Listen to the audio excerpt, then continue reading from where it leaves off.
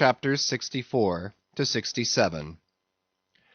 Chapter 64. Stubb's Supper.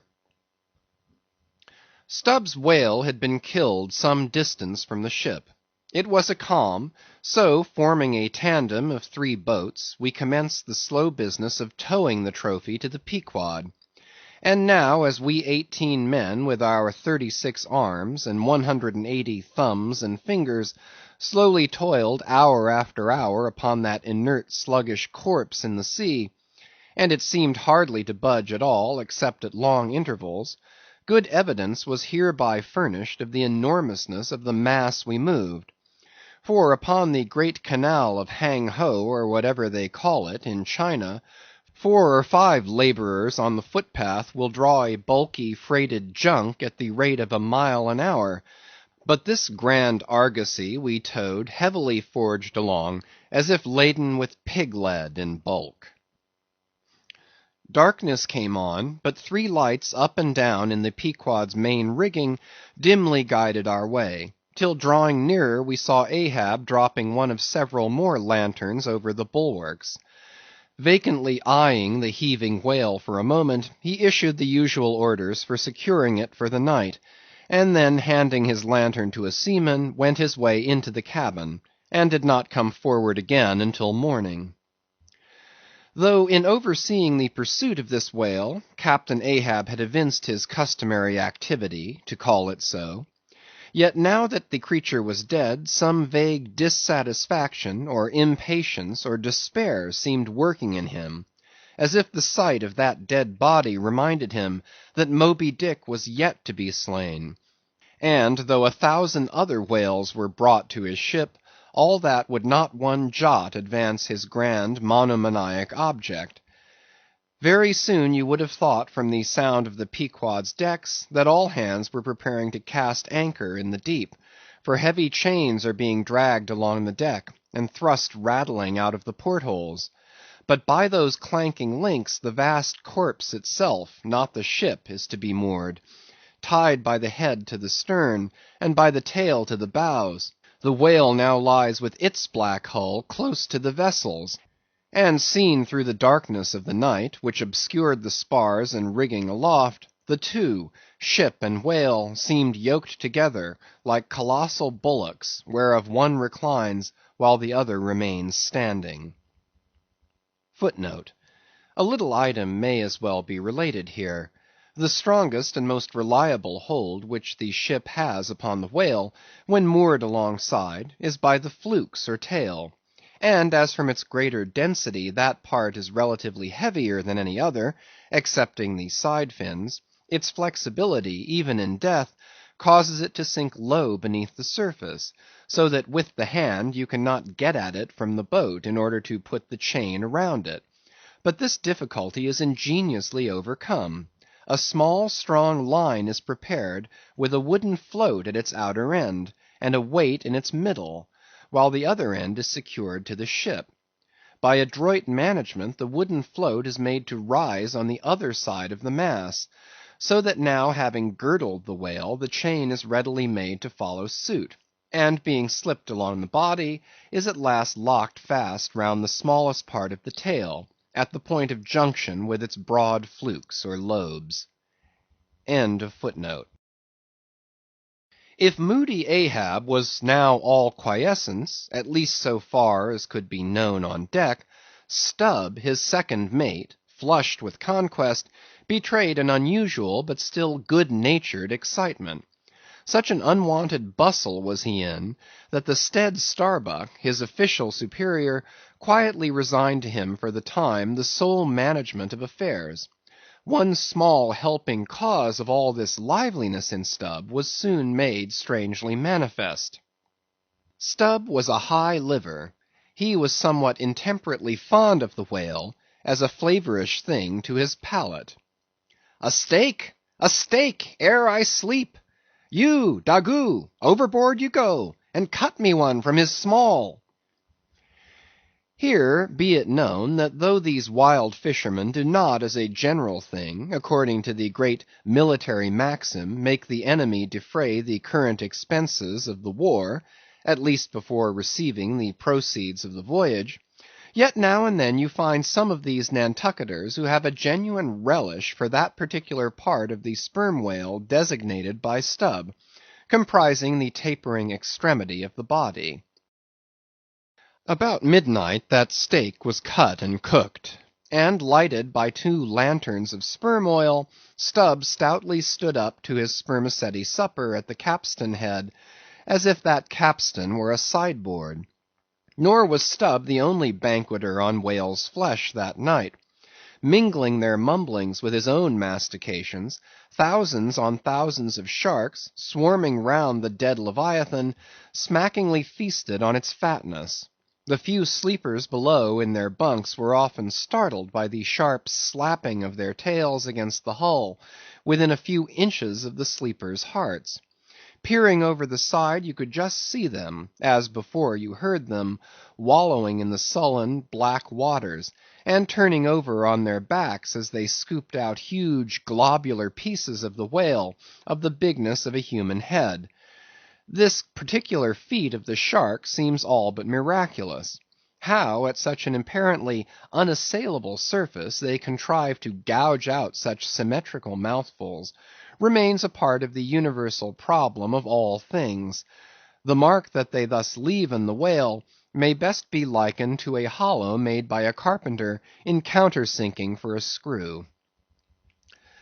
Though, amid all the smoking horror and diabolism of a sea fight, sharks will be seen longingly gazing up to the ship's decks, like hungry dogs round a table where red meat is being carved, ready to bolt down every killed man that is tossed to them; and though, while the valiant butchers over the deck table are thus cannibally carving each other's live meat with carving knives all gilded and tasseled, the sharks also, with their jewel-hilted mouths, are quarrelsomely carving away under the table at the dead meat; and though, were you to turn the whole affair upside down, it would still be pretty much the same thing, that is to say, a shocking, sharkish business enough for all parties; and though sharks also are the invariable outriders of all slave ships crossing the Atlantic, symmetrically trotting alongside to be handy in case a parcel is to be carried anywhere, or a dead slave to be decently buried; and though one or two other like instances might be set down, touching the set terms, places, and occasions when sharks do most socially congregate, and most hilariously feast, yet there is no conceivable time or occasion when you will find them in such countless numbers, and in gayer or more jovial spirits, than around a dead sperm whale, moored by night to a whale ship at sea. If you have never seen that sight, then suspend your decision about the propriety of devil worship, and the expediency of conciliating the devil. But as yet Stubb heeded not the mumblings of the banquet that was going on so nigh him, no more than the sharks heeded the smacking of his own Epicurean lips. "Cook! Cook! Where's that old fleece?" he cried at length, widening his legs still further, as if to form a more secure base for his supper, and at the same time darting his fork into the dish, as if stabbing with his lance. "Cook! You, cook! Sail this way, cook!" The old black, not in any very high glee at having been previously roused from his warm hammock at a most unseasonable hour, came shambling along from his galley; for like many old blacks, there was something the matter with his knee–pans, which he did not keep well scoured like his other pans. This old fleece, as they called him, came shuffling and limping along, assisting his step with his tongs, which, after a clumsy fashion, were made of straightened iron hoops. This old Ebony floundered along, and in obedience to the word of command, came to a dead stop on the opposite side of Stubb's sideboard; when, with both hands folded before him, and resting on his 2-legged cane, he bowed his arched back still further over, at the same time sideways inclining his head, so as to bring his best ear into play. "Cook," said Stubb, rapidly lifting a rather reddish morsel to his mouth, "don't you think this steak is rather overdone?" You've been beating this steak too much, cook, it's too tender. Don't I always say that to be good a whale steak must be tough? There are those sharks now over the side. Don't you see they prefer it tough and rare? What a shindy they are kicking up. Cook, go and talk to 'em. Tell 'em they're welcome to help themselves civilly, and in moderation, but they must keep quiet. Blast me, if I can hear my own voice. Away, cook, and deliver my message. Here, take this lantern. Snatching one from his sideboard. Now then, go and preach to 'em. Sullenly taking the offered lantern, old Fleece limped across the deck to the bulwarks, and then, with one hand dropping his light low over the sea, so as to get a good view of his congregation, with the other hand he solemnly flourished his tongs, and leaning far over the side, in a mumbling voice, began addressing the sharks, while Stubb, softly crawling behind, overheard all that was said. Fellow critters, I's ordered here to say that you must stop that damn noise there. You hear? Stop that damn smacking of the lips. Massa Stubb say that you can fill your damn bellies up to the hatchings, but by gor you must stop that damn racket. Cook! Here interposed Stubb, accompanying the word with a sudden slap on the shoulder. Cook!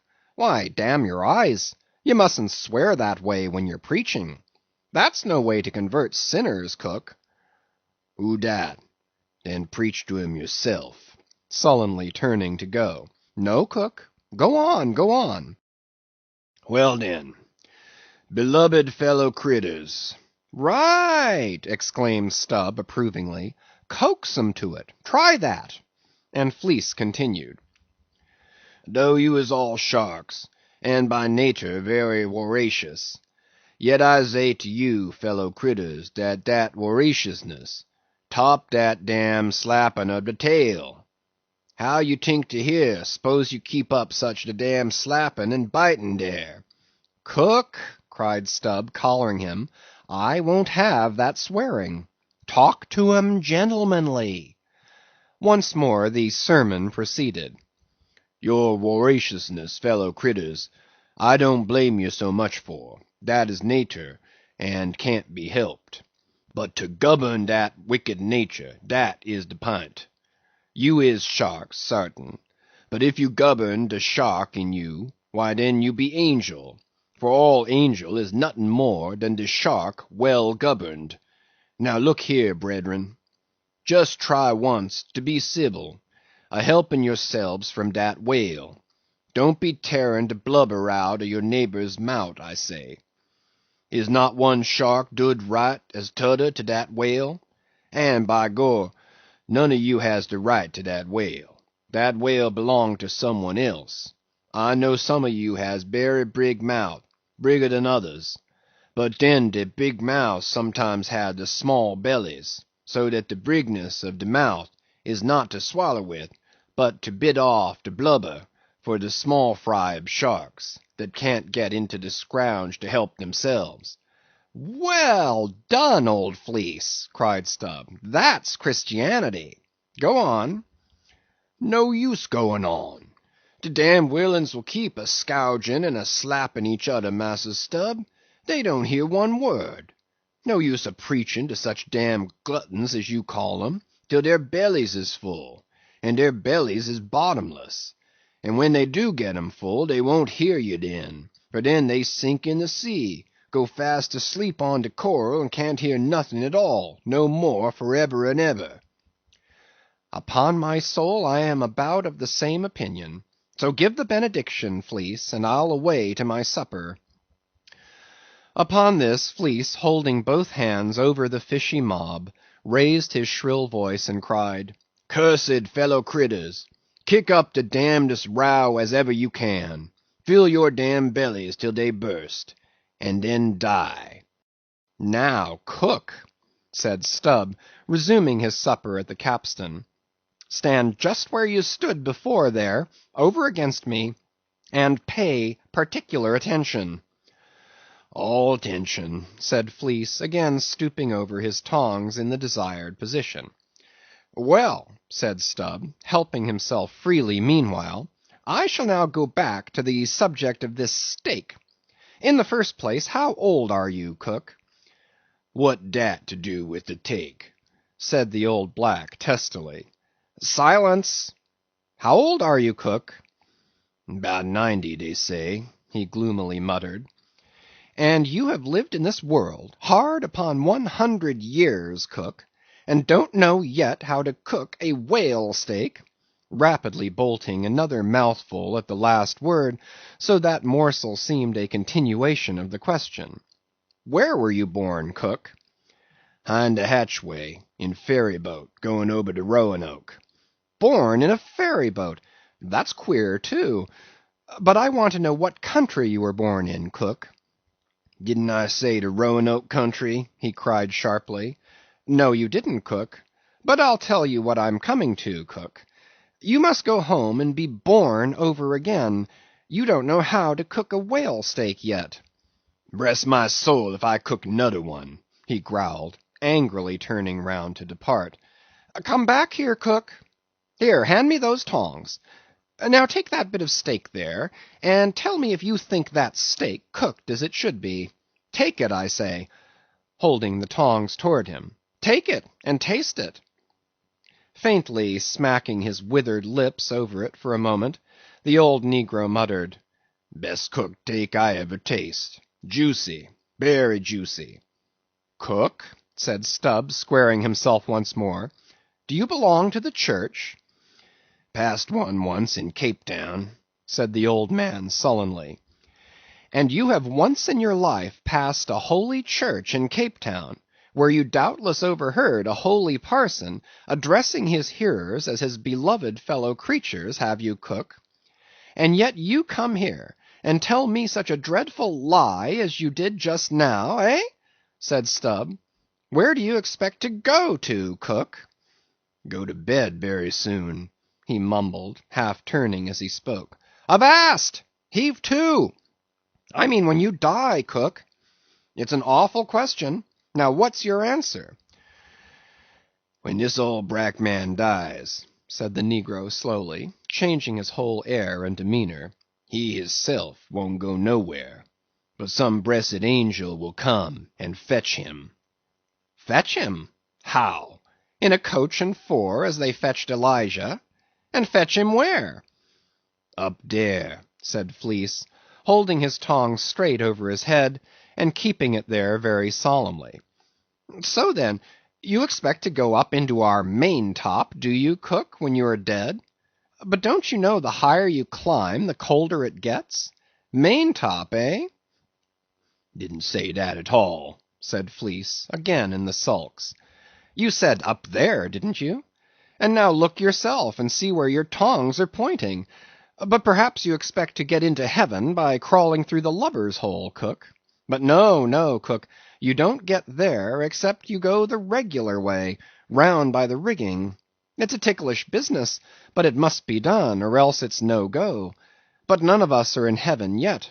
Drop your tongs, cook, and hear my orders, do you hear? Hold your hat in one hand, and clap the other atop your heart, when I'm giving my orders, cook. What? That your heart, there? That's your gizzard! Aloft, aloft! That's it, now you have it. Hold it there now, and pay attention.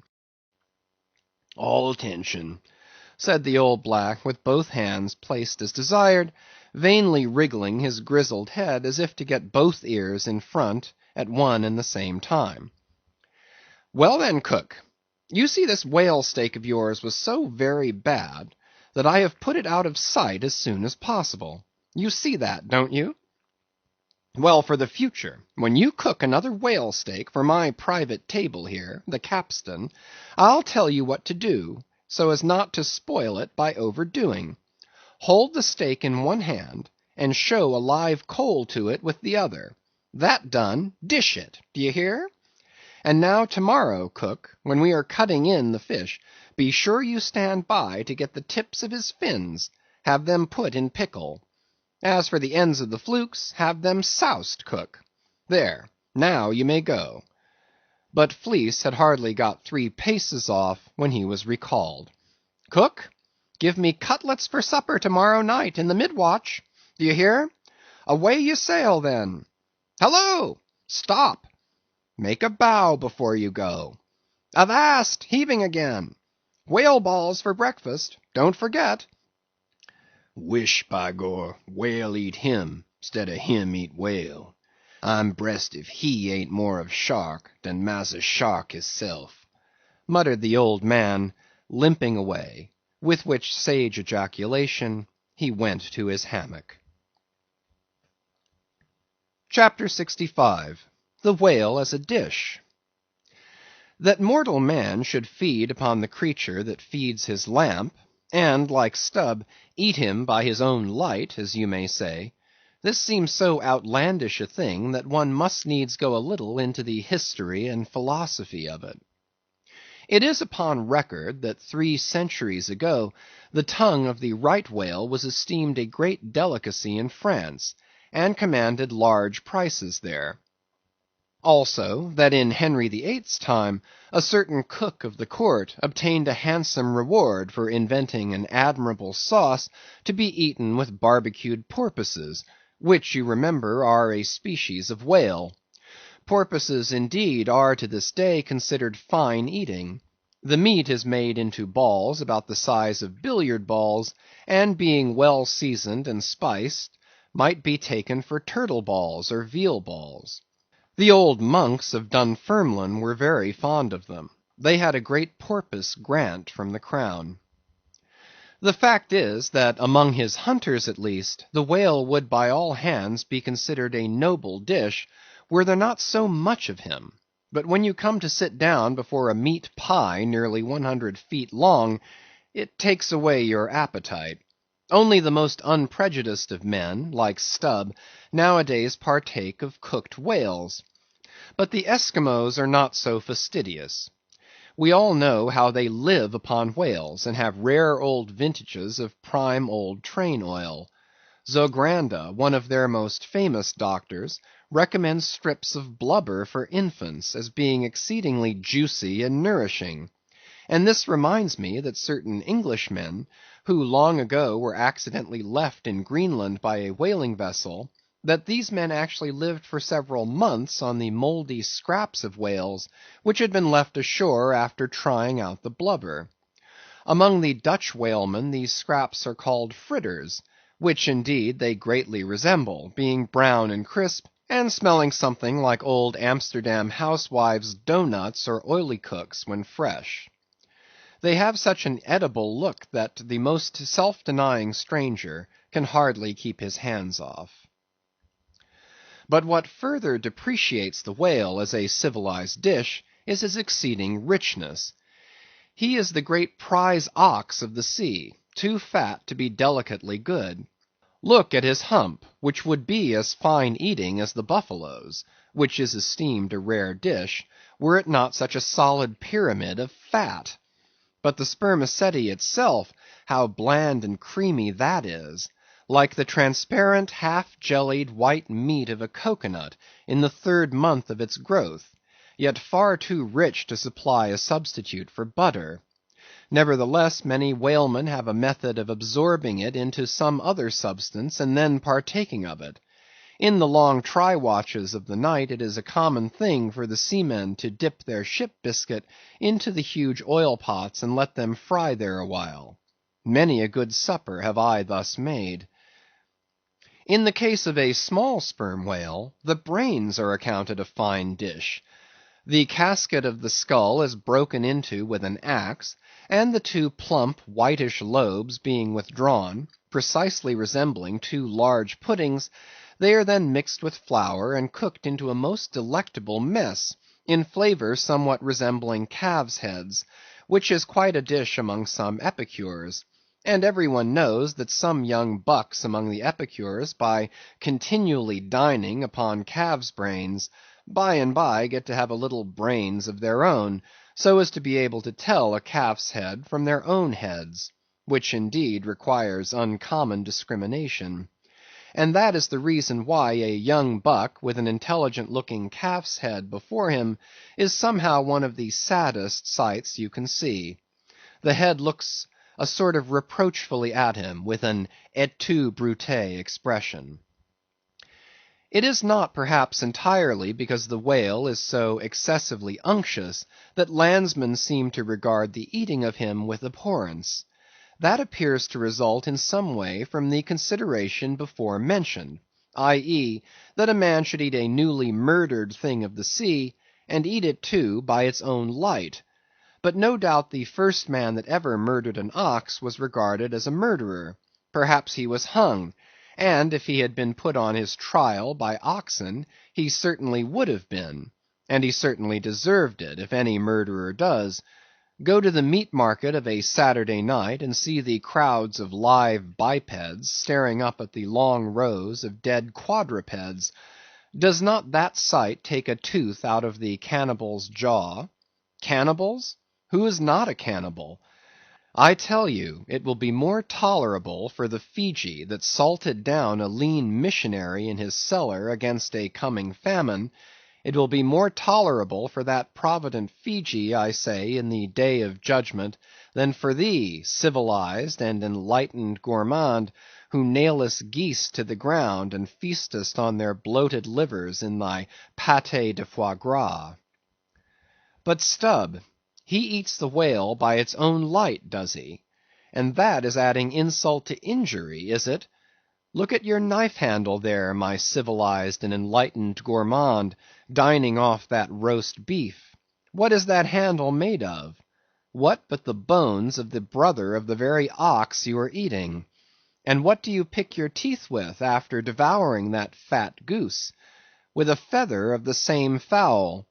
And with what quill did the secretary of the Society for the Suppression of Cruelty to Ganders formally indite his circulars? It is only within the last month or two that that society passed a resolution to patronize nothing but steel pens. Chapter 66. The Shark Massacre. When in the southern fishery a captured sperm whale, after long and weary toil, is brought alongside late at night, it is not, as a general thing at least, customary to proceed at once to the business of cutting him in; for that business is an exceedingly laborious one, is not very soon completed, and requires all hands to set about it. Therefore the common usage is to take in all sail, lash the helm a lee, and then send every one below to his hammock till daylight, with the reservation that until that time anchor watches shall be kept; that is, 2 and 2, for an hour each couple, the crew in rotation shall mount the deck to see that all goes well.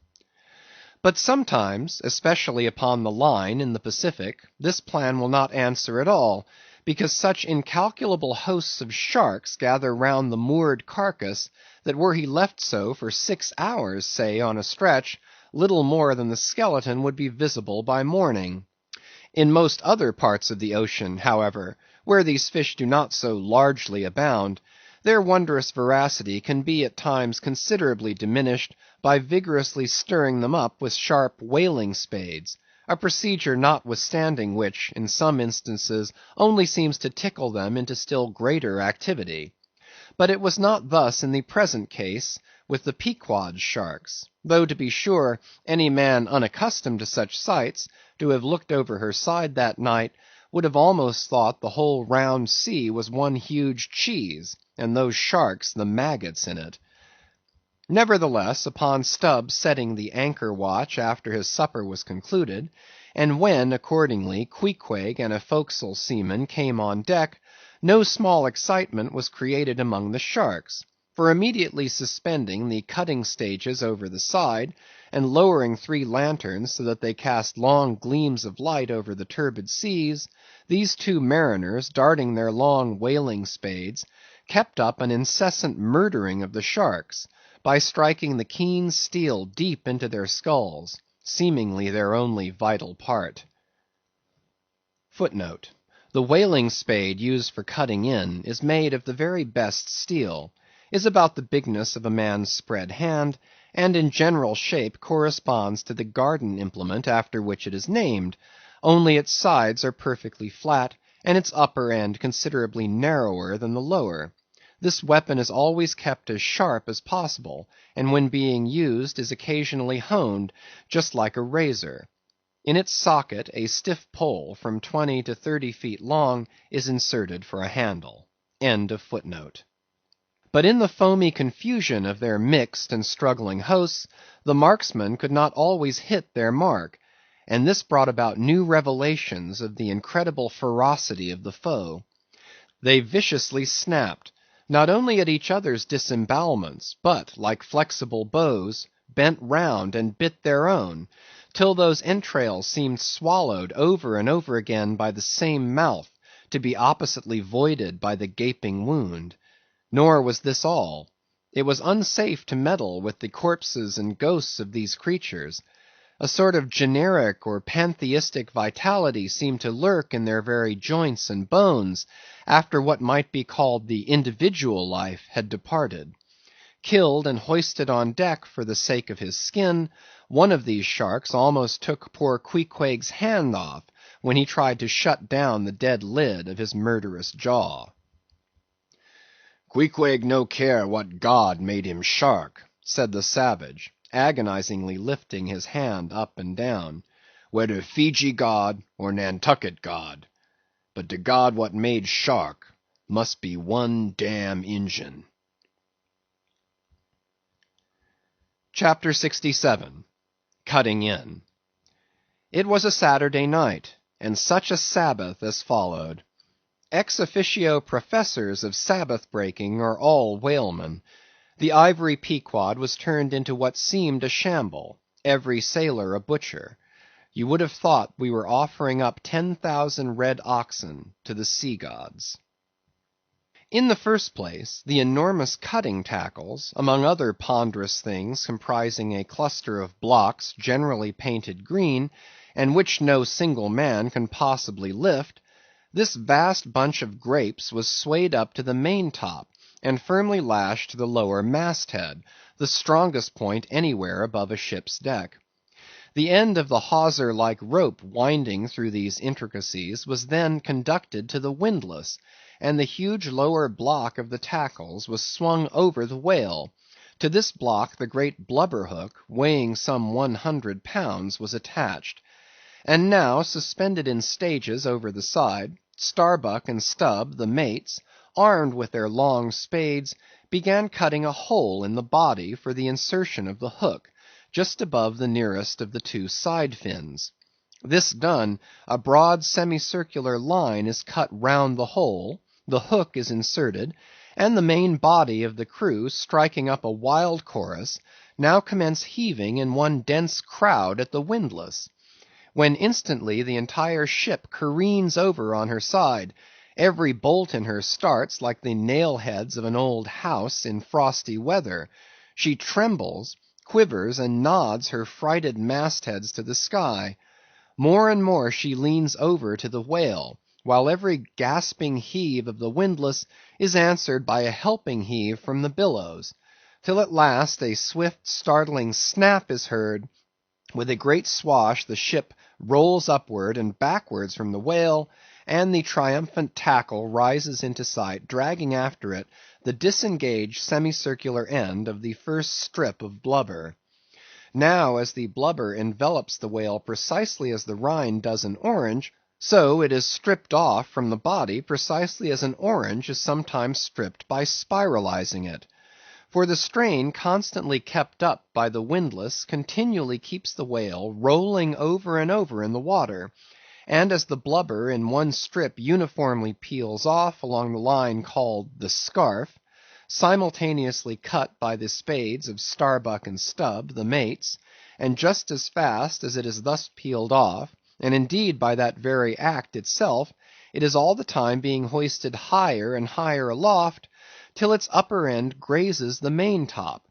The men at the windlass then cease heaving, and for a moment or two the prodigious blood-dripping mass sways to and fro as if let down from the sky, and every one present must take good heed to dodge it when it swings, else it may box his ears and pitch him headlong overboard. One of the attending harpooneers now advances with a long keen weapon called a boarding sword, and watching his chance, he dexterously slices out a considerable hole in the lower part of the swaying mass. Into this hole the end of the second alternating great tackle is then hooked, so as to retain a hold upon the blubber, in order to prepare for what follows. Whereupon this accomplished swordsman, warning all hands to stand off, once more makes a scientific dash at the mass, and with a few sidelong, desperate, lunging slicings, severs it completely in twain, so that while the short lower part is still fast, the long upper strip, called a blanket piece, swings clear, and is all ready for lowering. The heavers forward now resume their song, and while the one tackle is peeling and hoisting a second strip from the whale, the other is slowly slackened away, and down goes the first strip through the main hatchway right beneath, into an unfurnished parlor called the blubber room. Into this twilight apartment, sundry nimble hands keep coiling away the long blanket piece as if it were a great live mass of pleated serpents. And thus the work proceeds, the two tackles hoisting and lowering simultaneously, both whale and windlass heaving, the heavers singing, the blubber room gentlemen coiling, the mates scarfing, the ship straining, and all hands swearing occasionally, by way of assuaging the general friction. End of chapter 64 to 67. Chapters 68 to 71. Chapter 68. The Blanket. I have given no small attention to that not unvexed subject, the skin of the whale. I have had controversies about it with experienced whalemen afloat, and learned naturalists ashore. My original opinion remains unchanged, but it is only an opinion. The question is, what and where is the skin of the whale? Already you know what his blubber is. That blubber is something of the consistence of firm, close-grained beef, but tougher, more elastic and compact, and ranges from 8 or 10 to 12 and 15 inches in thickness. Now, however preposterous it may at first seem to talk of any creature's skin as being of that sort of consistence and thickness, yet in point of fact these are no arguments against such a presumption, because you cannot raise any other dense enveloping layer from the whale's body but that same blubber, and the outermost enveloping layer of any animal, if reasonably dense, what can that be but the skin?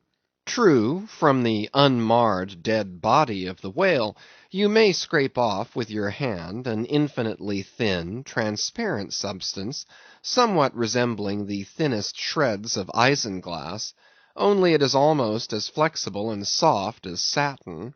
That is, previous to being dried, when it not only contracts and thickens, but becomes rather hard and brittle. I have several such dried bits, which I use for marks in my whale books. It is transparent, as I said before, and being laid upon the printed page, I have sometimes pleased myself with fancying it exerted a magnifying influence. At any rate, it is pleasant to read about whales through their own spectacles, as you may say. But what I am driving at here is this. The same infinitely thin isinglass substance, which, I admit, invests the entire body of the whale, is not so much to be regarded as the skin of the creature, as the skin of the skin, so to speak. For it were simply ridiculous to say that the proper skin of the tremendous whale is thinner and more tender than the skin of a newborn child. But no more of this. Assuming the blubber to be the skin of the whale, then when this skin, as in the case of a very large sperm whale, will yield the bulk of 100 barrels of oil, And when it is considered that, in quantity, or rather weight, that oil in its express state is only 3/4 and not the entire substance of the coat, some idea may hence be had of the enormousness of that animated mass, a mere part of whose mere integument yields such a lake of liquid as that. Reckoning 10 barrels to the ton, you have 10 tons for the net weight of only 3/4 of the stuff of the whale's skin. In life, the visible surface of the sperm whale is not the least among the many marvels he presents. Almost invariably it is all over obliquely crossed and recrossed with numberless straight marks in thick array, something like those in the finest Italian line engravings. But these marks do not seem to be impressed upon the isinglass substance above mentioned, but seem to be seen through it, as if they were engraved upon the body itself. Nor is this all. In some instances, to the quick, observant eye, those linear marks, as in a veritable engraving, but afford the ground for far other delineations. These are hieroglyphical. That is, if you call those mysterious ciphers on the walls of the pyramids hieroglyphics, then that is the proper word to use in the present connection. By my retentive memory of the hieroglyphics upon one sperm whale in particular, I was much struck with a plate representing the old Indian characters chiseled on the famous hieroglyphic palisades on the banks of the upper Mississippi. Like those mystic rocks, too, the mystic marked whale remains undecipherable. This allusion to the Indian rocks reminds me of another thing. Besides all the other phenomena which the exterior of the sperm whale presents, he not seldom displays the back, and more especially his flanks, effaced in great part of the regular linear appearance by reason of numerous rude scratches, altogether of an irregular, random aspect. I should say that those New England rocks on the sea coast, which Agassiz imagines to bear the marks of violent scraping contact with vast floating icebergs, I should say that those rocks must not a little resemble the sperm whale in this particular. It also seems to me that such scratches in the whale are probably made by hostile contact with other whales, for I have most remarked them in the large full-grown bulls of the species.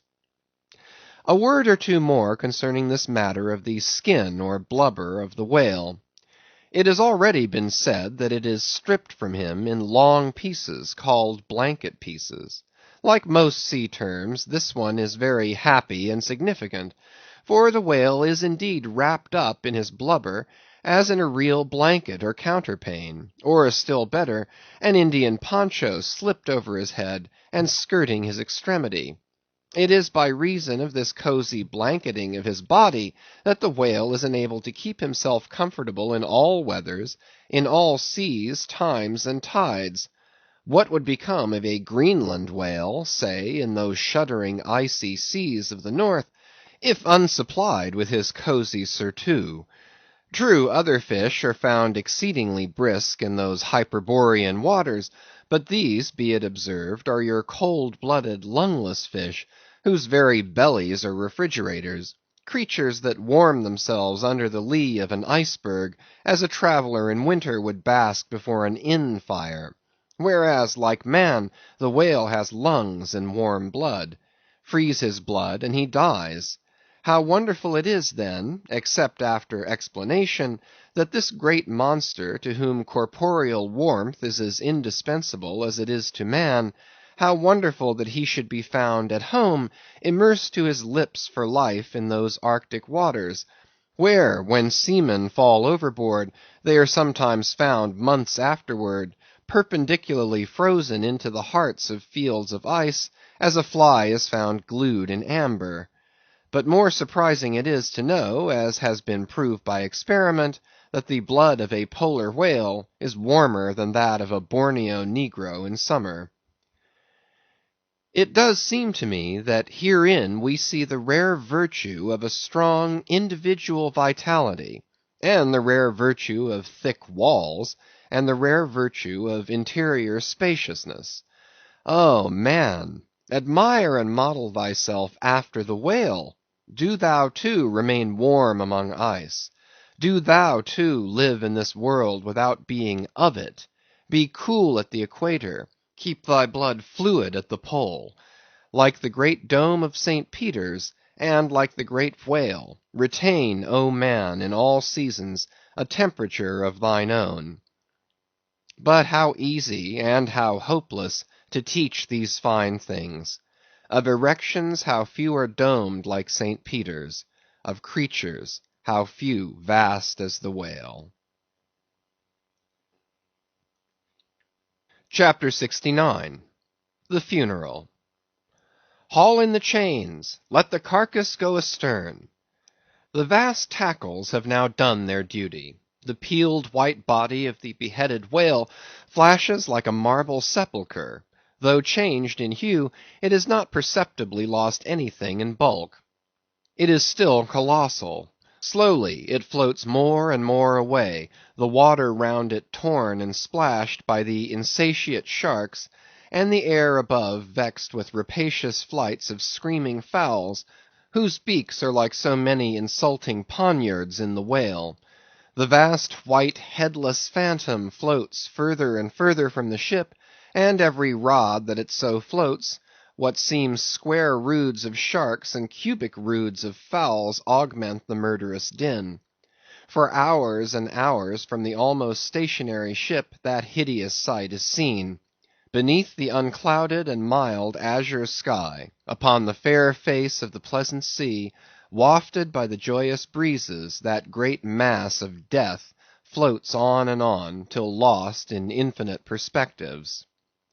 There's a most doleful and most mocking funeral. The sea vultures all in pious mourning, the air sharks all punctiliously in black or speckled. In life but few of them would have helped the whale, I ween, if peradventure he had needed it. But upon the banquet of his funeral they most piously do pounce.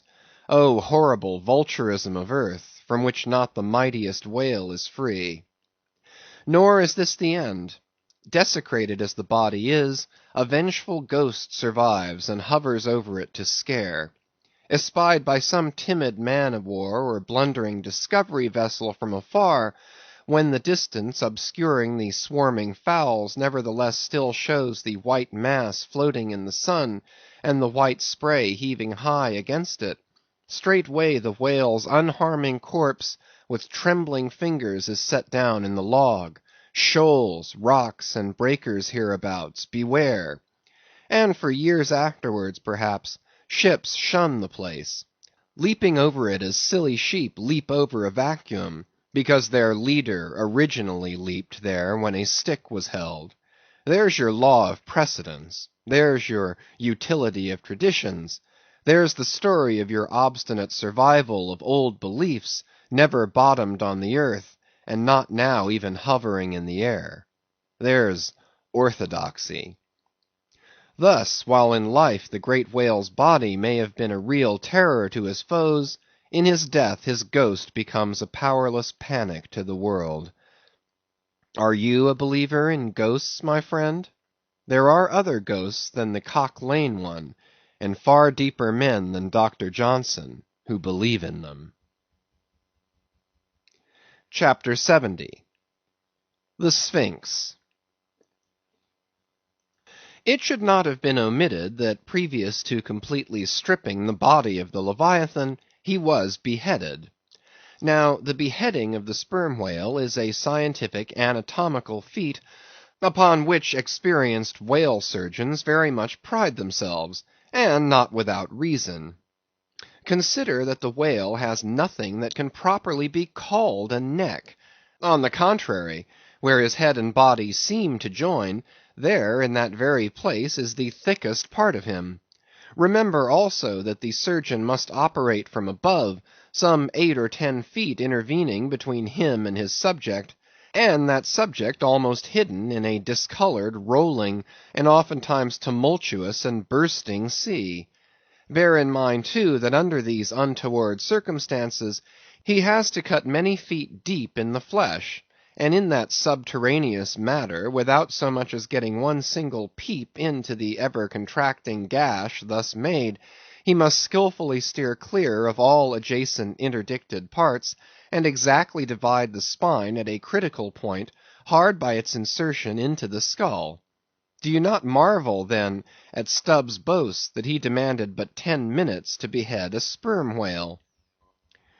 When first severed, the head is dropped astern, and held there by a cable till the body is stripped. That done, if it belong to a small whale, it is hoisted on deck to be deliberately disposed of. But with a full-grown leviathan this is impossible, for the sperm whale's head embraces nearly 1/3 of his entire bulk, and completely to suspend such a burden as that, even by the immense tackles of a whaler, this were as vain a thing as to attempt weighing a Dutch barn in jeweller's scales.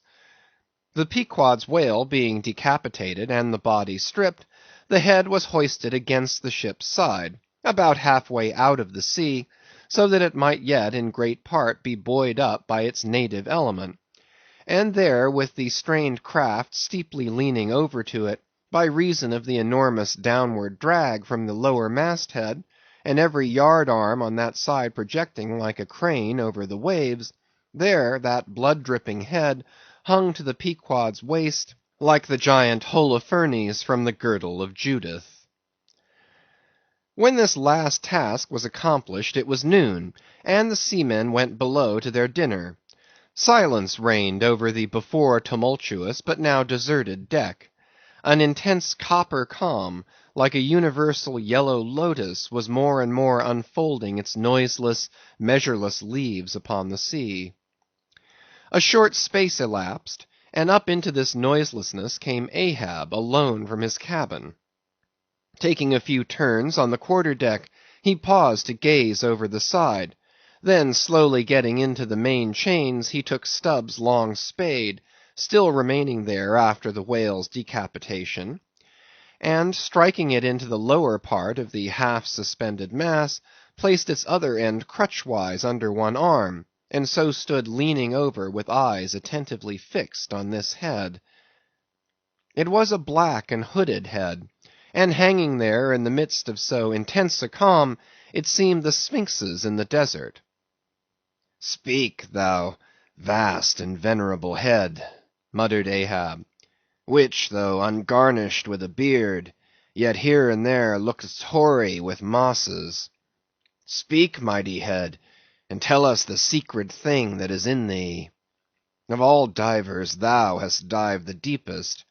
That head upon which the upper sun now gleams has moved amid this world's foundations, where unrecorded names and navies rust, and untold hopes and anchors rot; where in her murderous hold this frigate earth is ballasted with bones of millions of the drowned; there in that awful waterland, there was thy most familiar home.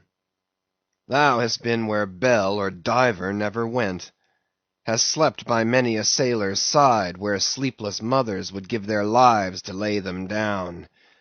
Thou sawest the locked lovers when leaping from their flaming ship, heart to heart they sank beneath the exulting wave, true to each other when heaven seemed false to them. Thou sawest the murdered mate when tossed by pirates from the midnight deck; for hours he fell into the deeper midnight of the insatiate maw, and his murderers still sailed on unharmed, while swift lightnings shivered the neighboring ship that would have borne a righteous husband to outstretched longing arms. O head, thou hast seen enough to split the planets and make an infidel of Abraham, and not one syllable is thine. "Sail ho!"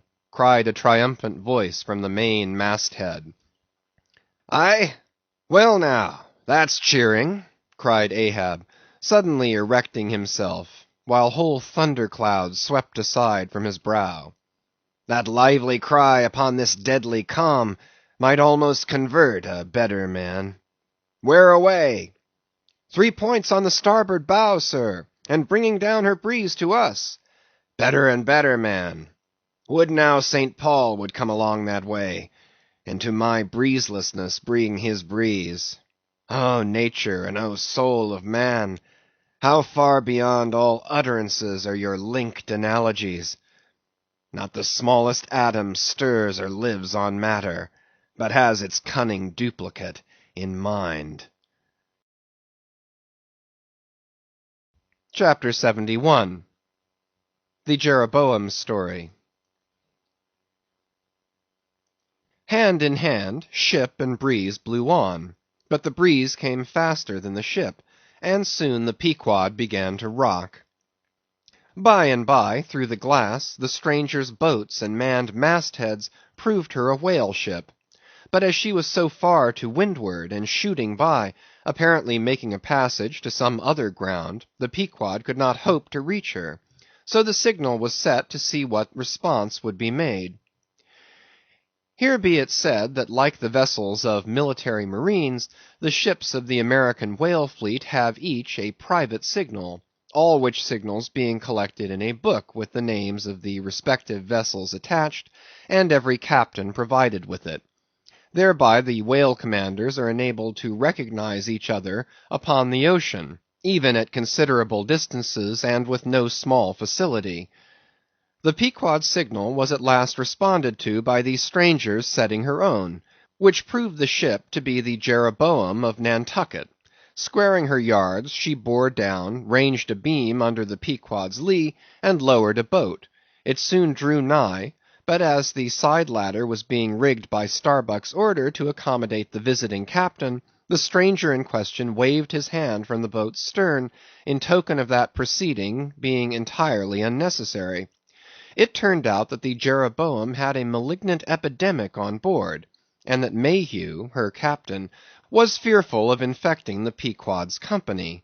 For though himself and boat's crew remained untainted, and though his ship was half a rifle shot off, and an incorruptible sea and air rolling and flowing between, yet conscientiously adhering to the timid quarantine of the land, he peremptorily refused to come into direct contact with the Pequod.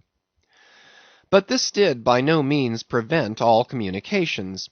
Preserving an interval of some few yards between itself and the ship, the Jeroboam's boat, by the occasional use of its oars, contrived to keep parallel to the Pequod, as she heavily forged through the sea, for by this time it blew very fresh, with her main topsail aback.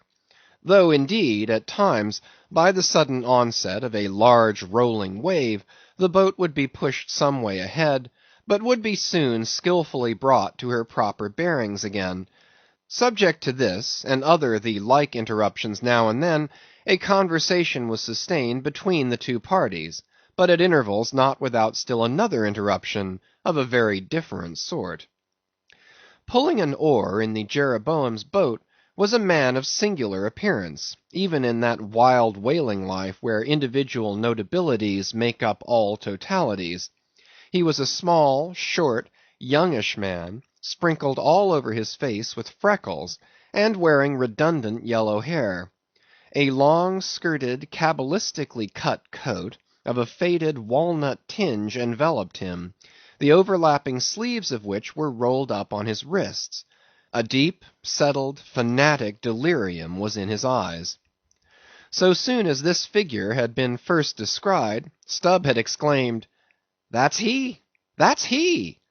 The long-togged scaramouche the Town Hose Company told us of." Stubb here alluded to a strange story told of the Jeroboam, and a certain man among her crew, some time previous when the Pequod spoke the Town Ho. According to this account, and what was subsequently learned, it seemed that the scaramouche in question had gained a wonderful ascendancy over almost everybody in the Jeroboam. His story was this. He had originally been nurtured among the crazy society of Nesciuna Shakers, where he had been a great prophet, in their cracked secret meetings having several times descended from heaven by way of a trap door, announcing the speedy opening of the 7th vial, which he carried in his vest pocket, but which, instead of containing gunpowder, was supposed to be charged with laudanum. A strange apostolic whim having seized him, he had left Neskyeuna for Nantucket, where, with that cunning peculiar to craziness, he assumed a steady, common-sense exterior, and offered himself as a green-hand candidate for the Jeroboam's whaling voyage. They engaged him, but straightway upon the ship's getting out of sight of land, his insanity broke out in a freshet. He announced himself as the Archangel Gabriel, and commanded the captain to jump overboard. He published his manifesto, whereby he set himself forth as the deliverer of the isles of the sea and vicar general of all Oceanica. The unflinching earnestness with which he declared these things, the dark, daring play of his sleepless, excited imagination, and all the preternatural terrors of real delirium, united to invest this Gabriel in the minds of the majority of the ignorant crew with an atmosphere of sacredness. Moreover, they were afraid of him.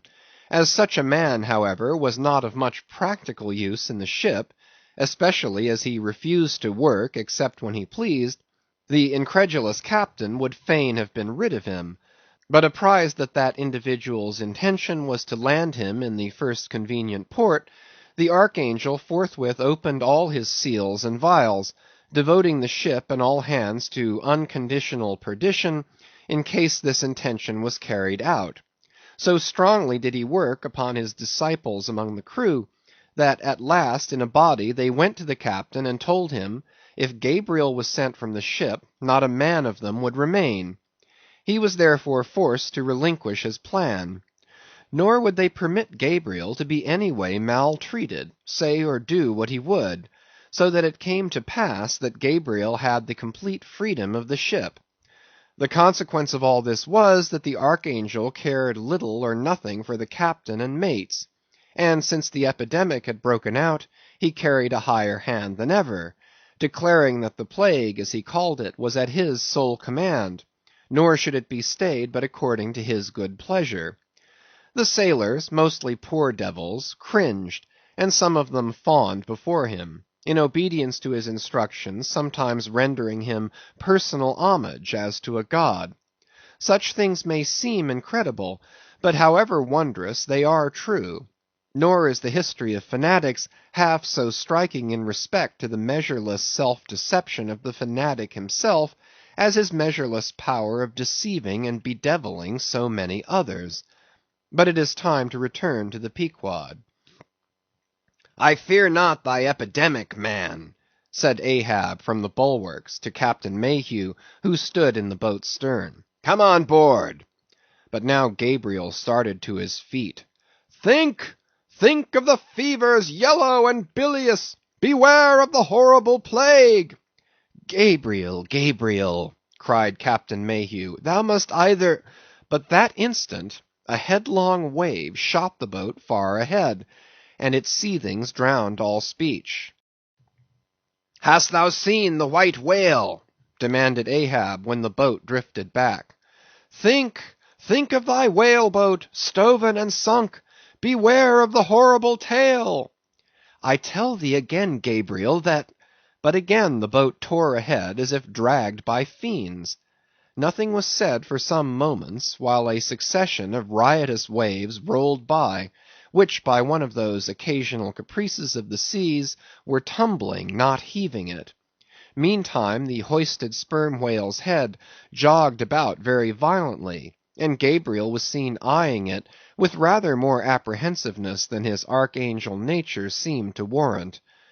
When this interlude was over, Captain Mayhew began a dark story concerning Moby Dick, not, however, without frequent interruptions from Gabriel whenever his name was mentioned, and the crazy sea that seemed leagued with him. It seemed that the Jeroboam had not long left home, when, upon speaking a whale ship, her people were reliably apprised of the existence of Moby Dick, and the havoc he had made. Greedily sucking in this intelligence, Gabriel solemnly warned the captain against attacking the white whale, in case the monster should be seen, in his gibbering insanity, pronouncing the white whale to be no less a being than the Shaker God incarnated, the Shakers receiving the Bible. But when some year or two afterward Moby Dick was fairly sighted from the mastheads, Macey, the chief mate, burned with ardor to encounter him, and the captain himself being not unwilling to let him have the opportunity, despite all the archangel's denunciations and forewarnings, Macey succeeded in persuading 5 men to man his boat. With them he pushed off, and after much weary pulling, and many perilous, unsuccessful onsets, he at last succeeded in getting one iron fast. Meantime Gabriel, ascending to the main royal masthead, was tossing one arm in frantic gestures, and hurling forth prophecies of speedy doom to the sacrilegious assailants of his divinity. Now, while Macey, the mate, was standing up in his boat's bow, and with all the reckless energy of his tribe was venting his wild exclamations upon the whale, and essaying to get a fair chance for his poised lance, lo! a broad white shadow rose from the sea, by its quick fanning motion temporarily taking the breath out of the bodies of the oarsmen. Next instant the luckless mate, so full of furious life, was smitten bodily into the air, and making a long arc in his descent, fell into the sea at a distance of about 50 yards. Not a chip of the boat was harmed, nor a hair of any oarsman's head, but the mate forever sank. It is well to parenthesize here that of the fatal accidents in the sperm whale fishery, this kind is perhaps almost as frequent as any. Sometimes nothing is injured but the man who is thus annihilated; oftener the boat's bow is knocked off, or the thigh-board, in which the headsman stands, is torn from its place and accompanies the body. But strangest of all is the circumstance, that in more instances than one, when the body has been recovered, not a single mark of violence is discernible, the man being stark dead. The whole calamity, with the falling form of Macey, was plainly descried from the ship.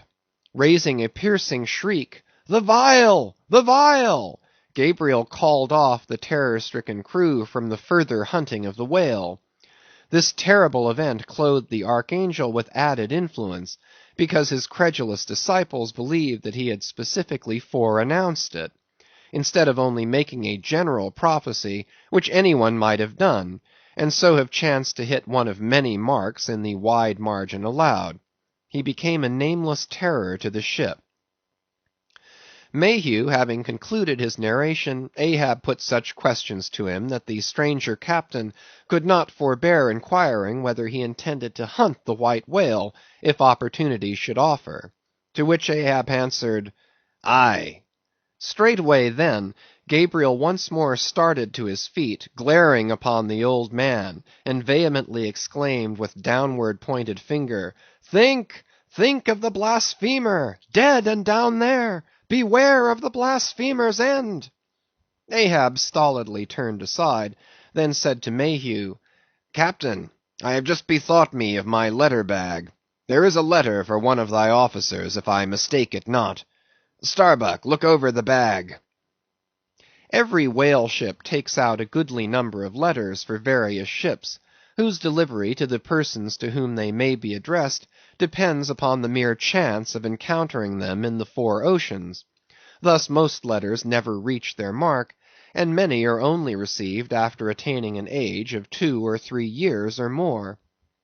Soon Starbuck returned with a letter in his hand. It was sorely tumbled, damp, and covered with a dull, spotted green mould, in consequence of being kept in a dark locker of the cabin. Of such a letter Death himself might well have been the postboy. "Canst not read it?" cried Ahab. "Give it me, man. Aye, aye, it's but a dim scrawl. What's this?" As he was studying it out, Starbuck took a long cutting-spade pole, and with his knife slightly split the end to insert the letter there, and in that way hand it to the boat, without its coming any closer to the ship. Meantime, Ahab, holding the letter, muttered, "Mr. Harry's, yes, Mr. Harry, a woman's pinny hand, the man's wife, I'll wager. Aye, Mr. Harry Macey, ship Jeroboam. Why, it's Macey, and he's dead."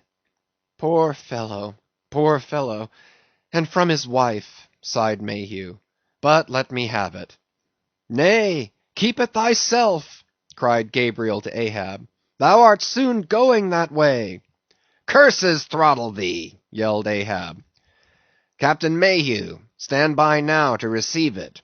And taking the fatal missive from Starbuck's hands, he caught it in the slit of the pole, and reached it over towards the boat.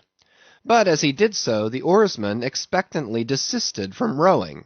The boat drifted a little towards the ship's stern, so that, as if by magic, the letter suddenly ranged along with Gabriel's eager hand. He clutched it in an instant, seized the boat knife, and impaling the letter on it, sent it thus loaded back into the ship. It fell at Ahab's feet. Then Gabriel shrieked out to his comrades to give way with their oars, and in that manner the mutinous boat rapidly shot away from the Pequod. As, after this interlude, the seamen resumed their work upon the jacket of the whale, many strange things were hinted in reference to this wild affair. End of chapters 68 to 71. Chapters 72 and 73. Chapter 72. The Monkey Rope. In the tumultuous business of cutting in and attending to a whale, there is much running backwards and forwards among the crew. Now hands are wanted here, and then again hands are wanted there. There is no staying in any one place, for at one and the same time everything has to be done everywhere. It is much the same with him who endeavors the description of the scene. We must now retrace our way a little. It was mentioned that upon first breaking ground in the whale's back, the blubber hook was inserted into the original hole there cut by the spades of the mates.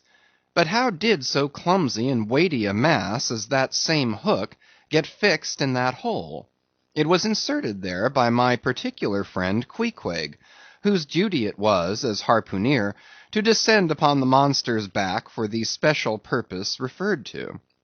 But in very many cases, circumstances require that the harpooneer shall remain on the whale till the whole tensing or stripping operation is concluded.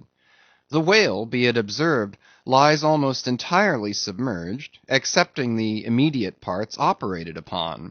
So down there, some 10 feet below the level of the deck, the poor harpooneer flounders about, half on the whale and half in the water, as the vast mass revolves like a treadmill beneath him. On the occasion in question, Queequeg figured in the Highland costume, a shirt and socks, in which, to my eyes at least, he appeared to uncommon advantage, and no one had a better chance to observe him, as will presently be seen. Being the savage's bowsman, that is, the person who pulled the bow oar in his boat, the second one from forward, it was my cheerful duty to attend upon him while taking that hard scramble upon the dead whale's back. You have seen Italian organ boys holding a dancing ape by a long cord. Just so, from the ship's steep side, did I hold Queequeg down there in the sea, by what is technically called in the fishery a monkey rope, attached to a strong strip of canvas belted round his waist. It was a humorously perilous business for both of us. For before we proceed further, it must be said that the monkey rope was fast at both ends, fast to Queequeg's broad canvas belt, and fast to my narrow leather one. So that, for better or for worse, we two, for the time, were wedded, and should poor Queequeg sink to rise no more, then both usage and honor demanded that instead of cutting the cord, it should drag me down in his wake. So then, an elongated Siamese ligature united us. Queequeg was my own inseparable twin brother, nor could I any way get rid of the dangerous liabilities which the hempen bond entailed. So strongly and metaphysically did I conceive of my situation then, that while earnestly watching his motions, I seemed distinctly to perceive that my own individuality was now merged in a joint stock company of two; that my free will had received a mortal wound, and that another's mistake or misfortune might plunge innocent me into unmerited disaster and death. Therefore, I saw that here was a sort of interregnum in Providence, for its even-handed equity never could have so gross an injustice. And yet, still further pondering, while I jerked him now and then from between the whale and the ship, which would threaten to jam him, still further pondering, I say, I saw that this situation of mind was the precise situation of every mortal that breathes. Only in most cases, he, one way or other, has this Siamese connection with a plurality of other mortals. If your banker breaks, you snap. If your apothecary by mistake sends you poison in your pills, you die. True, you may say that by exceeding caution, you may possibly escape these and multitudinous other evil chances of life. But handle Queequeg's monkey rope heedfully as I would, sometimes he jerked it so, that I came very near sliding overboard. Nor could I possibly forget that, do what I would, I had only the management of one end of it. Footnote: the monkey rope is found in all whalers, but it was only in the Pequod that the monkey and his holder were ever tied together. This improvement upon the original usage was introduced by no less a man than Stubb, in order to afford the imperiled harpooneer the strongest possible guarantee for the faithfulness and vigilance of his monkey rope holder. End of footnote. I have hinted that I would often jerk poor Queequeg from between the whale and the ship, where he would occasionally fall from the incessant rolling and swaying of both. But this was not the only jamming jeopardy he was exposed to. Unappalled by the massacre made upon them during the night, the sharks, now freshly and more keenly allured by the before pent blood which began to flow from the carcass, the rabid creatures swarmed round it like bees in a beehive. And right in among those sharks was Queequeg, who often pushed them aside with his floundering feet, a thing altogether incredible, were it not that attracted by such prey as a dead whale, the otherwise miscellaneous carnivorous sharks will seldom touch a man. Nevertheless, it may well be believed that since they have such a ravenous finger in the pie, it is deemed but wise to look sharp to them. Accordingly, besides the monkey rope with which I now and then jerked the poor fellow from too close a vicinity to the maw of what seemed a peculiarly ferocious shark, he was provided with still another protection. Suspended over the side in one of the stages, Tashtego and Daggoo continually flourished over his head a couple of keen whale spades, wherewith they slaughtered as many sharks as they could reach. This procedure of theirs, to be sure, was very disinterested and benevolent of them. They meant Queequeg's best happiness, I admit, but in their hasty zeal to befriend him, and from the circumstance that both he and the sharks were at times half hidden by the blood-muddled water, those indiscreet spades of theirs would come nearer amputating a leg than a tail. But poor Queequeg, I suppose, straining and gasping there with that great iron hook, poor Queequeg, I suppose, only prayed to his Yojo, and gave up his life into the hands of his gods. Well, well, my dear comrade and twin brother, thought I, as I drew in and then slacked off the rope to every swell of the sea, what matters it after all? Are you not the precious image of each and all of us men in this whaling world? That unsounded ocean you gasp in is life, those sharks your foes, those spades your friends. And what between sharks and spades, you are in a sad pickle and peril, poor lad. But courage, there is good cheer in store for you, Queequeg. For now, as with blue lips and bloodshot eyes the exhausted savage at last climbs up the chains, and stands all dripping and involuntarily trembling over the side, the steward advances, and with a benevolent consolatory glance hands him, what? Some hot cognac? No. Hands him, ye God, hands him a cup of tepid ginger and water. Ginger? Do I smell ginger? Suspiciously asked Stubb, coming near. Yes, this must be ginger, peering into the as yet untasted cup. Then standing as if incredulous for a while, he calmly walked toward the astonished steward, slowly saying, Ginger, ginger. And will you have the goodness to tell me, Mr. Doughboy, where lies the virtue of ginger? Ginger! Is ginger the sort of fuel you use, doughboy, to kindle a fire in this shivering cannibal? Ginger! What the devil is ginger? Sea coal? Firewood? Lucifer matches? Tinder? Gunpowder? What the devil is ginger, I say, that you offer this cup to our poor Queequeg here? There is some sneaking temperance society movement about this business, he suddenly added, now approaching Starbuck, who had just come from forward.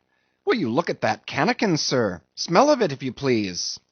Then, watching the mate's countenance, he added, the steward, Mr. Starbuck, had the face to offer that calomel and jalap to Queequeg there, this instant off the whale. Is the steward an apothecary, sir? And may I ask whether this is the sort of bitters by which he blows back the life into a half-drowned man? I trust not, said Starbuck.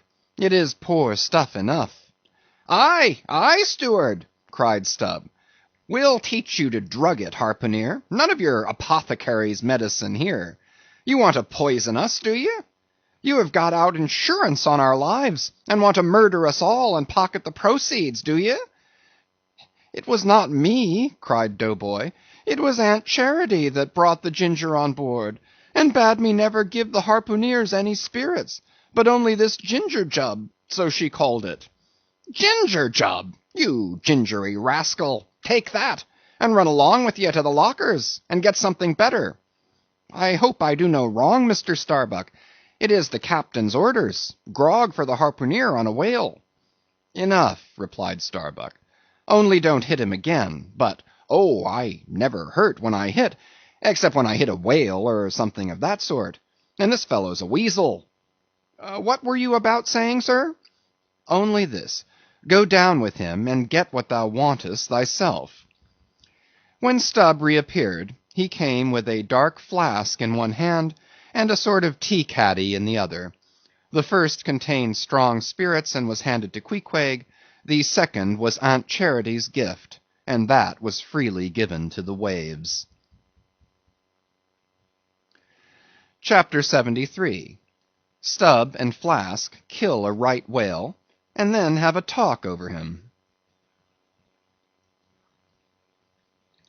It must be borne in mind that all this time we have a sperm whale's prodigious head hanging to the Pequod's side, but we must let it continue hanging there for a while, till we can get a chance to attend to it.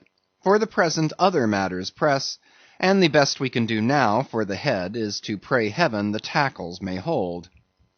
Now, during the past night and forenoon, the Pequod had gradually drifted into a sea which, by its occasional patches of yellow brit, gave unusual tokens of the vicinity of right whales, a species of the Leviathan that but few supposed to be at this particular time lurking anywhere near. And though all hands commonly disdained the capture of those inferior creatures, and though the Pequod was not commissioned to cruise for them at all, and though she had passed numbers of them near the Crozettes without lowering a boat, yet now that a sperm whale had been brought alongside and beheaded, to the surprise of all, the announcement was made that a right whale should be captured that day, if opportunity offered. Nor was this long wanting. Tall spouts were seen to leeward, and two boats, Stubb's and Flask's, were detached in pursuit. Pulling further and further away, they at last became almost invisible to the men at the masthead. But suddenly in the distance they saw a great heap of tumultuous white water, and soon after news came from aloft that one or both the boats must be fast. An interval passed, and the boats were in plain sight, in the act of being dragged right towards the ship by the towing whale. So close did the monster come to the hull, that at first it seemed as if he meant it malice, but suddenly going down in a maelstrom, within 3 rods of the planks, he wholly disappeared from view, as if diving under the keel. "Cut! Cut!" was the cry from the ship to the boats, which for one instant seemed on the point of being brought with a deadly dash against the vessel's side. But having plenty of line yet in the tubs, and the whale not sounding very rapidly, they paid out abundance of rope, and at the same time pulled with all their might so as to get ahead of the ship. For a few minutes the struggle was intensely critical, for while they still slacked out the tightened line in one direction, and still plied their oars in another, the contending strain threatened to take them under. But it was only a few feet advance they sought to gain, and they stuck to it till they did gain it, when instantly a swift tremor was felt running like lightning along the keel, as the strained line scraping beneath the ship suddenly rose to view under her bows, snapping and quivering, and so flinging off its drippings that the drops fell like bits of broken glass on the water, while the whale beyond also rose to sight, and once more the boats were free to fly. But the fagged whale abated his speed, and blindly altering his course, went round the stern of the ship, towing the two boats after him, so that they performed a complete circuit. Meanwhile they hauled more and more upon their lines, till, close flanking him on both sides, Stubb answered Flask with lance for lance, and thus round and round the Pequod the battle went, while the multitudes of sharks that had before swum round the sperm whale's body rushed to the fresh blood that was spilled, thirstily drinking at every new gash, as the eager Israelites did at the new bursting fountains that poured from the smitten rock. At last his spout grew thick, and with a frightful roll and vomit, he turned upon his back a corpse. While the two headsmen were engaged in making fast cords to his flukes, and in other ways getting the mass in readiness for towing, some conversation ensued between them. "I wonder what the old man wants with this lump of foul lard," said Stubb, not without some disgust at the thought of having to do with so ignoble a leviathan. "Wants with it?" said Flask, coiling some spare line in the boat's bow.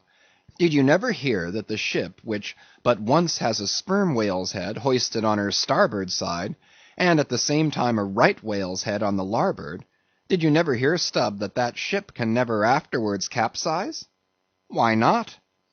"I don't know, but I heard that gamboge ghost of a Fedallah saying so, and he seems to know all about ship's charms, but I sometimes think he'll charm the ship to no good at last. I don't half like that chap, Stubb. Did you ever notice how that tusk of his is a sort of carved into a snake's head, Stubb?" "Sink him! I never look at him at all. But if ever I get a chance of a dark night, and he standing hard by the bulwarks, and no one by, look down there, Flask," pointing into the sea with a peculiar motion of both hands. "Aye, will I? Flask, I take that Fedallah to be the devil in disguise. Do you believe that cock and bull story about his having been stowed away on board ship? He's the devil, I say. The reason why you don't see his tail is because he tucks it up out of sight. He carries it coiled away in his pocket, I guess. Blast him! Now that I think of it, he's always wanting oakum to stuff into the toes of his boots." "He sleeps in his boots, don't he? He hasn't got any hammock, but I've seen him lay of nights in a coil of rigging." "No doubt, and it's because of his cursed tail. He coils it down, do you see, in the eye of the rigging." "What's the old man have so much to do with him for?" "Striking up a swap or a bargain, I suppose." "Bargain? About what?" "Why, do you see, the old man is hard bent after that white whale, and the devil there is trying to come round him, and get him to swap away his silver watch, or his soul, or something of that sort, and then he'll surrender Moby Dick." "Pooh, Stubb, you are skylarking. How can Fedallah do that?" "I don't know, Flask, but the devil is a curious chap, and a wicked one, I tell ye. Why, they say as how he went sauntering into the old flagship once, switching his tail about devilish easy and gentlemanlike, and inquiring if the old governor was at home. Well, he was at home, and asked the devil what he wanted. The devil, switching his hoofs, up and says, 'I want John.' 'What for?' says the old governor. 'What business is that of yours?' says the devil, getting mad. 'I want to use him.' 'Take him,' says the governor. And by the Lord, Flask, if the devil didn't give John the Asiatic cholera before he got through with him, I'll eat this whale in one mouthful. But look sharp. Ain't you all ready there? Well then, pull ahead, and let's get the whale alongside." "I think I remember some such story as you were telling," said Flask, when at last the two boats were slowly advancing with their burden towards the ship. But I can't remember where. 3 Spaniards? Adventures of those 3 bloody-minded soldados? Did you read it there, Flask? I guess you did. No, never saw such a book. Heard of it, though. But now tell me, Stubb, do you suppose that devil you were speaking of just now was the same you say is now on board the Pequod? Am I the same man that helped kill this whale? Doesn't the devil live forever? Who ever heard that the devil was dead? Did you ever see any parson wearing a mourning for the devil? And if the devil has a latchkey to get into the admiral's cabin, don't you suppose he can crawl into a porthole? Tell me that, Mr. Flask. How old do you suppose Fedallah is, Stubb? Do you see that mainmast there? Pointing to the ship. Well, that's the figure 1. Now take all the hoops in the Pequod's hold, and string along in a row with that mast for oughts. Do you see? Well, that wouldn't begin to be Fedallah's age. Nor all the coopers in creation couldn't show hoops enough to make oughts enough. But see here, Stubb, I thought you a little boasted just now that you meant to give Fedallah a sea toss if you got a good chance. Now if he's so old as all those hoops of yours come to, and if he is going to live forever, what good will it do to pitch him overboard? Tell me that. Give him a good ducking anyhow. But he'd crawl back. Duck him again, and keep ducking him. Suppose he should take it into his head to duck you, though. Yes, and drown you. What then? I should like to see him try it. I'd give him such a pair of black eyes that he wouldn't dare show his face in the admiral's cabin again for a long while, let alone down in the orlop there where he lives, and hereabouts on the upper decks where he sneaks so much. Damn the devil, Flask. So you suppose I'm afraid of the devil? Who's afraid of him? Except the old governor, who daresn't catch him and put him in double darbies as he deserves, but lets him go about kidnapping people. Aye, and signed a bond with him, that all the people the devil kidnapped he'd roast for him. There's a governor. Do you suppose Fedallah wants to kidnap Captain Ahab? Do I suppose it? You'll know it before long, Flask. But I am going now to keep a sharp lookout on him. And if I see anything very suspicious going on, I'll just take him by the nape of the neck and say, look here, Beelzebub, you don't do it. And if he makes any fuss, by the Lord, I'll make a grab into his pocket for his tail, take it to the capstan, and give him such a wrenching and heaving that his tail will come short off at the stump. Do you see? And then I rather guess when he finds himself docked in that queer fashion, he'll sneak off without the poor satisfaction of feeling his tail between his legs. And what will you do with the tail, Stubb? Do with it? Sell it for an ox whip when we get home. What else? Now do you mean what you say and have been saying all along, Stubb? Mean or not mean, here we are at the ship. The boats were here hailed to tow the whale on the larboard side, where fluke chains and other necessaries were already prepared for securing him.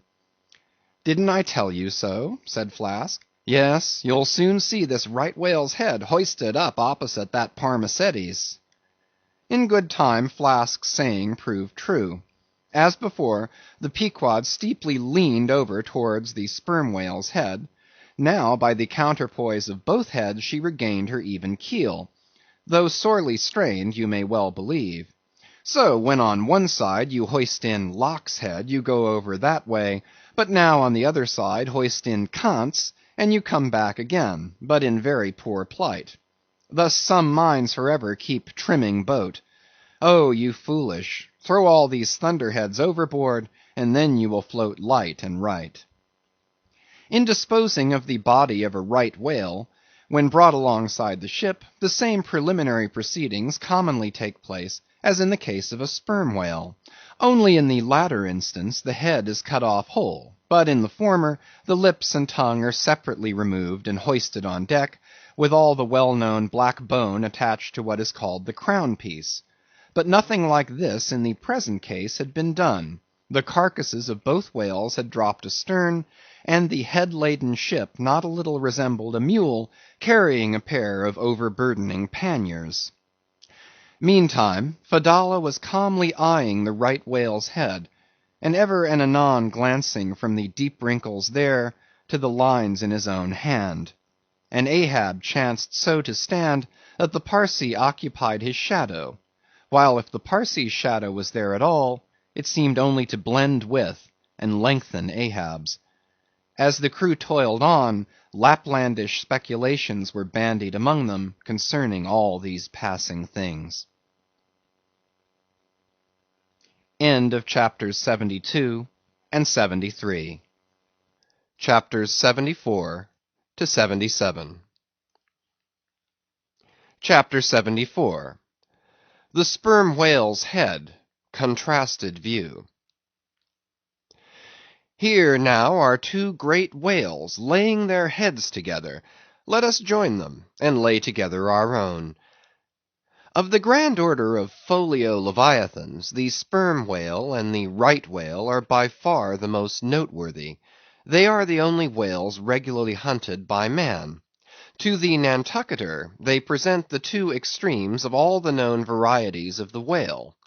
As the external difference between them is mainly observable in their heads, and as a head of each is this moment hanging from the Pequod's side, and as we may freely go from one to the other by merely stepping across the deck, where, I should like to know, will you obtain a better chance to study practical cetology than here? In the first place, you are struck by the general contrast between these heads. Both are massive enough in all conscience, but there is a certain mathematical symmetry in the sperm whales which the right whale's sadly lacks. There is more character in the sperm whale's head. As you behold it, you involuntarily yield the immense superiority to him in point of pervading dignity. In the present instance, too, this dignity is heightened by the pepper and salt color of his head at the summit, giving token of advanced age and large experience. In short, he is what the fishermen technically call a gray-headed whale. Let us now note what is least dissimilar in these heads, namely, the two most important organs, the eye and the ear. Far back on the side of the head, and low down, near the angle of either whale's jaw, if you narrowly search, you will at last see a lashless eye, which you would fancy to be a young colt's eye, so out of all proportion is it to the magnitude of the head. Now from this peculiar sideway position of the whale's eyes, it is plain that he can never see an object which is exactly ahead, no more than he can one exactly astern. In a word, the position of the whale's eyes corresponds to that of a man's ears, and you may fancy for yourself how it would fare with you did you sideways survey objects through your ears. You would find that you could only command some 30 degrees of vision in advance of the straight sideline of sight, and about 30 more behind it. If your bitterest foe were walking straight towards you, with dagger uplifted in broad day, you would not be able to see him, any more than if he were stealing upon you from behind. In a word, you would have two backs, so to speak, but at the same time also two fronts, side fronts. For what is it that makes the front of a man, what indeed, but his eyes?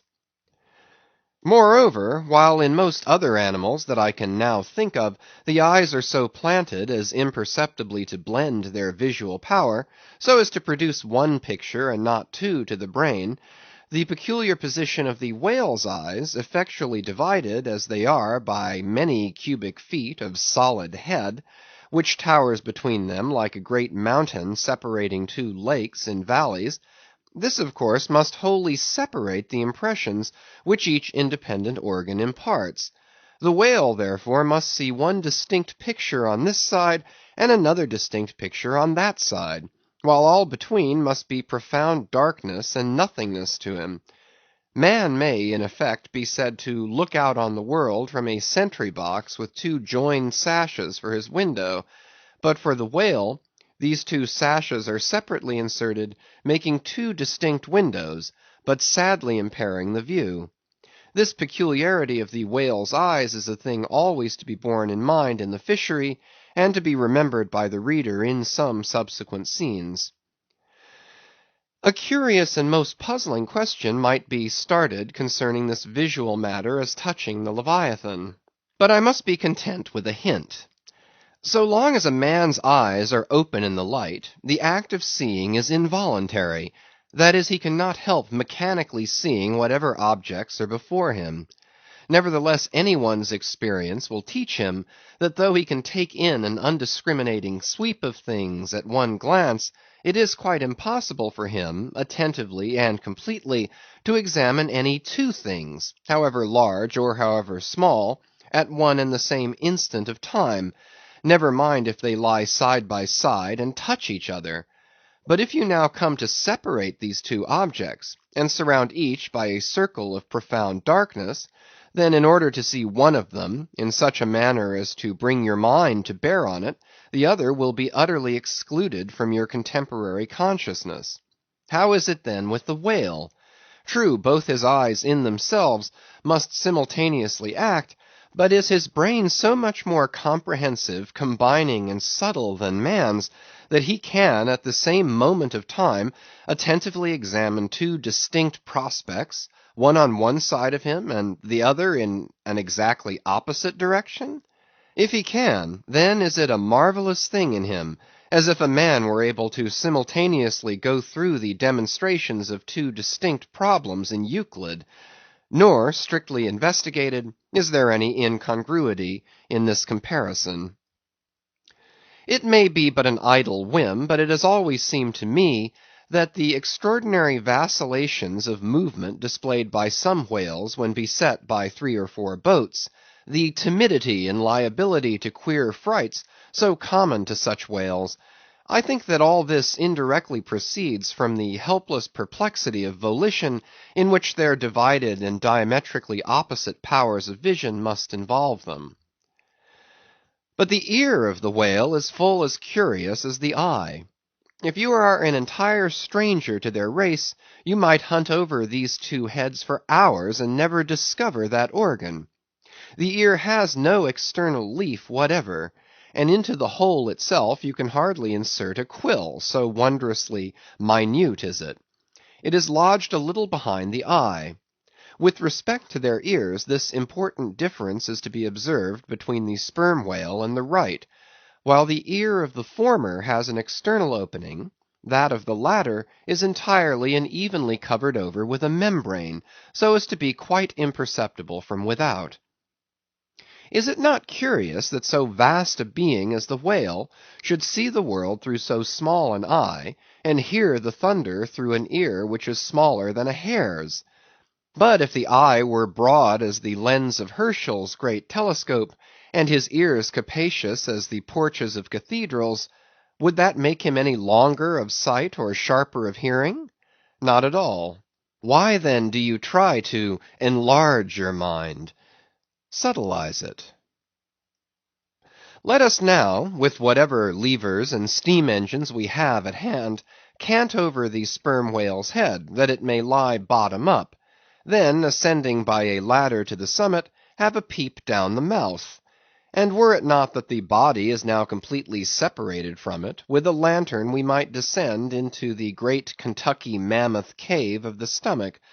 But let us hold on here by this tooth, and look about us where we are. What a really beautiful and chaste looking mouth, from floor to ceiling, lined, or rather papered, with a glistening white membrane, glossy as bridal satins. But come out now and look at this portentous lower jaw, which seems like the long narrow lid of an immense snuff box, with the hinge at one end instead of one side. If you pry it up so as to get it overhead, and expose its rows of teeth, it seems a terrific portcullis; and such, alas, it proves to many a poor wight in the fishery, upon whom these spikes fall with impaling force. But far more terrible is it to behold, when fathoms down in the sea, you see some sulky whale floating there suspended, with his prodigious jaw, some 15 feet long, hanging straight down at right angles with his body, for all the world like a ship's jib boom. This whale is not dead; he is only dispirited, out of sorts perhaps, hypochondriac, and so supine that the hinges of his jaw have relaxed, leaving him there in that ungainly sort of plight, a reproach to all his tribe, who must, no doubt, imprecate lockjaws upon him. In most cases this lower jaw, being easily unhinged by a practised artist, is disengaged and hoisted on deck for the purpose of extracting the ivory teeth, and furnishing a supply of that hard white whalebone with which the fishermen fashion all sorts of curious articles, including canes, umbrella stocks, and handles to riding whips. With a long, weary hoist the jaw is dragged on board, as if it were an anchor, and when the proper time comes, some few days after the other work, Queequeg, Daggoo, and Tashtego, all being accomplished dentists, are set to drawing teeth. With a keen cutting spade, Queequeg lances the gums, then the jaw is lashed down to ring bolts, and a tackle being rigged from aloft, they drag out these teeth, as Michigan oxen drag stumps of old oaks out of wild woodlands. There are generally 42 teeth in all, in old whales much worn down, but undecayed, nor filled after our artificial fashion. The jaw is afterwards sawn into slabs, and piled away like joists for building houses. Chapter 75. The Right Whale's Head. Contrasted View. Crossing the deck, let us now have a good long look at the right whale's head. As in general shape the noble sperm whale's head may be compared to a Roman war chariot, especially in front where it is so broadly rounded, so at a broad view the right whale's head bears a rather inelegant resemblance to a gigantic galliot-toed shoe. 200 years ago, an old Dutch voyager likened its shape to that of a shoemaker's last, and in this same last or shoe, that old woman of the nursery tale with her swarming brood might very comfortably be lodged, she and all her progeny. But as you come nearer to this great head, it begins to assume different aspects, according to your point of view. If you stand on its summit and look at these two F-shaped spout holes, you would take the whole head for an enormous bass viol, and these spiracles the apertures in its sounding board. Then again, if you fix your eyes upon this strange, crested, comb-like incrustation on the top of the mass, this green barnacled thing which the Greenlanders call the crown, and the southern fishers the bonnet of the right whale, fixing your eyes solely on this, you would take the head for a trunk of some huge oak, with a bird's nest in its crotch. At any rate, when you watch those live crabs that nestle here on this bonnet, such an idea will be almost sure to occur to you, unless indeed your fancy has been fixed by the technical term crown also bestowed upon it, in which case you will take great interest in thinking how this mighty monster is actually a diademed king of the sea, whose green crown has been put together for him in this marvelous manner. But if this whale be a king, he is a very sulky-looking fellow to grace a diadem. Look at that hanging lower lip. What a huge sulk and pout is there! A sulk and pout by carpenter's measurement, about 20 feet long and 5 feet deep. A sulk and pout that will yield you some 500 gallons of oil and more. A great pity now that this unfortunate whale should be hare-lipped.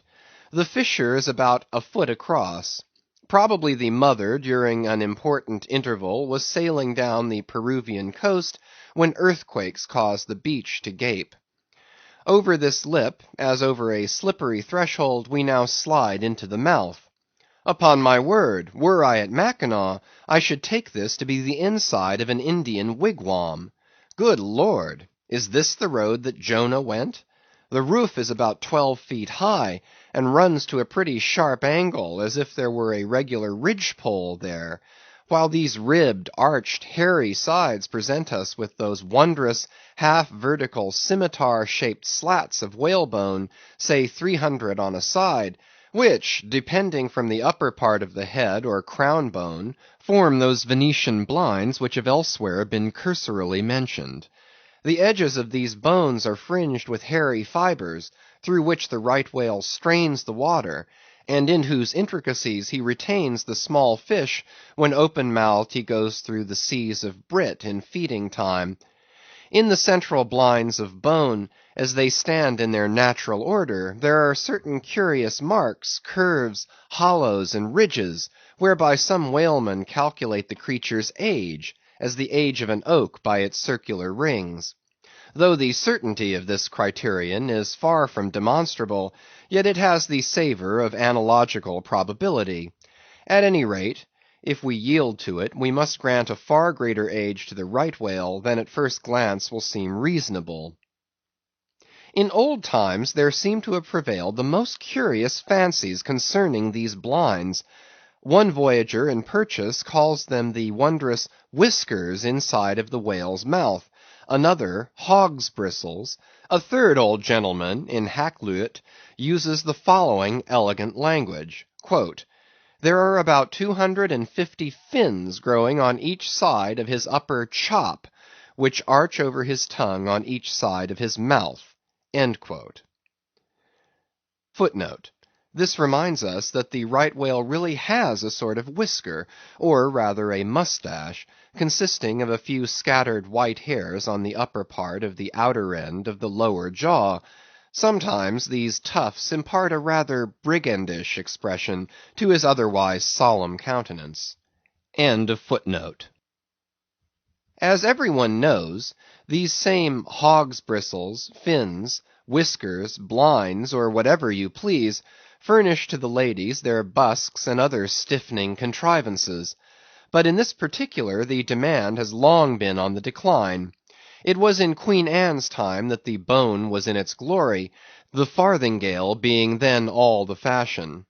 And as those ancient dams moved about gaily, though in the jaws of the whale, as you may say, even so in a shower, with like thoughtlessness, do we nowadays fly under the same jaws for protection, the umbrella being a tent spread over the same bone. But now forget all about blinds and whiskers for a moment, and standing in the right whale's mouth, look around you afresh. Seeing all these colonnades of bone so methodically ranged about, would you not think you were inside of the great Haarlem organ, and gazing upon its 1,000 pipes? For a carpet to the organ we have a rug of the softest Turkey, the tongue, which is glued, as it were, to the floor of the mouth. It is very fat and tender, and apt to tear in pieces in hoisting it on deck. This particular tongue now before us, at a passing glance I should say it was a 6-barreler, that is, it will yield you about that amount of oil. Ere this, you must have plainly seen the truth of what I started with, that the sperm whale and the right whale have almost entirely different heads. To sum up, then, in the right whales there is no great well of sperm, no ivory teeth at all, no long, slender mandible of a lower jaw like the sperm whales. Nor in the sperm whale are there any of those blinds of bone, no huge lower lip, and scarcely anything of a tongue. Again, the right whale has 2 external spout holes, the sperm whale only 1. Look your last now on these venerable hooded heads, while they yet lie together, for one will soon sink unrecorded in the sea, and the other will not be very long in following. Can you catch the expression of the sperm whales there? It is the same he died with, only some of the longer wrinkles in the forehead now seem faded away. I think his broad brow to be full of a prairie-like placidity, born of a speculative indifference as to death. But mark the other head's expression. See that amazing lower lip pressed by accident against the vessel's side, so as firmly to embrace the jaw. Does not this whole head seem to speak of an enormous practical resolution in facing death? This right whale I take to have been a Stoic; the sperm whale a Platonian, who might have taken up Spinoza in his latter years. Chapter 76. The Battering Ram. Ere quitting for the nonce the sperm whale's head, I would have you, as a sensible physiologist simply, Particularly remark its front aspect, in all its compacted collectedness. I would have you investigate it now, with the sole view of forming to yourself some unexaggerated, intelligent estimate of whatever battering ram power may be lodged there. Here is a vital point, for you must either satisfactorily settle this matter with yourself, or forever remain an infidel as to one of the most appalling, but not the less true events perhaps anywhere to be found in all recorded history. You observe that in the ordinary swimming position of the sperm whale, the front of his head presents an almost wholly vertical plane to the water. You observe that the lower part of that front slopes considerably backwards, so as to furnish more of a retreat for the long socket which receives the boom-like lower jaw.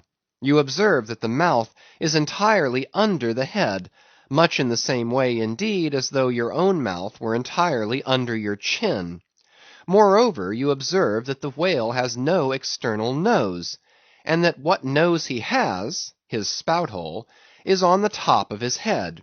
You observe that his eyes and ears are at the sides of his head, nearly 1/3 of his entire length from the front. Wherefore, you must now have perceived that the front of the sperm whale's head is a dead blind wall, without a single organ or tender prominence of any sort whatsoever.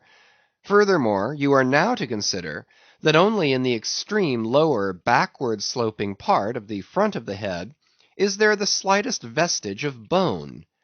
And not till you get near 20 feet from the forehead do you come to the full cranial development. So that this whole enormous boneless mass is as one wad. Finally, though, as will soon be revealed, its contents partly comprise the most delicate oil, yet you are now to be apprised of the nature of the substance which so impregnably invests all that apparent effeminacy. In some previous place I have described to you how the blubber wraps the body of the whale, as the rind wraps an orange.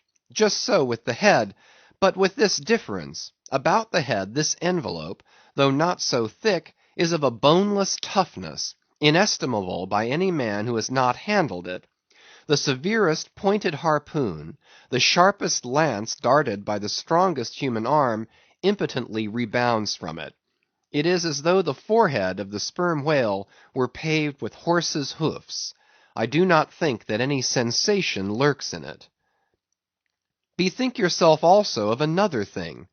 When two large loaded Indiamen chance to crowd and crush towards each other in the docks, what do the sailors do? They do not suspend between them, at the point of coming contact, any merely hard substance like iron or wood. No, they hold there a large round wad of tow and cork, enveloped in the thickest and toughest of ox hide. That, bravely and uninjured, takes the jam which would have snapped all their oaken handspikes and iron crowbars. By itself this sufficiently illustrates the obvious fact I drive at. But supplementary to this, it has hypothetically occurred to me, that as ordinary fish possess what is called a swimming bladder in them, capable at will of distension or contraction, and as the sperm whale, as far as I know, has no such provision in him, considering, too, the otherwise inexplicable manner in which he now depresses his head altogether beneath the surface, and anon swims with it high elevated out of the water; considering the unobstructed elasticity of its envelope; considering the unique interior of his head, it has hypothetically occurred to me, I say, that those mystical lung-celled honeycombs there may possibly have some hitherto unknown and unsuspected connection with the outer air, so as to be susceptible to atmospheric distension and contraction. If this be so, fancy the irresistibleness of that might to which the most impalpable and destructive of all elements contributes. Now, mark. Unerringly impelling this dead, impregnable, uninjurable wall, and this most buoyant thing within, there swims behind it all a mass of tremendous life, only to be adequately estimated as piled wood is, by the cord, and all obedient to one volition as the smallest insect. so that when I shall hereafter detail to you all the specialties and concentrations of potency everywhere lurking in this expansive monster, when I shall show you some of his more inconsiderable braining feats, I trust you will have renounced all ignorant incredulity, and be ready to abide by this, that though the sperm whale stove a passage through the Isthmus of Darien, and mixed the Atlantic with the Pacific, you would not elevate one hair of your eyebrow. For unless you own the whale, you are but a provincial and sentimentalist in truth. But clear truth is a thing for salamander giants only to encounter. How small the chances for the provincials then! What befell the weakling youth, lifting the dread goddess's veil at Lais? Chapter 77. The Great Heidelberg Tun. Now comes the bailing of the case. But to comprehend it aright, you must know something of the curious internal structure of the thing operated upon. Regarding the sperm whale's head as a solid oblong, you may, on an inclined plane, sideways divide it into two quoins, whereof the lower is the bony structure forming the cranium and jaws, and the upper an unctuous mass wholly free from bones, its broad forward end forming the expanded, vertical, apparent forehead of the whale. At the middle of the forehead, horizontally subdivide this upper quoin, and then you have two almost equal parts, which before were naturally divided by an internal wall of a thick tendinous substance. Footnote: Quoin is not a Euclidean term; it belongs to the pure nautical mathematics. I know not that it has been defined before. A quoin is a solid which differs from a wedge in having its sharp end formed by the steep inclination of one side, instead of the mutual tapering of both sides. End of footnote. The lower subdivided part, called the junk, is one immense honeycomb of oil, formed by the crossing and recrossing into 10,000 infiltrated cells of tough elastic white fibers throughout its whole extent. The upper part, known as the case, may be regarded as the great Heidelberg tun of the sperm whale. And as that famous great tierce is mystically carved in front, so the whale's vast pleated forehead forms innumerable strange devices for the emblematical adornment of his wondrous tun. Moreover, as that of Heidelberg was always replenished with the most excellent of wines from the Rhenish valleys, so the tun of the whale contains by far the most precious of all his oily vintages, namely the highly prized spermaceti, in its absolutely pure, limpid, and odoriferous state.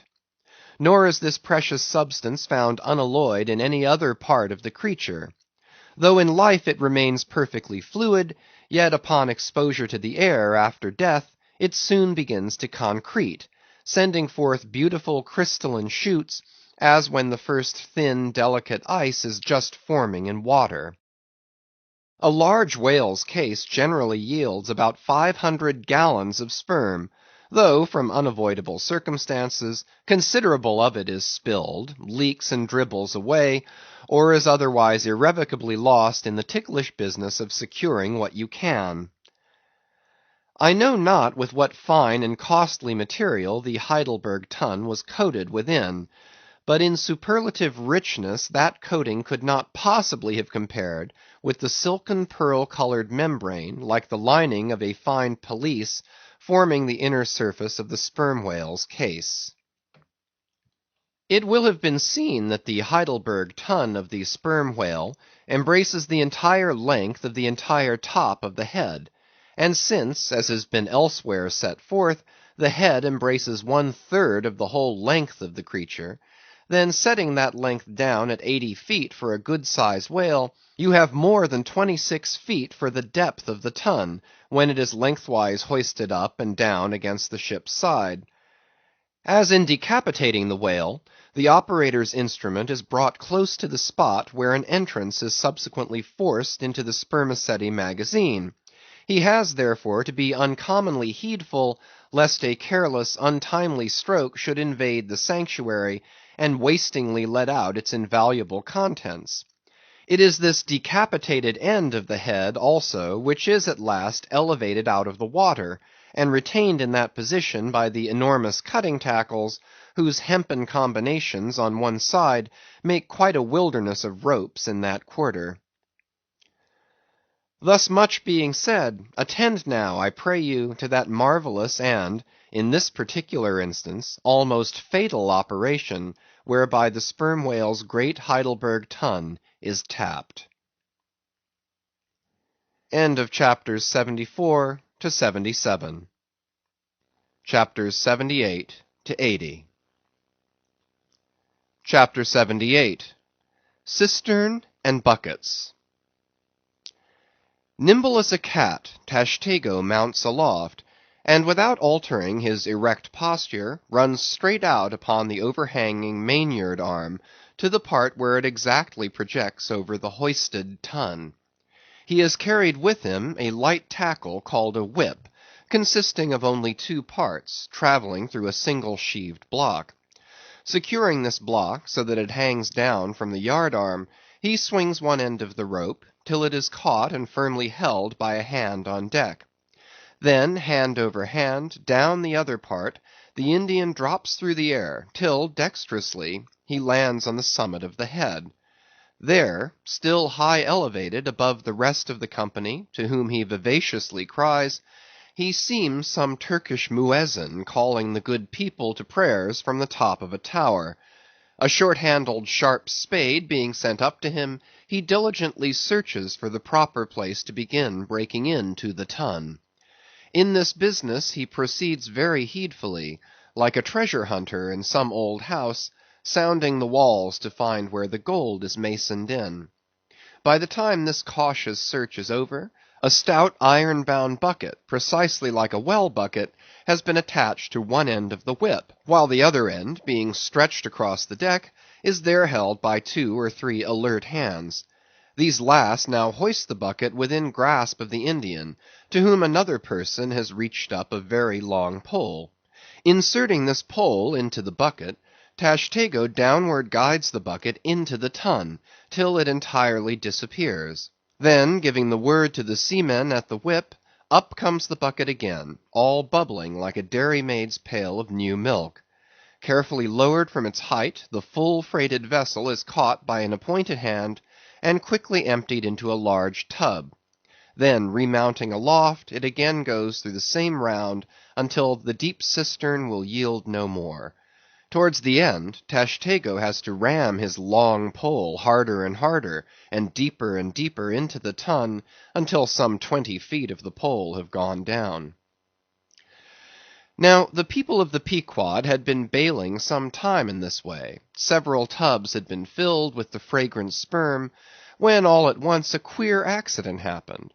Whether it was that Tashtego, that wild Indian, was so heedless and reckless as to let go for a moment his one-handed hold on the great cabled tackles suspending the head, or whether the place where he stood was so treacherous and oozy, or whether the evil one himself would have it fall out so, without stating his particular reasons, how it was exactly there is no telling now, but on a sudden, as the 80th or 90th bucket came suckingly up, my God! Poor Tashtego, like the twin reciprocating bucket in a veritable well, dropped head foremost down into this great tun of Heidelberg, and with a horrible oily gurgling went clean out of sight. "Man overboard!" cried Daggoo, who, amid the general consternation, first came to his senses. "Swing the bucket this way!" And putting one foot into it, so as the better to secure his slippery handhold on the whip itself, the hoisters ran him high to the top of the head, almost before Tashtego could have reached its interior bottom. Meantime there was a terrible tumult. Looking over the side, they saw the before lifeless head throbbing and heaving just below the surface of the sea, as if that moment seized with some momentous idea, whereas it was only the poor Indian unconsciously revealing by those struggles the perilous depth to which he had sunk. At this instant, while Daggoo on the summit of the head was clearing the whip, which had somehow got foul of the great cutting tackles, a sharp cracking noise was heard, and to the unspeakable horror of all, one of the two enormous hooks suspending the head tore out, and with a vast vibration the enormous mass sideways swung, till the drunk ship reeled and shook as if smitten by an iceberg. The one remaining hook, upon which the entire strain now depended, seemed every instant to be on the point of giving way, an event still more likely from the violent motions of the head.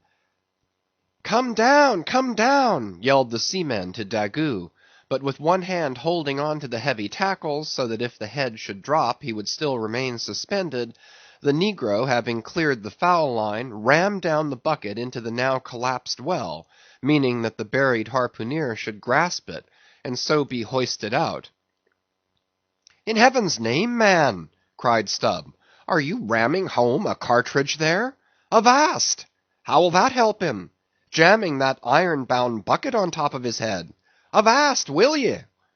"Stand clear of the tackle!" cried a voice like the bursting of a rocket.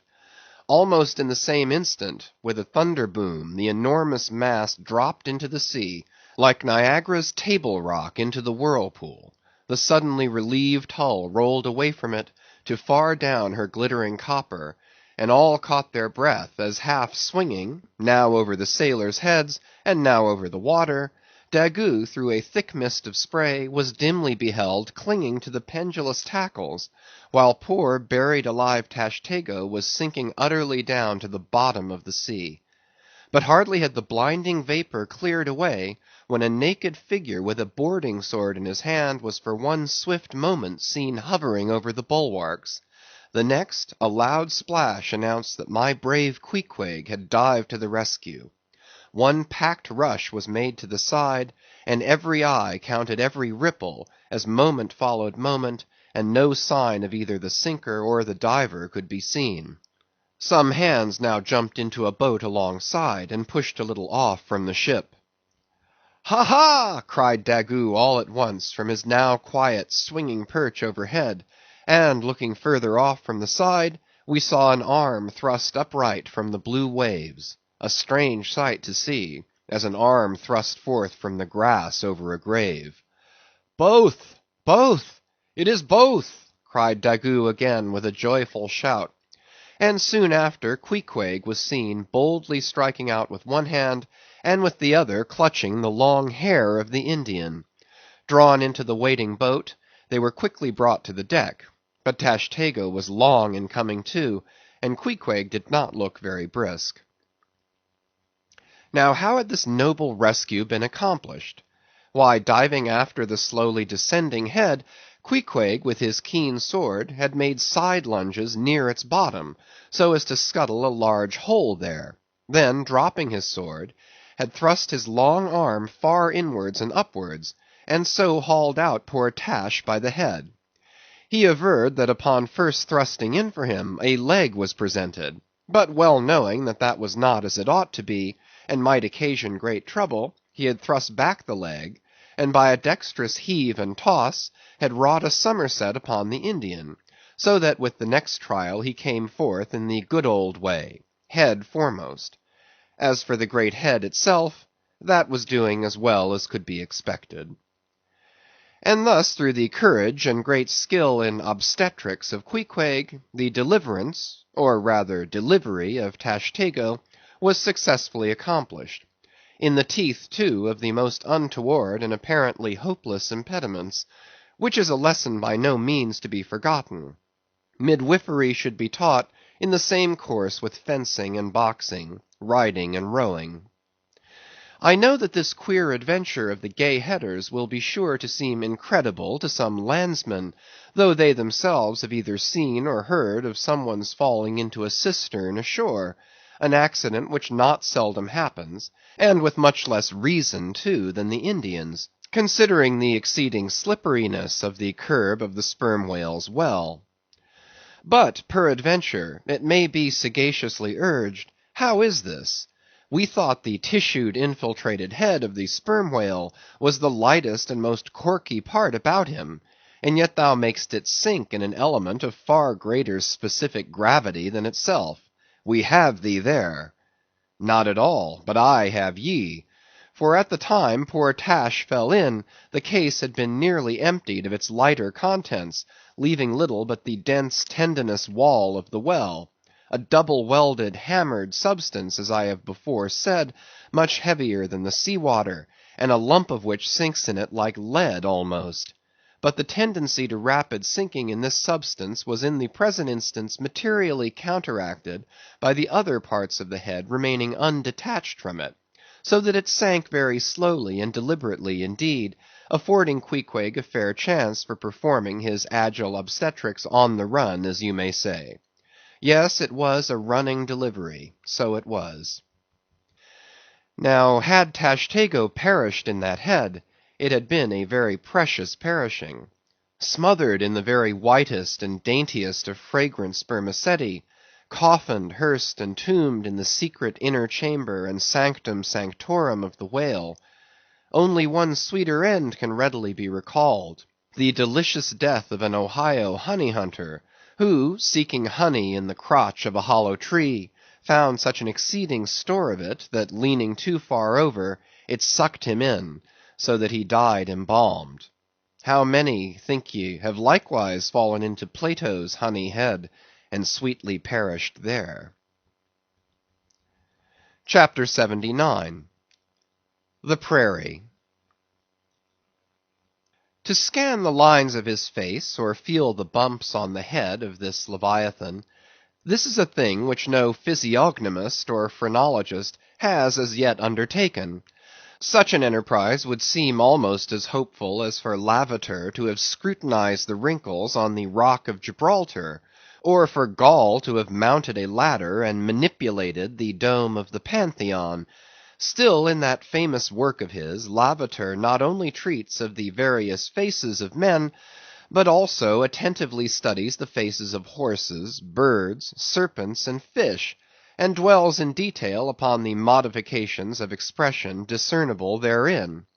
Nor have Gall and his disciple Spurzheim failed to throw out some hints touching the phrenological characteristics of other beings than man. Therefore, though I am but ill qualified for a pioneer in the application of these two semi-sciences to the whale, I will do my endeavor. I try all things. I achieve what I can. Physiognomically regarded, the sperm whale is an anomalous creature.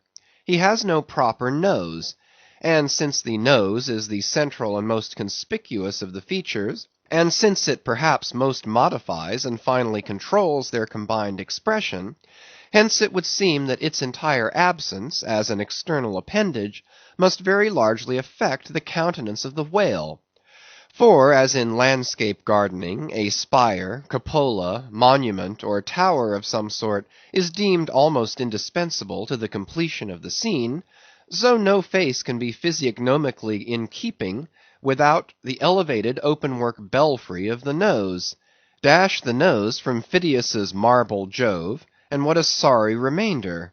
Nevertheless, Leviathan is of so mighty a magnitude, all his proportions are so stately, that the same deficiency which in the sculptured Jove were hideous, in him is no blemish at all; nay, it is an added grandeur. A nose to the whale would have been impertinent. As on your physiognomical voyage you sail round his vast head in your jolly boat, your noble conceptions of him are never insulted by the reflection that he has a nose to be pulled; a pestilent conceit which so often will insist upon obtruding even when beholding the mightiest royal beadle on his throne. In some particulars, perhaps the most imposing physiognomical view to be had of the sperm whale is that of the full front of his head. This aspect is sublime. In thought, a fine human brow is like the east when troubled with the morning. In the repose of the pasture, the curled brow of the bull has a touch of the grand in it. Pushing heavy cannon up mountain defiles, the elephant's brow is majestic. Human or animal, the mystical brow is as that great golden seal affixed by the German emperors to their decrees. It signifies, God, done this day by my hand. But in most creatures, nay, in man himself, very often the brow is but a mere strip of alpine land lying along the snow line. Few are the foreheads which, like Shakespeare's or Melanchthon's, rise so high and descend so low that the eyes themselves seem clear, eternal, tideless mountain lakes, and all above them in the forehead's wrinkles you seem to track the antlered thoughts descending there to drink, as the Highland hunters track the snow prints of the deer. But in the great sperm whale this high and mighty, godlike dignity inherent in the brow is so immensely amplified, that gazing on it, in that full front view, you feel the deity and the dread powers more forcibly than in beholding any other object of living nature. For you see no one point precisely, not one distinct feature is revealed, no nose, eyes, ears, or mouth, no face, he has none proper, nothing but that one broad firmament of a forehead, pleated with riddles, dumbly lowering with the doom of boats and ships and men. Nor, in profile, does this wondrous brow diminish, though that way viewed its grandeur does not domineer upon you so. In profile, you plainly perceive that horizontal, semi-crescentic depression in the forehead's middle, which in man is Lavater's mark of genius. But how? Genius in the sperm whale? Has the sperm whale ever written a book, spoken a speech?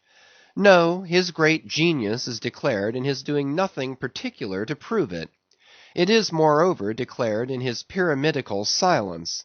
And this reminds me that had the great sperm whale been known to the young Orient world, he would have been deified by their child Magian thoughts. They deified the crocodile of the Nile because the crocodile is tongueless, and the sperm whale has no tongue, or at least it is so exceedingly small as to be incapable of protrusion. If hereafter any highly cultured, poetical nation shall lure back to their birthright the merry May-day gods of old, and livingly enthrone them again in the now egotistical sky, in the now unhaunted hill, then be sure, exalted to Jove's high seat, the great sperm whale shall lord it. Champollion deciphered the wrinkled granite hieroglyphics. But there is no Champollion to decipher the Egypt of every man's and every being's face. Physiognomy, like every other human science, is but a passing fable.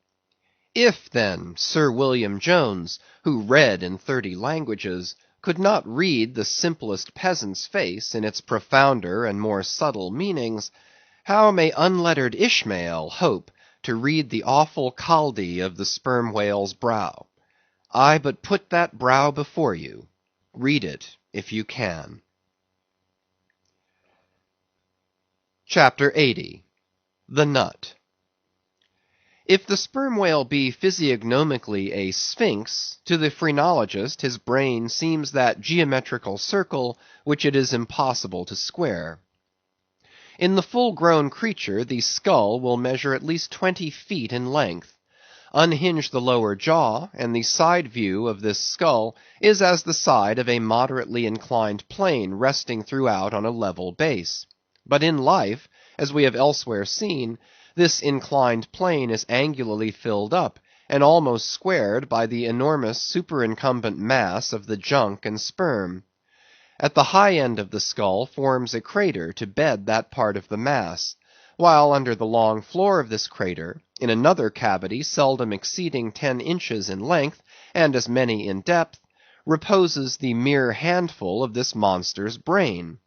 The brain is at least 20 feet from his apparent forehead in life. It is hidden away behind its vast outworks, like the innermost citadel within the amplified fortifications of Quebec.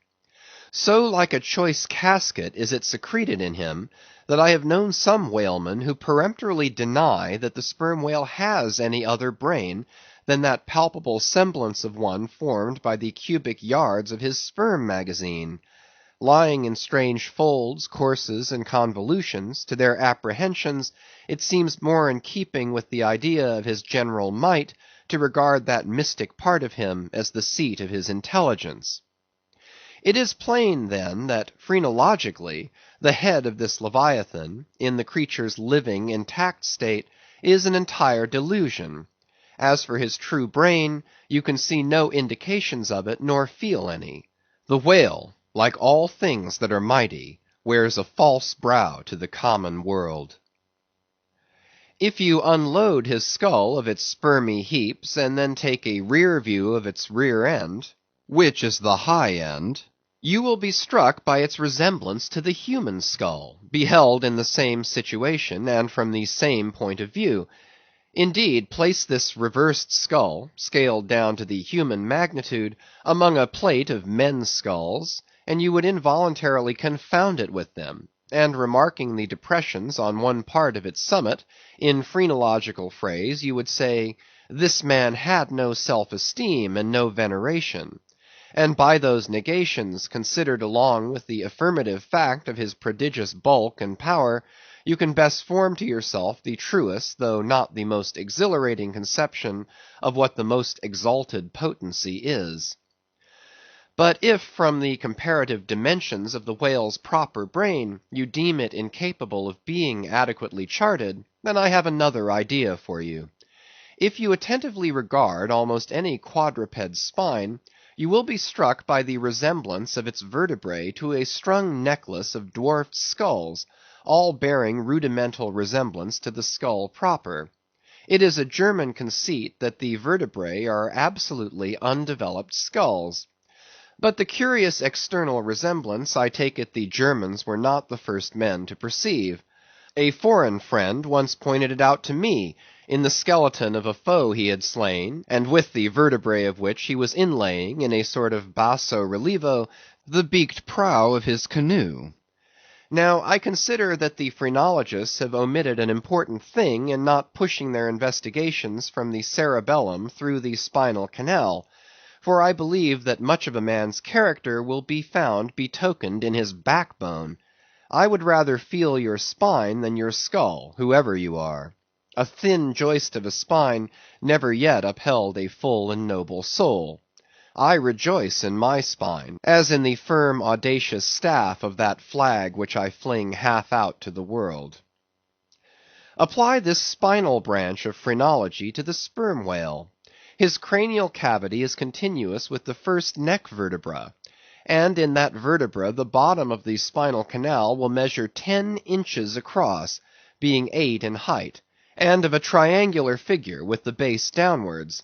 As it passes through the remaining vertebrae, the canal tapers in size, but for a considerable distance remains of large capacity. Now, of course, this canal is filled with much the same strangely fibrous substance, the spinal cord, as the brain, and directly communicates with the brain. And what is still more, for many feet after emerging from the brain's cavity, the spinal cord remains of an undecreasing girth, almost equal to that of the brain. Under all these circumstances, would it be unreasonable to survey and map out the whale's spine phrenologically? For viewed in this light, the wonderful comparative smallness of his brain proper is more than compensated by the wonderful comparative magnitude of his spinal cord. But leaving this hint to operate as it may with the phrenologist, I would merely assume the spinal theory for a moment, in reference to the sperm whale's hump. This august hump, if I mistake not, rises over one of the larger vertebrae, and is therefore in some sort the outer convex mold of it. From its relative situation, then, I should call this high hump the organ of firmness or indomitableness in the sperm whale. And that the great monster is indomitable, you will yet have reason to know. End of chapters 78 to 80. Chapters 81 and 82. Chapter 81. The Pequod Meets the Virgin. The predestinated day arrived, and we duly met the ship Jungfrau, Derrick de Der, master of Bremen. At one time the greatest whaling people in the world, the Dutch and Germans are now among the least. But here and there, at very wide intervals of latitude and longitude, you still occasionally meet with their flag in the Pacific. For some reason, the Jungfrau seemed quite eager to pay her respects, while yet some distance from the Pequod she rounded to, and dropping a boat, her captain was impelled toward us, impatiently standing in the bows instead of the stern. "What has he in his hand there?" cried Starbuck, pointing to something wavingly held by the German. "Impossible! A lamp feeder?"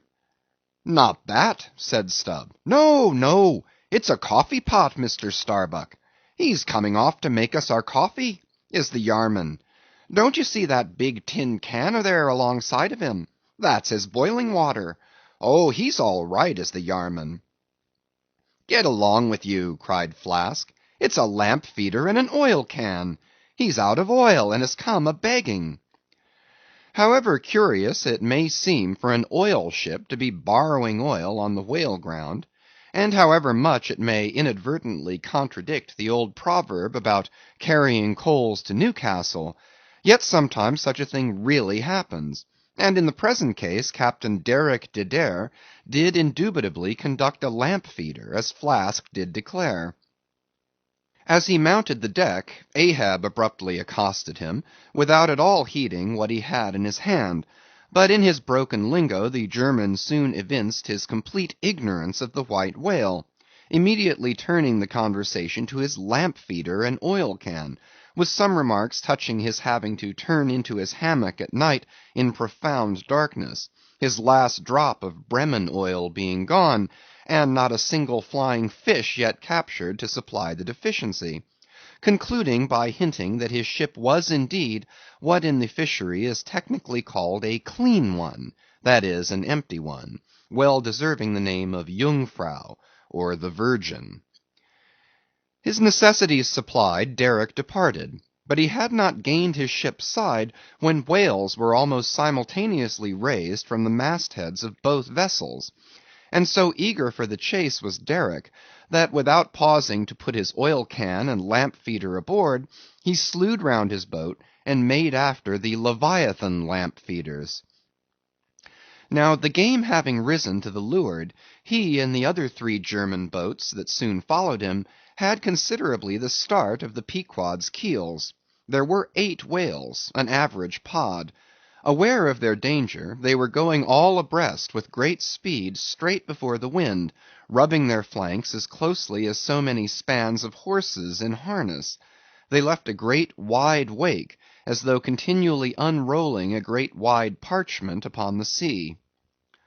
Full in this rapid wake, and many fathoms in the rear, swam a huge humped old bull, which by his comparatively slow progress, as well as by the unusual yellowish incrustations overgrowing him, seemed afflicted with the jaundice, or some other infirmity. Whether this whale belonged to the pod in advance seemed questionable, for it is not customary for such venerable leviathans to be at all social. Nevertheless he stuck to their wake, though indeed their backwater must have retarded him, because the white bone or swell at his broad muzzle was a dashed one, like the swell formed when 2 hostile currents meet. His spout was short, slow, and laborious, coming forth with a choking sort of gush, and spending itself in torn shreds, followed by strange subterranean commotions in him, which seemed to have egress at his other buried extremity, causing the waters behind him to upbubble. "Who's got some paregoric?" said Stubb. "He has the stomach ache, I'm afraid. Lord, think of having half an acre of stomach ache! Adverse winds are holding mad Christmas in him, boys. It's the first foul wind I ever knew to blow from astern. But look, did ever whale yaw so before? It must be he's lost his tiller." As an overladen Indiaman, bearing down the Hindostan coast with a deck-load of frightened horses, careens, berries, rolls, and wallows on her way, so did this old whale heave his aged bulk, and now and then, partly turning over on his cumbrous rib ends, expose the cause of his devious wake in the unnatural stump of his starboard fin. Whether he had lost that fin in battle, or had been born without it, it were hard to say. "Only wait a bit, old chap, and I'll give ye a sling for that wounded arm," cried cruel Flask, pointing to the whale line near him. "Mind he don't sling thee with it," cried Starbuck. "Give way, or the German will have him." With one intent, all the combined rival boats were pointed for this one fish, because not only was he the largest and therefore the most valuable whale, but he was nearest to them, and the other whales were going with such great velocity, moreover, as almost to defy pursuit for the time. At this juncture the Pequod's keels had shot by the three German boats last lowered, but from the great start he had had, Derick's boat still led the chase, though every moment neared by his foreign rivals. The only thing they feared was, that from being already so nigh to his mark, he would be enabled to dart his iron before they could completely overtake and pass him. As for Derick, he seemed quite confident that this would be the case, and occasionally, with a deriding gesture, shook his lamp feeder at the other boats. "The ungracious and ungrateful dog!" cried Starbuck. "He mocks and dares me with the very poor box I filled for him not 5 minutes ago." Then, in his old intense whisper, "Give way, greyhounds! Dog to it!" "I tell you what it is, men," cried Stubb to his crew, "it's against my religion to get mad, but I'd like to eat that villainous Yarman. Pull, won't ye? Are you going to let that rascal beat you? Do you love brandy? A hogshead of brandy, then, to the best man. Come, why don't some of you burst a blood vessel? Who's that been dropping an anchor overboard? We don't budge an inch. We're becalmed. Halloo, here's grass growing in the boat's bottom, and by the Lord, the mast there, budding. This won't do, boys. Look at that Yarman. The short and long of it is, men, will ye spit fire or not?" "Oh, see the suds he makes!" cried Flask, dancing up and down. "What a hump! Oh, do pile on the beef! Lays like a log! Oh, my lads, do spring! Slapjacks and quahogs for supper, you know, my lads! Baked clams and muffins! Oh, do spring! He's 100-barreler! Don't lose him now! Oh, don't! See that Yarman! Oh, won't you pull for your duff, my lads? Such a sog! Such a sogger! Don't you love sperm? There goes $3,000, men! A bank! A whole bank! The Bank of England! Oh, do! What's that Yarman about now?" At this moment Derick was in the act of pitching his lamp feeder at the advancing boats, and also his oil can, perhaps with the double view of retarding his rival's way, and at the same time economically accelerating his own by the momentary impetus of the backward toss. "The unmannerly Dutch dogger!" cried Stubb. "Pull now, men! Like 50,000 line of battleship loads of red-haired devils! What do you say, Tashtego? Are you the man to snap your spine in 22 pieces for the honor of old Gayhead? What do you say?" "I say, pull like goddamn!" cried the Indian. Fiercely but evenly incited by the taunts of the German, the Pequod's 3 boats now began ranging almost abreast, and so disposed, momentarily neared him.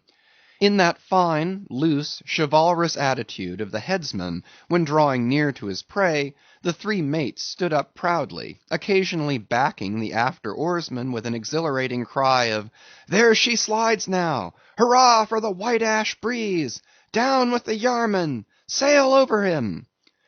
But so decided an original start had Derick had, that spite of all their gallantry he would have proved the victor in this race, had not a righteous judgment descended upon him in a crab which caught the blade of his midship oarsman.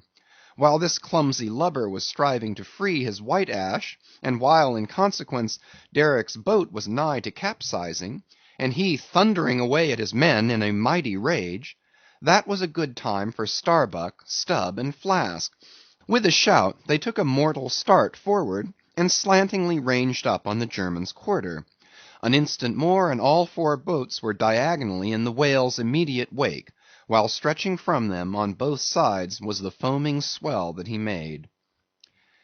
It was a terrific, most pitiable, and maddening sight. The whale was now going head out, and sending his spout before him in a continual tormented jet, while his one poor fin beat his side in an agony of fright.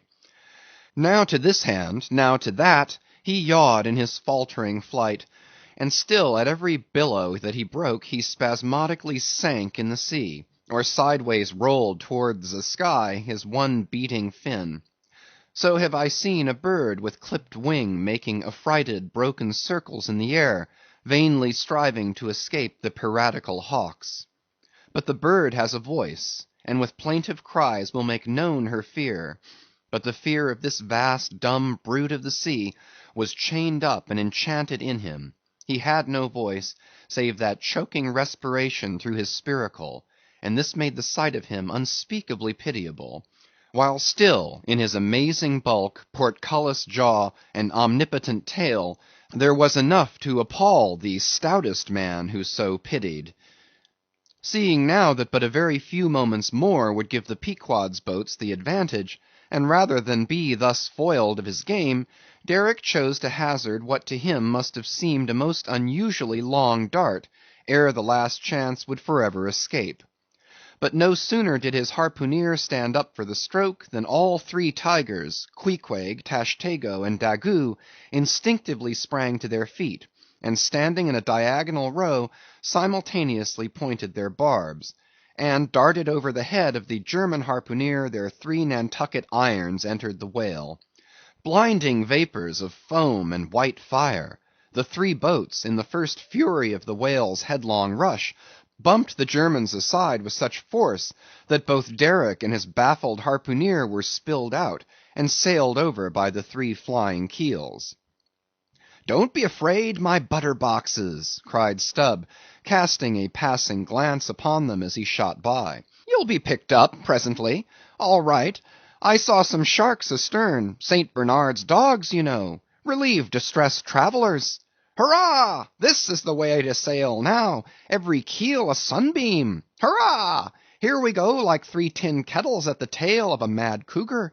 This puts me in mind of fastening to an elephant in a tilbury on a plain. Makes the wheel spokes fly, boys, when you fasten to him that way. And there's danger of being pitched out, too, when you strike a hill. Hurrah! This is the way a fellow feels when he's going to Davy Jones. All a rush down an endless inclined plane. Hurrah! This whale carries the everlasting mail." But the monster's run was a brief one. Giving a sudden gasp, he tumultuously sounded. With a grating rush, the three lines flew round the loggerheads with such force as to gouge deep grooves in them, while so fearful were the harpooneers that this rapid sounding would soon exhaust the lines, that using all their dexterous might, they caught repeated smoking turns with the rope to hold on, till at last, owing to the perpendicular strain from the lead-lined chocks of the boats, whence the three ropes went straight down into the blue, the gunwales of the bows were almost even with the water, while the three sterns were tilted high in the air. And the whale soon ceasing to sound, for some time they remained in that attitude, fearful of expending more line, though the position was a little ticklish. But though boats have been taken down and lost in this way, yet it is this holding on, as it is called, this hooking up by the sharp barbs of his live flesh from the back, this it is that often torments the Leviathan into soon rising again to meet the sharp lance of his foes. Yet not to speak of the peril of the thing, it is to be doubted whether this course is always the best, for it is but reasonable to presume that the longer the stricken whale stays under water, the more he is exhausted; because, owing to the enormous surface of him, in a full-grown sperm whale something less than 2,000 square feet, the pressure of the water is immense. We all know what an astonishing atmospheric weight we ourselves stand up under, even here above ground in the air. How vast then the burden of a whale, bearing on his back a column of 200 fathoms of ocean. It must at least equal the weight of 50 atmospheres. One whaleman has estimated it at the weight of 20 line of battleships, with all their guns and stores and men on board. As the three boats lay there on that gently rolling sea, gazing down into its eternal blue noon, and as not a single groan or cry of any sort, nay, not so much as a ripple or a bubble, came up from its depths, What landsman would have thought that beneath all that silence and placidity, the utmost monster of the seas was writhing and wrenching in agony? Not 8 inches of perpendicular rope were visible at the bows. Seems it credible that by 3 such thin threads the great Leviathan was suspended like the big weight to an 8-day clock? Suspended! And to what? To 3 bits of board!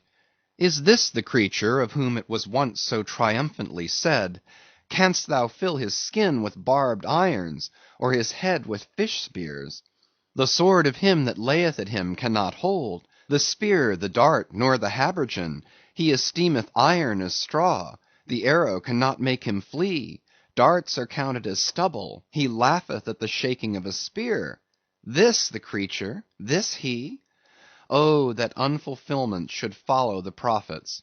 For with the strength of 1,000 thighs in his tail, Leviathan had run his head under the mountains of the sea, to hide him from the Pequod's fish spears. In that sloping afternoon sunlight, the shadows that the 3 boats sent down beneath the surface must have been long enough and broad enough to shade half Xerxes' army. Who can tell how appalling to the wounded whale must have been such huge phantoms flitting over his head? "Stand by, men! He stirs!" cried Starbuck, as the 3 lines suddenly vibrated in the water, distinctly conducting upwards to them, as by magnetic wires, the life and death throbs of the whale, so that every oarsman felt them in his seat. The next moment, relieved in great part from the downward strain at the bows, the boats gave a sudden bounce upward, as a small ice field will when a dense herd of white bears are scared from it into the sea. "Haul in! Haul in!" cried Starbuck again. "He's rising!" The lines, of which hardly an instant before not one hand's breadth could have been gained, were now in long, quick coils flung back, all dripping into the boats, and soon the whale broke water within 2 ships' lengths of the hunters. His motions plainly denoted his extreme exhaustion. In most land animals there are certain valves or floodgates in many of their veins, whereby when wounded the blood is, in some degree at least, instantly shut off in certain directions. Not so with the whale, one of whose peculiarities it is to have an entire non-valvular structure of the blood vessels, so that when pierced even by so small a point as a harpoon, a deadly drain is at once begun upon his whole arterial system; and when this is heightened by the extraordinary pressure of water at a great distance below the surface, his life may be said to pour from him in incessant streams. Yet so vast is the quantity of blood in him, and so distant and numerous its interior fountains, that he will keep thus bleeding and bleeding for a considerable period, even as in a drought a river will flow, whose source is in the well springs of far off and undiscernible hills. Even now, when the boats pulled upon the whale, and perilously drew over his swaying flukes, and the lances were darted into him, they were followed by steady jets from the new-made wound, which kept continually playing, while the natural spout-hole in his head was only at intervals, however rapid, sending its affrighted moisture into the air. From this last vent no blood yet came, because no vital part of him had thus far been struck. His life, as they significantly call it, was untouched. As the boats now more closely surrounded him, the whole upper part of his form, with much of it that is ordinarily submerged, was plainly revealed. His eyes, or rather the places where his eyes had been, were beheld. As strange misgrown masses gather in the knot-holes of the noblest oaks when prostrate, so from the points which the whale's eyes had once occupied now protruded blind bulbs, horribly pitiable to see. But pity there was none. For all his old age, and his one arm, and his blind eyes, he must die the death, and be murdered, in order to light the gay bridals and other merry makings of men, and also to illuminate the solemn churches that preach unconditional inoffensiveness by all to all.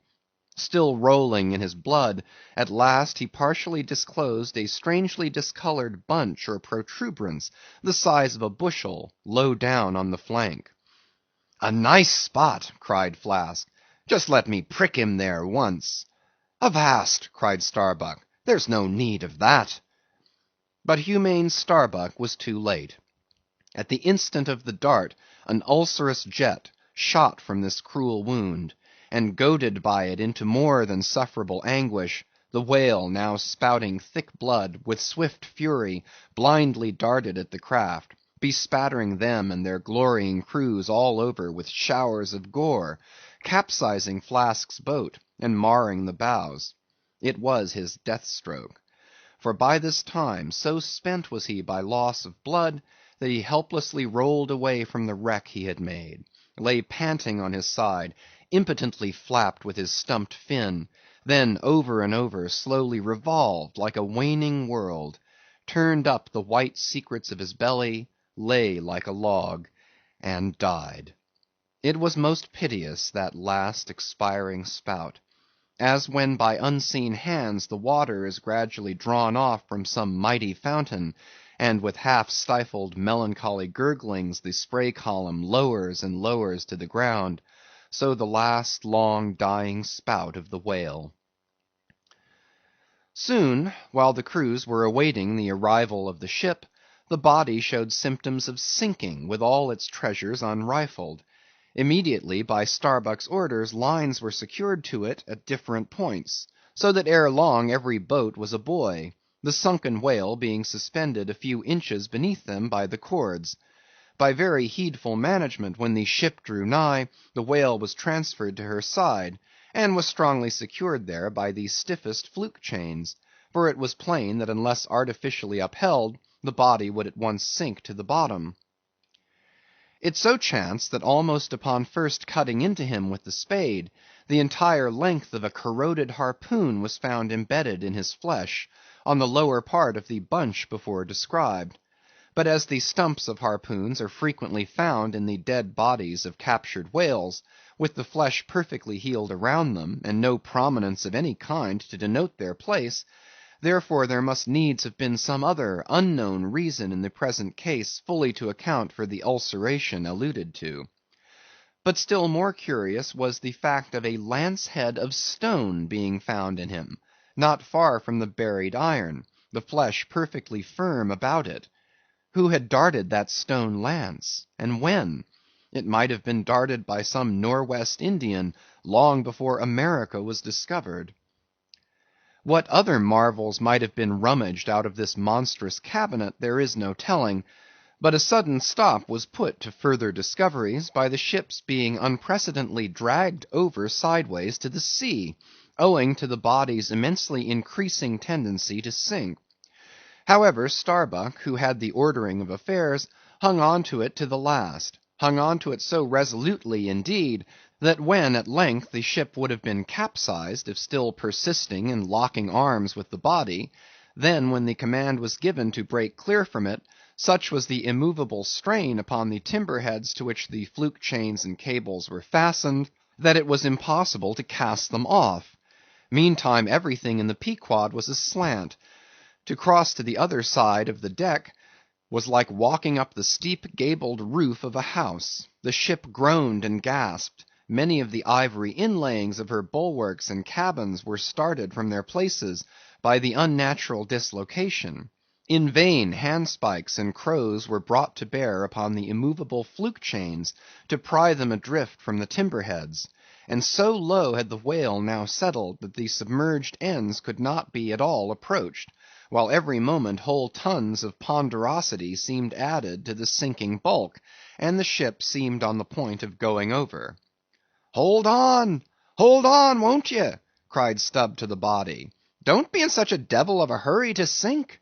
By thunder, men, we must do something or go for it. No use prying there. Avast, I say, with your handspikes, and run one of ye for a prayer book and a penknife, and cut the big chains." "Knife? Aye, aye," cried Queequeg, and seizing the carpenter's heavy hatchet, he leaned out of a porthole, and steel to iron, began slashing at the largest fluke chains. But a few strokes, full of sparks, were given, when the exceeding strain effected the rest. With a terrific snap, every fastening went adrift; the ship righted; the carcass sank.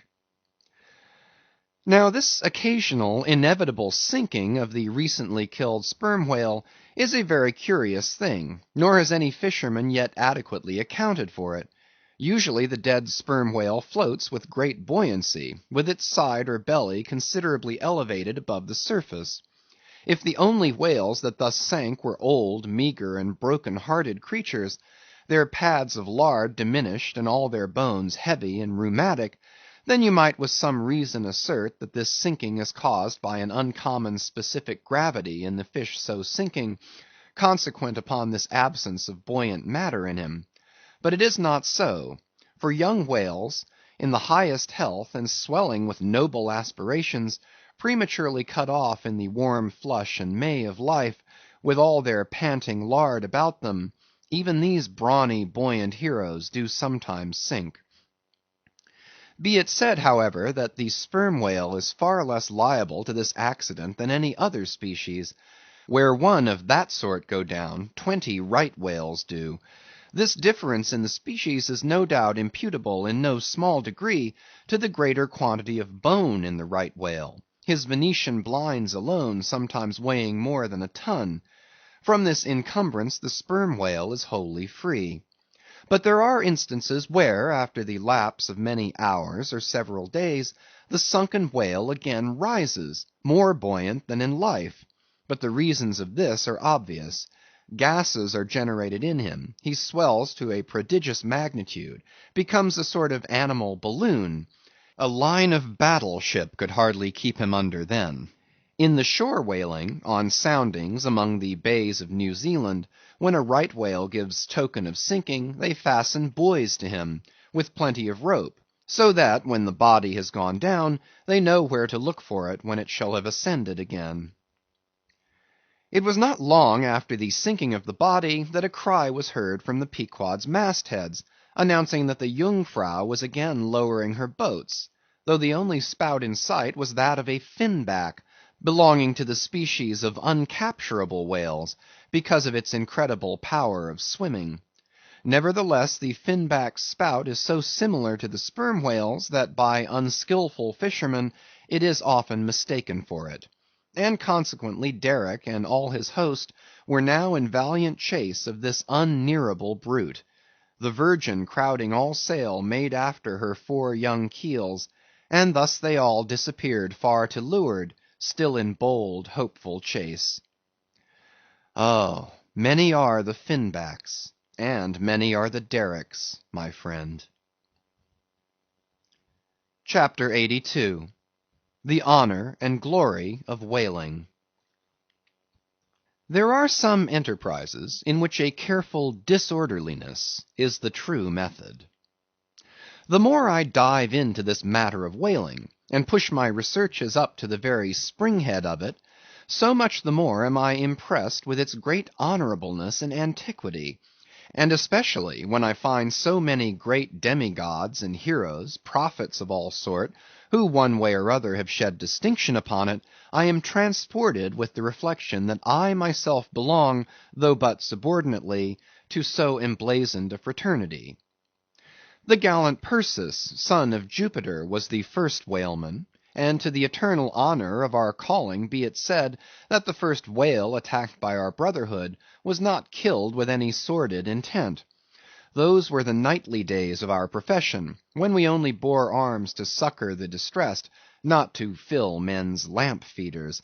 Every one knows the fine story of Perseus and Andromeda; how the lovely Andromeda, the daughter of a king, was tied to a rock on the sea-coast, and as Leviathan was in the very act of carrying her off, Perseus, the prince of whalemen, intrepidly advancing, harpooned the monster, and delivered and married the maid. It was an admirable artistic exploit, rarely achieved by the best harpooneers of the present day, inasmuch as this Leviathan was slain at the very first dart. And let no man doubt this Archite story; for in the ancient Joppa, now Jaffa, on the Syrian coast, in one of the pagan temples, there stood for many ages the vast skeleton of a whale, which the city's legends and all the inhabitants asserted to be the identical bones of the monster that Perseus slew. When the Romans took Joppa, the same skeleton was carried to Italy in triumph. What seems most singular and suggestively important in this story is this: it was from Joppa that Jonah set sail. Akin to the adventure of Perseus and Andromeda, indeed by some supposed to be indirectly derived from it, is that famous story of St. George and the dragon, which dragon I maintain to have been a whale, for in many old chronicles whales and dragons are strangely jumbled together, and often stand for each other. Thou art as a lion of the waters, and as a dragon of the sea, saith Ezekiel, hereby plainly meaning a whale. In truth, some versions of the Bible use that word itself. Besides, it would much subtract from the glory of the exploit had St. George but encountered a crawling reptile of the land, instead of doing battle with the great monster of the deep. Any man may kill a snake, but only a Perseus, a St. George, a coffin, have the heart in them to march boldly up to a whale. Let not the modern paintings of this scene mislead us. For though the creature encountered by that valiant whaleman of old is vaguely represented of a griffin-like shape, and though the battle is depicted on land and the saint on horseback, yet considering the great ignorance of those times, when the true form of the whale was unknown to artists, and considering that, as in Perseus's case, St. George's whale might have crawled up out of the sea on the beach, and considering that the animal ridden by St. George might have been only a large seal or seahorse, bearing all this in mind, it will not appear altogether incompatible with the sacred legend and the ancientest draughts of the scene, to hold this so-called dragon no other than the great Leviathan himself. In fact, placed before the strict and piercing truth, this whole story will fare like that fish, flesh, and foul idol of the Philistines, Dagon by name, who being planted before the ark of Israel, his horse's head and both the palms of his hands fell off from him, and only the stump or fishy part of him remained.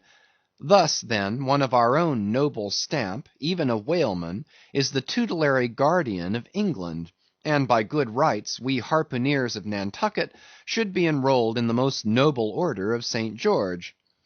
And therefore let not the knights of that honorable company, none of whom I venture to say have ever had to do with a whale like their great patron, let them never eye a Nantucketer with disdain, since even in our woolen frocks and tarred trousers we are much better entitled to St. George's decoration than they. Whether to admit Hercules among us or not, concerning this I long remained dubious. For though, according to the Greek mythologies, that antique Crockett and Kit Carson, that brawny doer of rejoicing good deeds, was swallowed down and thrown up by a whale, still whether that strictly makes a whaleman of him, that might be mooted. It nowhere appears that he ever actually harpooned his fish, unless indeed from the inside. Nevertheless, he may be deemed a sort of involuntary whaleman. At any rate, the whale caught him, if he did not the whale. I claim him for one of our clan. But by the best contradictory authorities, this Grecian story of Hercules and the whale is considered to be derived from the still more ancient Hebrew story of Jonah and the whale, and vice versa. Certainly they are very similar.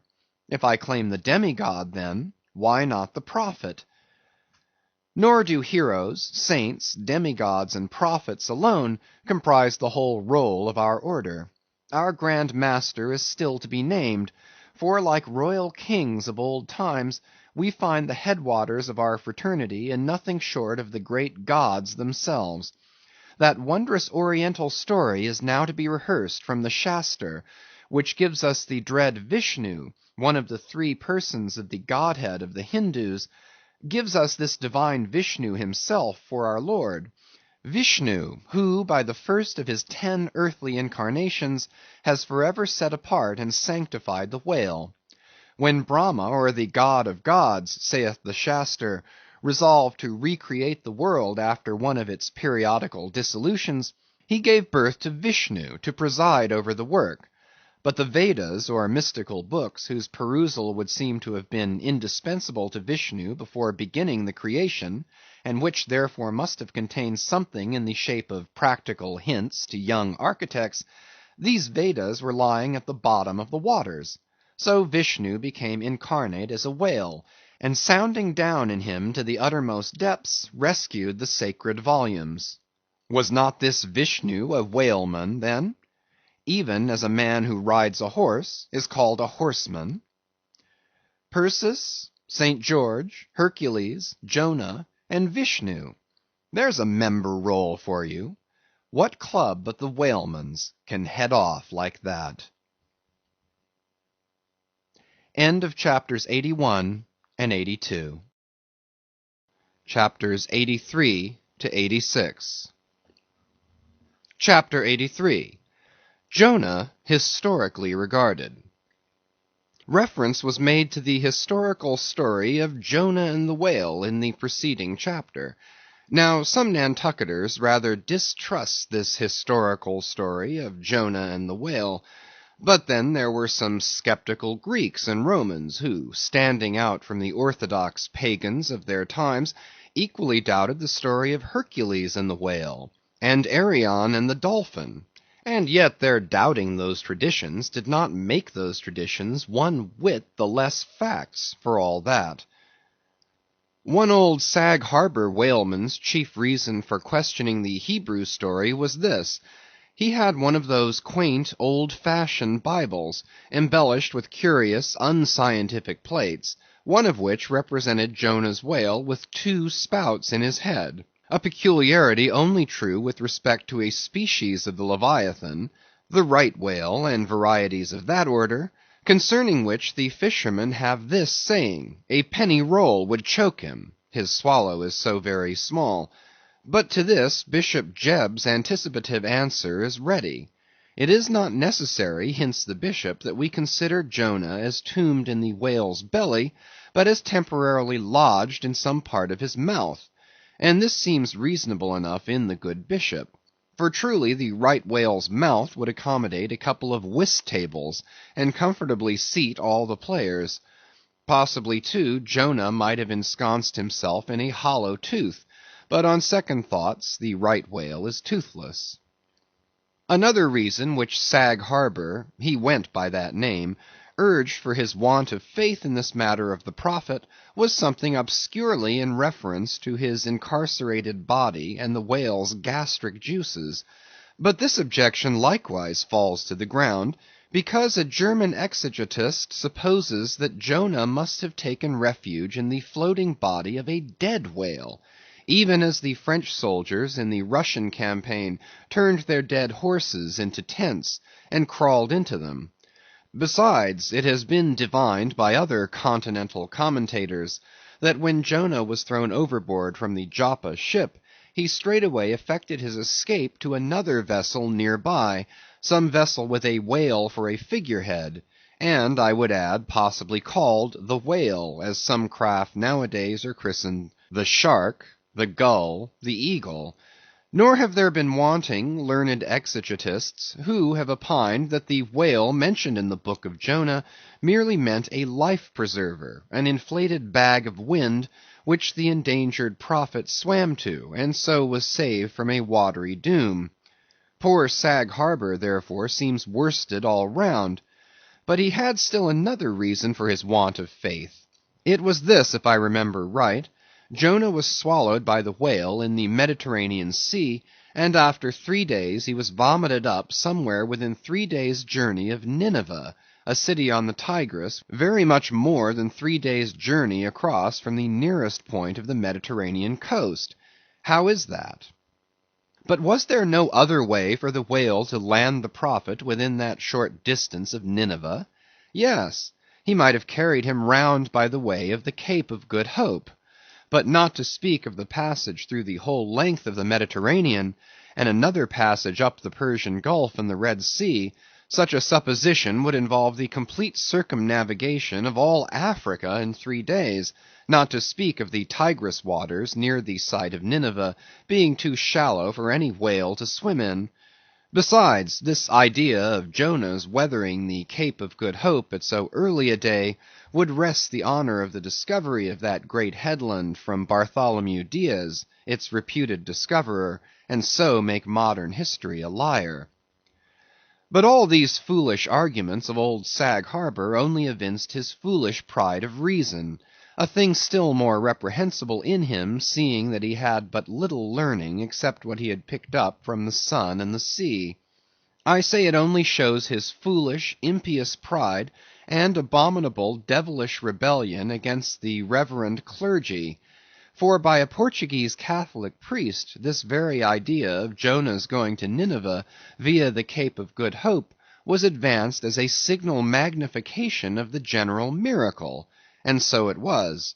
Besides, to this day the highly enlightened Turks devoutly believe in the historical story of Jonah.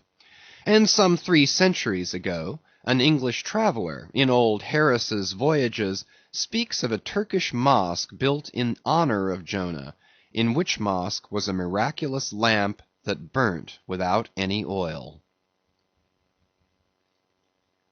Chapter 84. Pitch-poling. To make them run easily and swiftly, the axles of carriages are anointed. And for much the same purpose, some whalers perform an analogous operation upon their boat. They grease the bottom. Nor is it to be doubted that as such a procedure can do no harm, it may possibly be of no contemptible advantage, considering that oil and water are hostile, that oil is a sliding thing, and that the object in view is to make the boat slide bravely. Queequeg believes strongly in anointing his boat, and one morning, not long after the German ship Jungfrau disappeared, took more than customary pains in that occupation, crawling under its bottom where he hung over the side, and rubbing in the unctuousness as though diligently seeking to ensure a crop of hair from the craft's bald keel. He seemed to be working in obedience to some particular presentiment. Nor did it remain unwarranted by the event. Towards noon, whales were raised, but so soon as the ship sailed down to them, they turned and fled with swift precipitancy, a disordered flight, as of Cleopatra's barges from Actium. Nevertheless, the boats pursued, and Stubbs was foremost. By great exertion, Tashtego at last succeeded in planting one iron, but the stricken whale, without at all sounding, still continued his horizontal flight, with added fleetness. Such unintermitted strainings upon the planted iron must sooner or later inevitably extract it. It became imperative to lance the flying whale, or be content to lose him. But to haul the boat up to his flank was impossible, he swam so fast and furious. What then remained?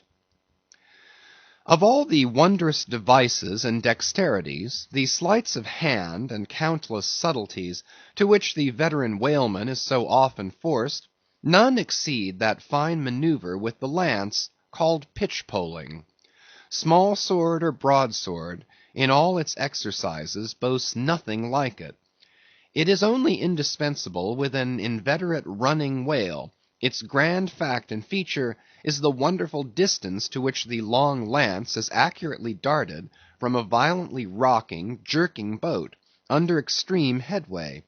Steel and wood included, the entire spear is some 10 or 12 feet in length, the staff is much slighter than that of the harpoon, and also of lighter material, pine. It is furnished with a small rope called a warp, of considerable length, by which it can be hauled back to the hand after darting.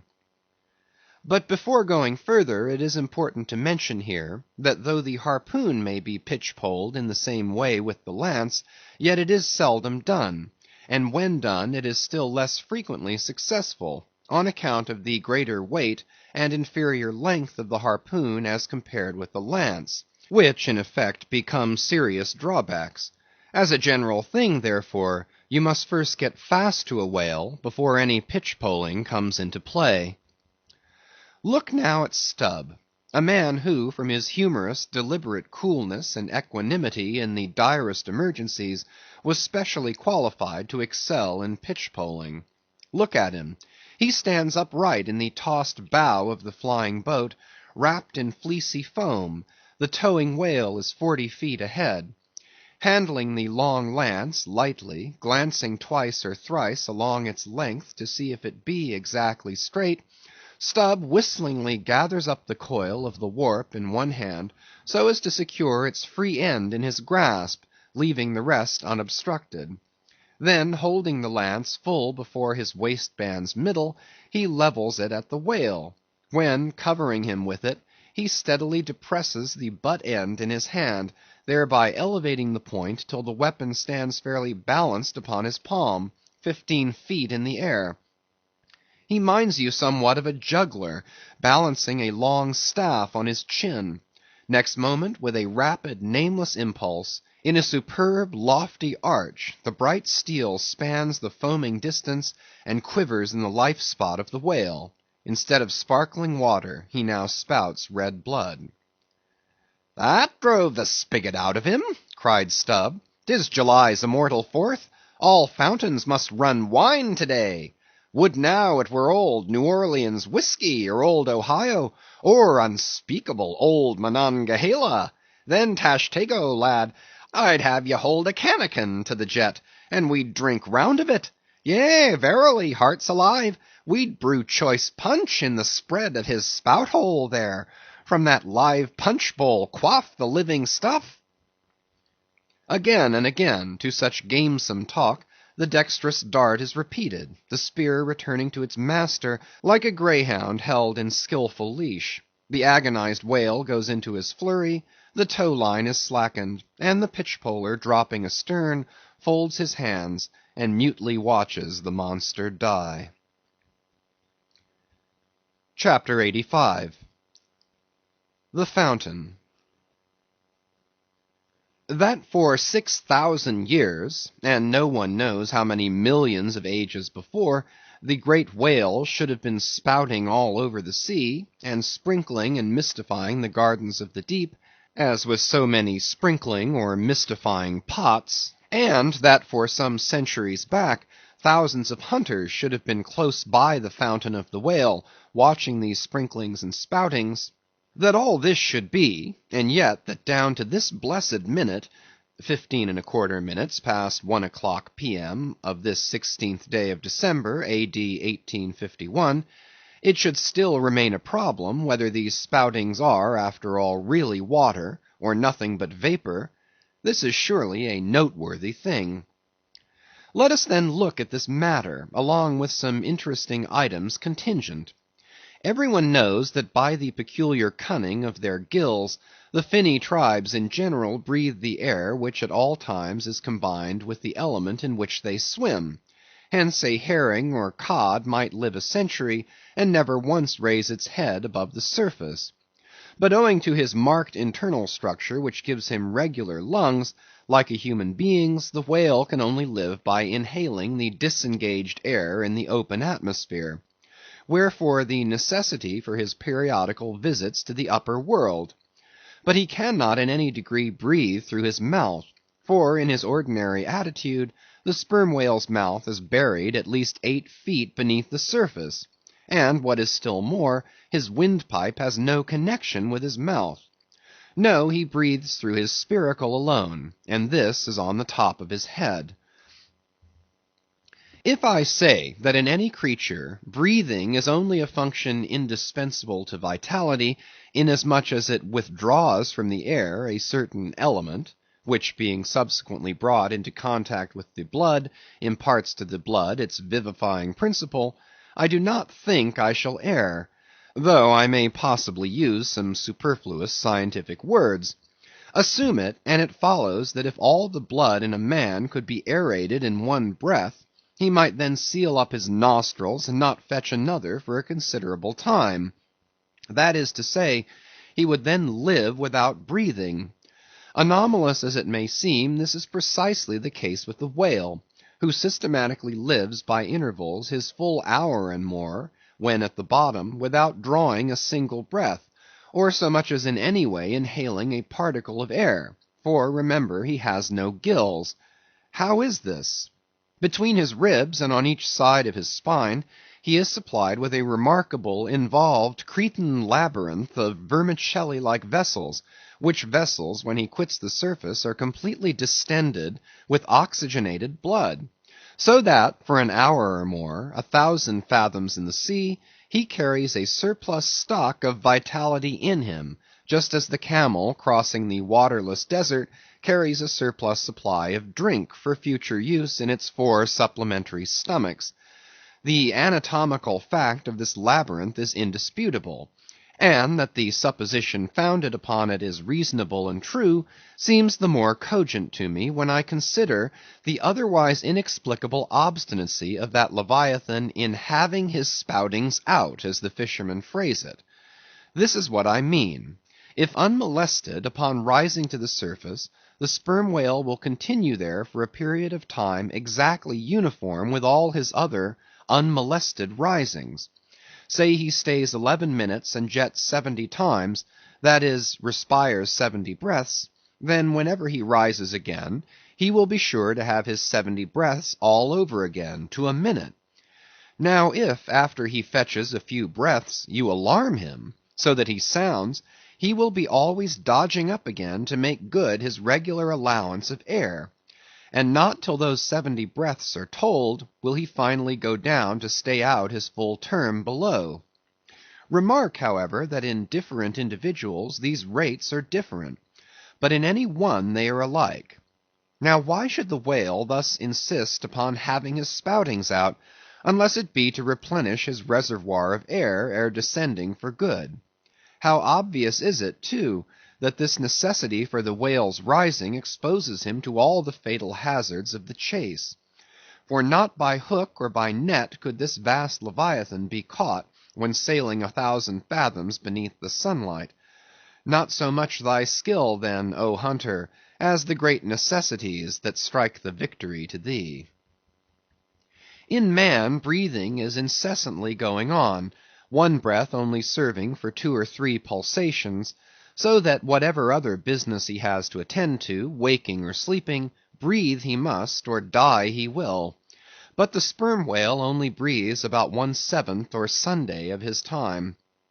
It has been said that the whale only breathes through his spout hole. If it could truthfully be added that his spouts are mixed with water, then I opine we should be furnished with the reason why his sense of smell seems obliterated in him; for the only thing about him that at all answers to his nose is that identical spout hole, and being so clogged with 2 elements, it could not be expected to have the power of smelling. But owing to the mystery of the spout, whether it be water or whether it be vapor, no absolute certainty can as yet be arrived at on this head. Sure it is, nevertheless, that the sperm whale has no proper olfactories. But what does he want of them? No roses, no violets, no cologne water in the sea.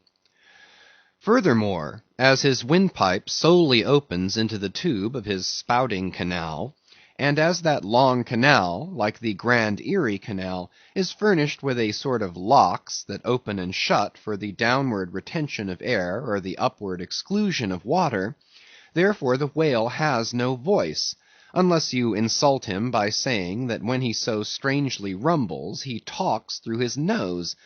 But then again, what has the whale to say? Seldom have I known any profound being that had anything to say to this world, unless forced to stammer out something by way of getting a living. Oh, happy that the world is such an excellent listener. Now the spouting canal of the sperm whale, chiefly intended as it is for the conveyance of air, and for several feet laid along horizontally just beneath the upper surface of his head, and a little to one side, this curious canal is very much like a gas pipe laid down in a city on one side of a street. But the question returns whether this gas pipe is also a water pipe; in other words, whether the spout of the sperm whale is the mere vapor of the exhaled breath, or whether that exhaled breath is mixed with water taken in at the mouth, and discharged through the spiracle. It is certain that the mouth indirectly communicates with the spouting canal, but it cannot be proved that this is for the purpose of discharging water through the spiracle. because the greatest necessity for so doing would seem to be when in feeding he accidentally takes in water. But the sperm whale's food is far beneath the surface, and there he cannot spout even if he would. Besides, if you regard him very closely, and time him with your watch, you will find that when unmolested, there is an undeviating rhyme between the periods of his jets and the ordinary periods of respiration. But why pester one with all this reasoning on the subject? Speak out! You have seen him spout, then declare what the spout is. Can you not tell water from air? My dear sir, in this world it is not so easy to settle these plain things. I have ever found your plain things the knottiest of all, and as for this whale spout, you might almost stand in it and yet be undecided as to what it is precisely. The central body of it is hidden in the snowy, sparkling mist enveloping it. And how can you certainly tell whether any water falls from it, when always, when you are close enough to a whale to get a close view of his spout, he is in a prodigious commotion, the water cascading all around him? And if at such times you should think that you really perceive drops of moisture in the spout, how do you know that they are not merely condensed from its vapor? Or how do you know that they are not those identical drops superficially lodged in the spout hole fissure, which is countersunk into the summit of the whale's head? For even when tranquilly swimming through the midday sea in a calm, with his elevated hump sun-dried as a dromedary's in the desert, even then the whale always carries a small basin of water on his head, as under a blazing sun you will sometimes see a cavity in a rock filled up with rain. Nor is it at all prudent for the hunter to be over-curious touching the precise nature of the whale's spout. It will not do for him to be peering into it and putting his face in it. You cannot go with your pitcher to this fountain and fill it and bring it away. For even when coming into slight contact with the outer vapory shreds of the jet, which will often happen, your skin will feverishly smart from the acridness of the thing so touching it. And I know one who, coming into still closer contact with the spout, whether with some scientific object in view or otherwise, I cannot say, the skin peeled off from his cheek and arm. Wherefore among whalemen the spout is deemed poisonous. They try to evade it. Another thing, I have heard it said, and I do not much doubt it, that if the jet is fairly spouted into your eyes, it will blind you. The wisest thing the investigator can do, then, it seems to me, is to let this deadly spout alone. Still, we can hypothesize, even if we cannot prove and establish. My hypothesis is this, that the spout is nothing but mist. And besides other reasons, to this conclusion I am impelled by considerations touching the great inherent dignity and sublimity of the sperm whale. I account him no common shallow being, inasmuch as it is an undisputed fact that he is never found on soundings or near shores. All other whales sometimes are. He is both ponderous and profound. And I am convinced that from the heads of all ponderous, profound beings, such as Plato, Pyrrho, the Devil, Jupiter, Dante, and so on, there always goes up a certain semi-visible steam while in the act of thinking deep thoughts. While composing a little treatise on eternity, I had the curiosity to place a mirror before me, and ere long saw reflected there a curious, involved worming and undulation in the atmosphere over my head, the invariable moisture of my hair, while plunged in deep thought, after 6 cups of hot tea in my thin shingled attic of an August noon. This seems an additional argument for the above supposition. And how nobly it raises our conceit of the mighty, misty monster, to behold him solemnly sailing through a calm tropical sea, his vast mild head overhung by a canopy of vapor, engendered by his incommunicable contemplations, and that vapor, as you will sometimes see it, glorified by a rainbow, as if heaven itself had put its seal upon his thoughts. For, do you see, rainbows do not visit the clear air, they only irradiate vapor. And so, through all the thick mists of the dim doubts in my mind, divine intuitions now and then shoot, enkindling my fog with a heavenly ray. And for this I thank God, for all have doubts, many deny, but doubts or denials, few along with them have intuitions. Doubts of all things earthly, and intuitions of some things heavenly, this combination makes neither believer nor infidel, but makes a man who regards them both with equal eye. Chapter 86. The Tale. Other poets have warbled the praises of the soft eye of the antelope, and the lovely plumage of the bird that never alights. Less celestial, I celebrate a tale. Reckoning the largest sized sperm whale's tail to begin at that point of the trunk where it tapers to about the girth of a man, it comprises, upon its upper surface alone, an area of at least 50 square feet. The compact round body of its root expands into two broad, firm, flat palms or flukes, gradually shoaling away to less than an inch in thickness. At the crotch or junction these flukes slightly overlap, then sideways recede from each other like wings, leaving a wide vacancy between. In no living thing are the lines of beauty more exquisitely defined than in the crescentic borders of these flukes. At its utmost expansion in the full-grown whale, the tail will considerably exceed 20 feet across. The entire member seems a dense webbed bed of welded sinews, but cut into it and you find that 3 distinct strata compose it, upper, middle, and lower. The fibers in the upper and lower layers are long and horizontal, those of the middle one very short and running crosswise between the outside layers. This triune structure, as much as anything else, imparts power to the tail. To the student of old Roman walls, the middle layer will furnish a curious parallel to the thin course of tiles always alternating with the stone in those wonderful relics of the antique, and which undoubtedly contribute so much to the great strength of the masonry.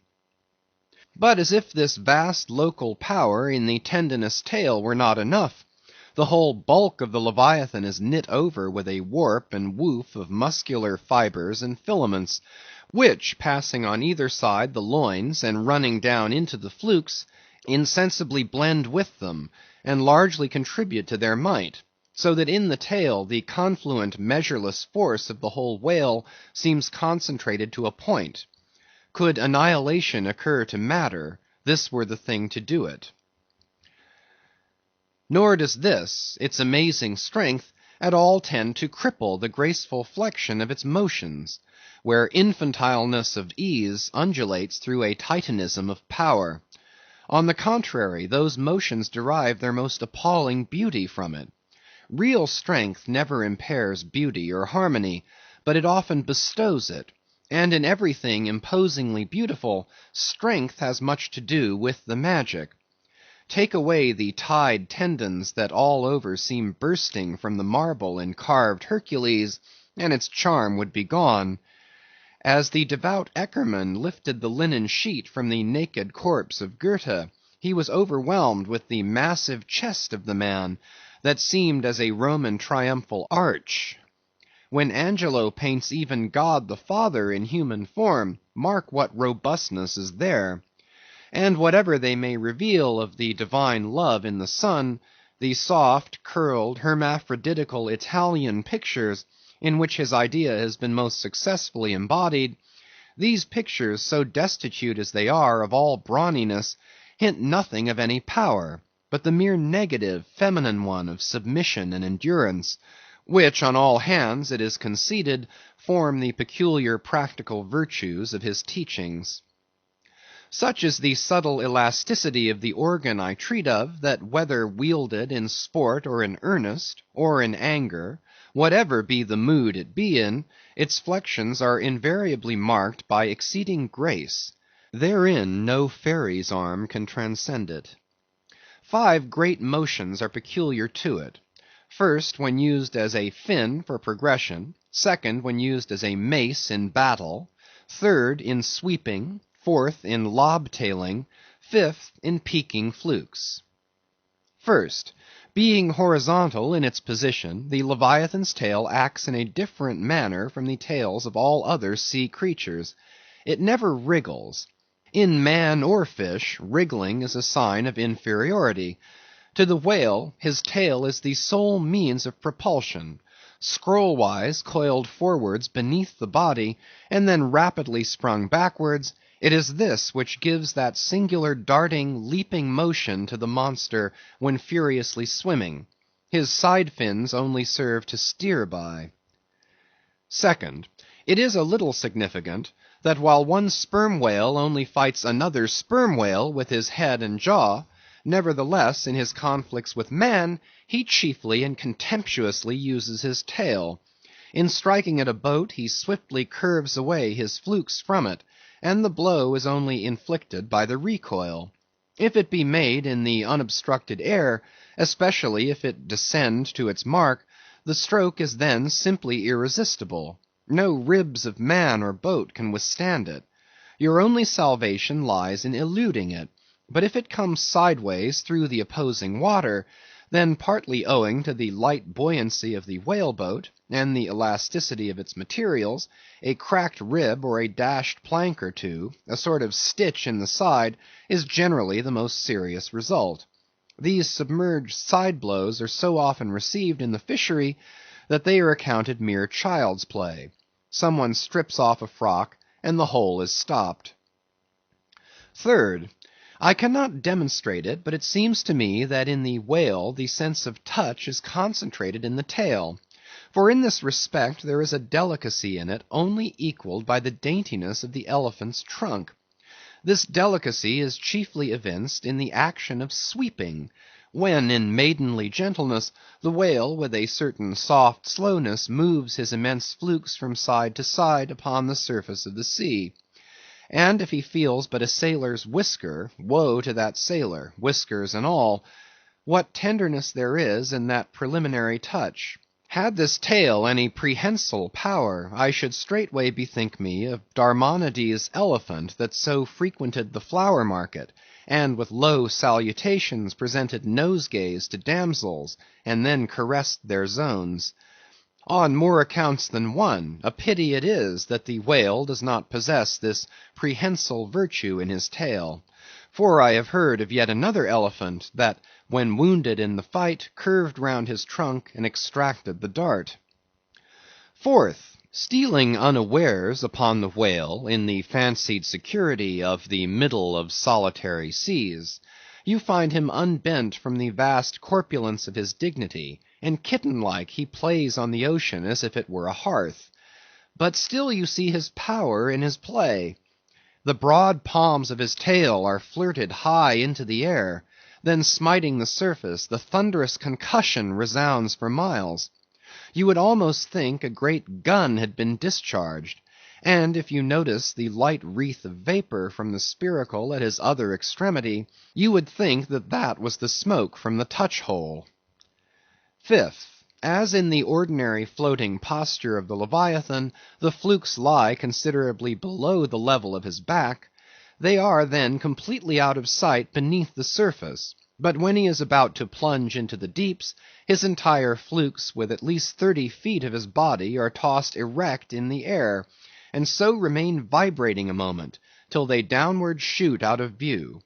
Excepting the sublime breach, somewhere else to be described, this peaking of the whale's flukes is perhaps the grandest sight to be seen in all animated nature. Out of the bottomless profundities the gigantic tail seems spasmodically snatching at the highest heaven. So in dreams have I seen majestic Satan thrusting forth his tormented colossal claw from the flame Baltic of hell. But in gazing at such scenes, it is all in all what mood you are in. If in the Dantean, the devils will occur to you; if in that of Isaiah, the archangels. Standing at the masthead of my ship during a sunrise that crimsoned sky and sea, I once saw a large herd of whales in the east, all heading towards the sun, and for a moment vibrating in concert with peaked flukes. As it seemed to me at the time, such a grand embodiment of adoration of the gods was never beheld. even in Persia, the home of the fire worshippers. As Ptolemy Philopater testified of the African elephant, I then testified of the whale, pronouncing him the most devout of all beings. For, according to King Juba, the military elephants of antiquity often hailed the morning with their trunks uplifted in the profoundest silence. The chance comparison in this chapter between the whale and the elephant, so far as some aspects of the tail of the one and the trunk of the other are concerned, should not tend to place those two opposite organs on an equality, much less the creatures to which they respectively belong. For as the mightiest elephant is but a terrier to Leviathan, so, compared with Leviathan's tail, his trunk is but the stalk of a lily. The most direful blow from the elephant's trunk were as the playful tap of a fan, compared with the measureless crush and crash of the sperm whale's ponderous flukes, which in repeated instances have one after the other hurled entire boats with all their oars and crews into the air, very much as an Indian juggler tosses his balls. Footnote: though all comparison in the way of general bulk between the whale and the elephant is preposterous, inasmuch as in that particular the elephant stands in much the same respect to the whale as a dog does to the elephant, nevertheless there are not wanting some points of curious similitude. Among these is the spout. It is well known that the elephant will often draw up water or dust in his trunk, and then, elevating it, jet it forth in a stream. End of footnote. The more I consider this mighty tale, the more do I deplore my inability to express it. At times there are gestures in it, which, though they would well grace the hand of man, remain wholly inexplicable. In an extensive herd, so remarkable occasionally are these mystic gestures, that I have heard hunters who have declared them akin to Freemason signs and symbols, that the whale indeed by these methods intelligently conversed with the world. Nor are there wanting other motions of the whale in his general body, full of strangeness and unaccountable to his most experienced assailant. Dissect him how I may, then, I go but skin deep. I know him not, and never will. But if I know not even the tail of this whale, how understand his head? Much more how comprehend his face, when face he has none? Thou shalt see my back parts, my tail, he seems to say, but my face shall not be seen. But I cannot completely make out his back parts, and hint what he will about his face, I say again, he has no face. End of chapters 83 to 86. Chapters 87 and 88. Chapter 87. The Grand Armada. The long and narrow peninsula of Malacca, extending southeastward from the territories of Burma, forms the most southerly point of all Asia. In a continuous line from that peninsula stretch the long islands of Sumatra, Java, Bali, and Timor, which, with many others, form a vast mole or rampart lengthwise connecting Asia with Australia, and dividing the long unbroken Indian Ocean from the thickly studded Oriental archipelagos. This rampart is pierced by several sally ports for the convenience of ships and whales, conspicuous among which are the Straits of Sunda and Malacca. By the Straits of Sunda chiefly, vessels bound to China from the west emerge into the China seas. Those narrow Straits of Sunda divide Sumatra from Java, and standing midway in that vast rampart of islands, buttressed by that bold green promontory known to seamen as Java Head, they not a little correspond to the central gateway opening into some vast walled empire. And considering the inexhaustible wealth of spices and silks, and jewels and gold and ivory, with which the 1,000 islands of that Oriental Sea are enriched, it seems a significant provision of nature that such treasures, by the very formation of the land, should at least bear the appearance, however ineffectual, of being guarded from the all-grasping Western world. The shores of the Straits of Sunda are unsupplied with those domineering fortresses which guard the entrances to the Mediterranean, the Baltic, and the Propontis. Unlike the Danes, these Orientals do not demand the obsequious homage of lowered topsails from the endless procession of ships before the wind, which for centuries past, by night and day, have passed between the islands of Sumatra and Java, freighted with the costliest cargoes of the East. But while they freely waive a ceremonial like this, they do by no means renounce their claim to more solid tribute. Time out of mind, the piratical proas of the Malays, lurking among the low-shaded coves and islets of Sumatra, have sallied out upon the vessels sailing through the straits, fiercely demanding tribute at the point of their spears. Though by the repeated bloody chastisements they have received at the hands of European cruisers, the audacity of these corsairs has of late been somewhat repressed, yet even at the present day we occasionally hear of English and American vessels, which in those waters have been remorselessly boarded and pillaged. With a fair fresh wind, the Pequod was now drawing nigh to these straits, Ahab purposing to pass through them into the Javan seas, and thence, cruising northward, over waters known to be frequented here and there by the sperm whale, sweep inshore by the Philippine Islands, and gain the far coast of Japan, in time for the great whaling season there. By these means the circumnavigating Pequod would sweep almost all the known sperm whale cruising grounds of the world, previous to descending upon the line in the Pacific, where Ahab, though everywhere else foiled in his pursuit, firmly counted upon giving battle to Moby Dick in the sea he was most known to frequent, and at a season when he might most reasonably be presumed to be haunting it. But how now? In this zoned quest, does Ahab touch no land? Does his crew drink air? Surely he will stop for water. Nay, for a long time now, the circus-running sun has raced within his fiery ring, and needs no sustenance but what's in himself. So Ahab. Mark this, too, in the whaler. While other hulls are loaded down with alien stuff, to be transferred to foreign wharves, the world-wandering whale ship carries no cargo but herself and crew, their weapons and their wants. She has a whole lake's contents bottled in her ample hold. She is ballasted with utilities, not altogether with unusable pig-lead and kent-ledge. She carries years' water in her. Clear old prime Nantucket water, which, when 3 years afloat, the Nantucketer in the Pacific prefers to drink before the brackish fluid but yesterday rafted off in casks from the Peruvian or Indian streams. Hence it is that, while other ships may have gone to China from New York and back again, touching at a score of ports, the whale ship in all that interval may not have sighted one grain of soil, her crew having seen no man but floating seamen like themselves. So that, did you carry them the news that another flood had come, they would only answer, well, boys, here's the ark.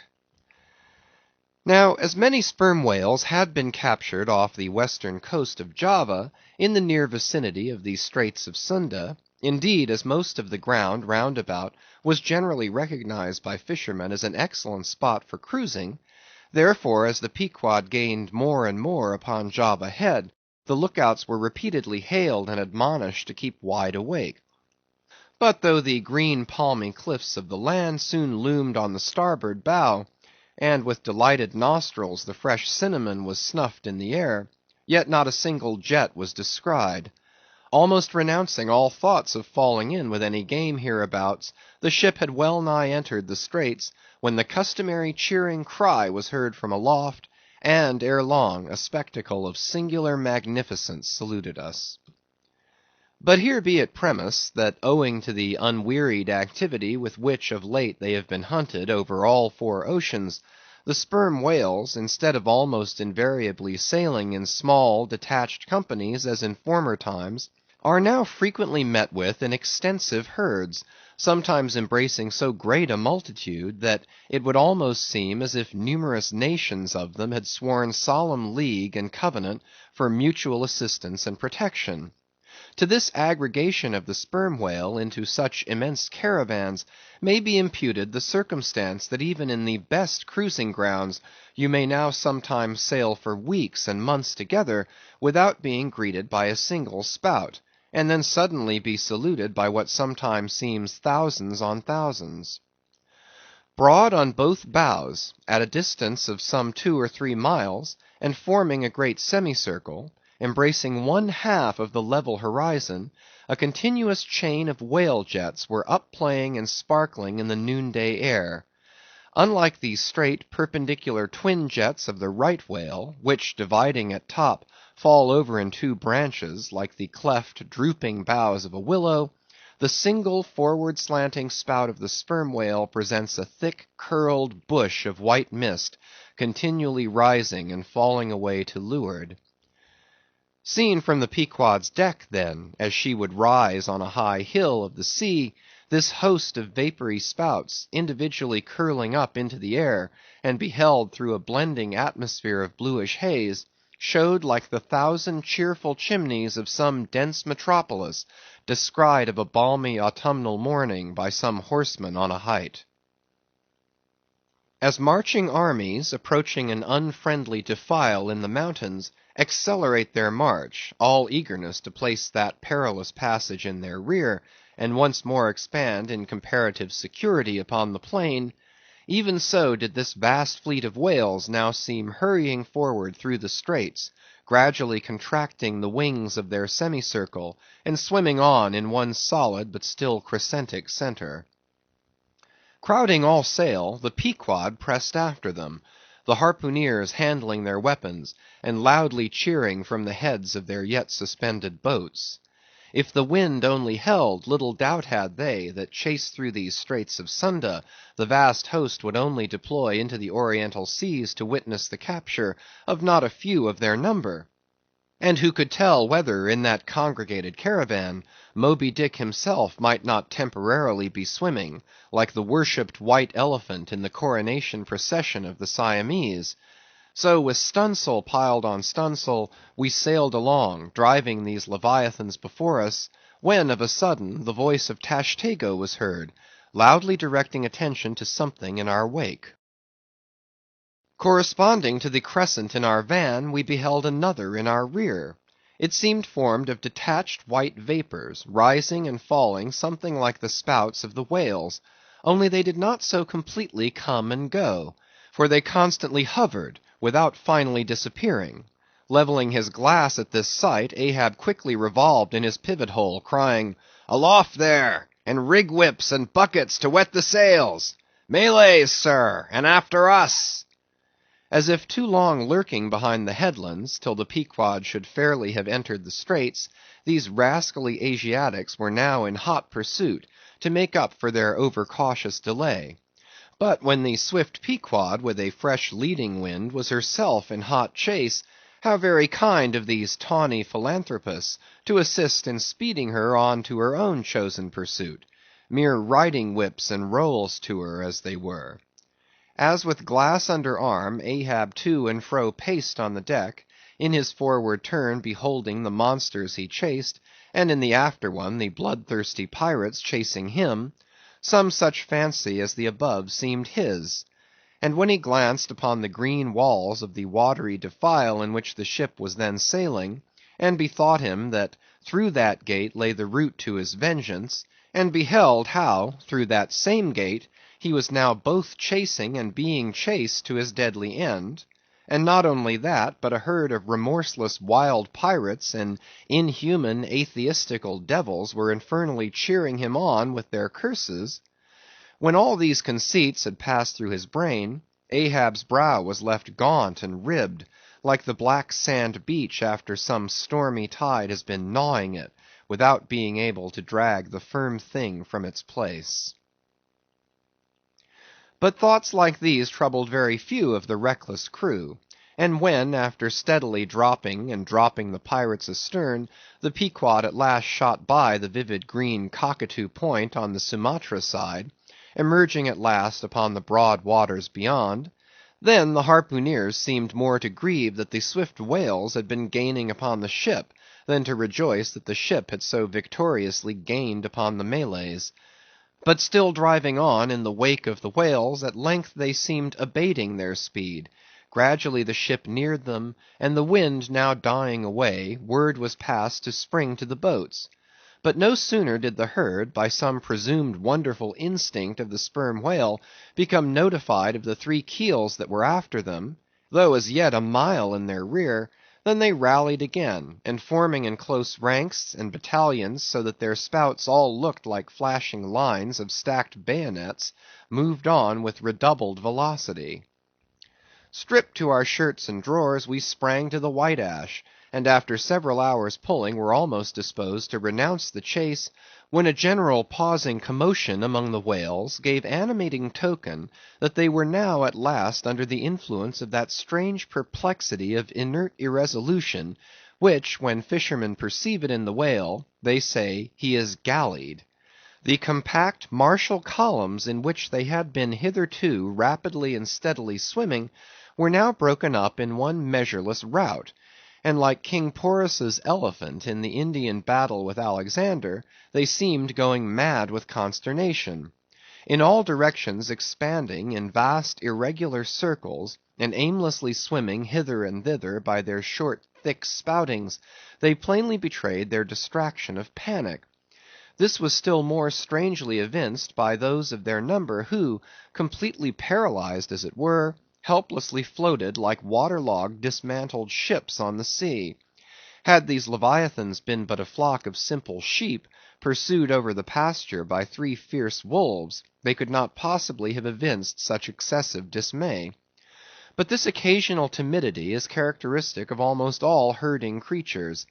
Though banding together in tens of thousands, the lion-maned buffaloes of the West have fled before a solitary horseman. Witness, too, all human beings, how when herded together in the sheepfold of a theatre's pit, they will, at the slightest alarm of fire, rush helter-skelter for the outlets, crowding, trampling, jamming, and remorselessly dashing each other to death. Best, therefore, withhold any amazement at the strangely gallied whales before us, for there is no folly of the beasts of the earth which is not infinitely outdone by the madness of men. Though many of the whales, as has been said, were in violent motion, yet it is to be observed that as a whole the herd neither advanced nor retreated, but collectively remained in one place. As is customary in those cases, the boats at once separated, each making for some one lone whale on the outskirts of the shoal. In about 3 minutes' time, Queequeg's harpoon was flung. The stricken fish darted blinding spray in our faces, and then running away with us like light, steered straight for the heart of the herd. Though such a movement on the part of the whale struck under such circumstances is in no wise unprecedented, and indeed is almost always more or less anticipated, yet does it present one of the more perilous vicissitudes of the fishery. For as the swift monster drags you deeper and deeper into the frantic shoal, you bid adieu to circumspect life, and only exist in a delirious throb. As, blind and deaf, the whale plunged forward, as if by sheer power of speed to rid himself of the iron leech that had fastened to him, as we thus tore a white gash in the sea, on all sides menaced as we flew by the crazed creatures to and fro rushing about us, our beset boat was like a ship mobbed by ice isles in a tempest, and striving to steer through their complicated channels and straits, not knowing at what moment it may be locked in and crushed. But not a bit daunted, Queequeg steered us manfully, now sheering off from this monster directly across our route in advance, now edging away from that, whose colossal flukes were suspended overhead, while all the time Starbuck stood up in the bows, lance in hand, pricking out of our way whatever whales he could reach by short darts, for there was no time to make long ones. Nor were the oarsmen quite idle, though their wonted duty was now altogether dispensed with. They chiefly attended to the shouting part of the business. "Out of the way, Commodore!" cried one, to a great dromedary that of a sudden rose bodily to the surface, and for an instant threatened to swamp us. "Hard down with your tail there!" cried a second to another, which, close to our gunwale, seemed calmly cooling himself with his own fan-like extremity. All whale boats carry certain curious contrivances, originally invented by the Nantucket Indians, called drugs. Two thick squares of wood of equal size are stoutly clenched together, so that they cross each other's grain at right angles. A line of considerable length is then attached to the middle of this block, and the other end of the line being looped, it can in a moment be fastened to a harpoon. It is chiefly among gallied whales that this drug is used, for then more whales are close round you than you can possibly chase at one time.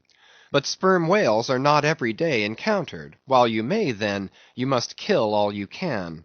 And if you cannot kill them all at once, you must wing them, so that they can be afterwards killed at your leisure. Hence it is that at times like these the drug comes into requisition. Our boat was furnished with 3 of them. The first and second were successfully darted, and we saw the whales staggeringly running off, fettered by the enormous sidelong resistance of the towing drug. They were cramped like malefactors with the chain and ball.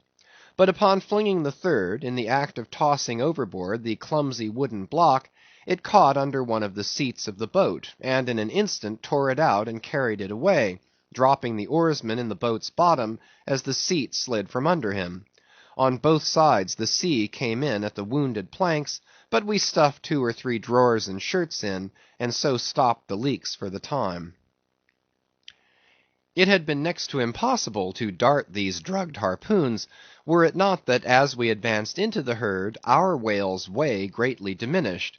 Moreover, that as we went still further and further from the circumference of commotion, the direful disorders seemed waning. So that when at last the jerking harpoon drew out, and the towing whale sideways vanished, then, with the tapering force of his parting momentum, we glided between 2 whales into the innermost heart of the shoal, as if from some mountain torrent we had slid into a serene valley lake. Here the storms in the roaring glens between the outermost whales were heard, but not felt. In this central expanse the sea presented that smooth, satin-like surface called a sleek, produced by the subtle moisture thrown off by the whale in his more quiet moods. Yes, we were now in that enchanted calm which they say lurks at the heart of every commotion. And still in the distracted distance we beheld the tumults of the outer concentric circles, and saw successive pods of whales, 8 or 10 in each, swiftly going round and round, like multiplied spans of horses in a ring, and so closely shoulder to shoulder, that a Titanic circus rider might easily have overarched the middle ones, and so have gone round on their backs. Owing to the density of the crowd of reposing whales more immediately surrounding the embayed axis of the herd, no possible chance of escape was at present afforded us. We must watch for a breach in the living wall that hemmed us in, the wall that had only admitted us in order to shut us up. Keeping at the center of the lake, we were occasionally visited by small tame cows and calves, the women and children of this routed host. Now, inclusive of the occasional wide intervals between the revolving outer circles, and inclusive of the spaces between the various pods in any one of those circles, the entire area at this juncture, embraced by the whole multitude, must have contained at least 2 or 3 square miles. At any rate, though indeed such a test at such a time might be deceptive, spoutings might be discovered from our low boat that seemed playing up almost from the rim of the horizon. I mention this circumstance because, as if the cows and calves had been purposely locked up in this innermost fold, and as if the wide extent of the herd had hitherto prevented them from learning the precise cause of its stopping, or possibly being so young, unsophisticated, and every way innocent and inexperienced, however it may have been, these smaller whales, now and then visiting our becalmed boat from the margin of the lake, evinced a wondrous fearlessness and confidence, or else a still becharmed panic which it was impossible not to marvel at. Like household dogs they came snuffling round us, right up to our gunwales, and touching them, till it almost seemed that some spell had suddenly domesticated them. Queequeg patted their foreheads, Starbuck scratched their backs with his lance, but fearful of the consequences, for the time refrained from darting it. But far beneath this wondrous world upon the surface, another and still stranger world met our eye as we gazed over the side. For suspended in those watery vaults floated the forms of the nursing mothers of the whales, and those that of their enormous girth seemed shortly to become mothers.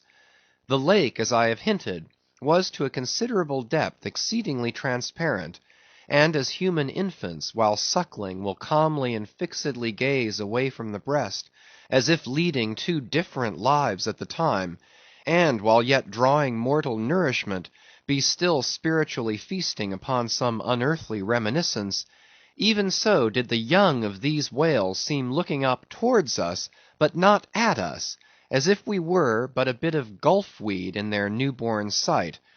Floating on their sides, the mothers also seemed quietly eyeing us. One of these little infants, that from certain queer tokens seemed hardly a day old, might have measured some 14 feet in length, and some 6 feet in girth. He was a little frisky, though as yet his body seemed scarce yet recovered from that irksome position it had so lately occupied in the maternal reticule, where, tail to head, and all ready for the final spring, the unborn whale lies bent like a Tartar's bow.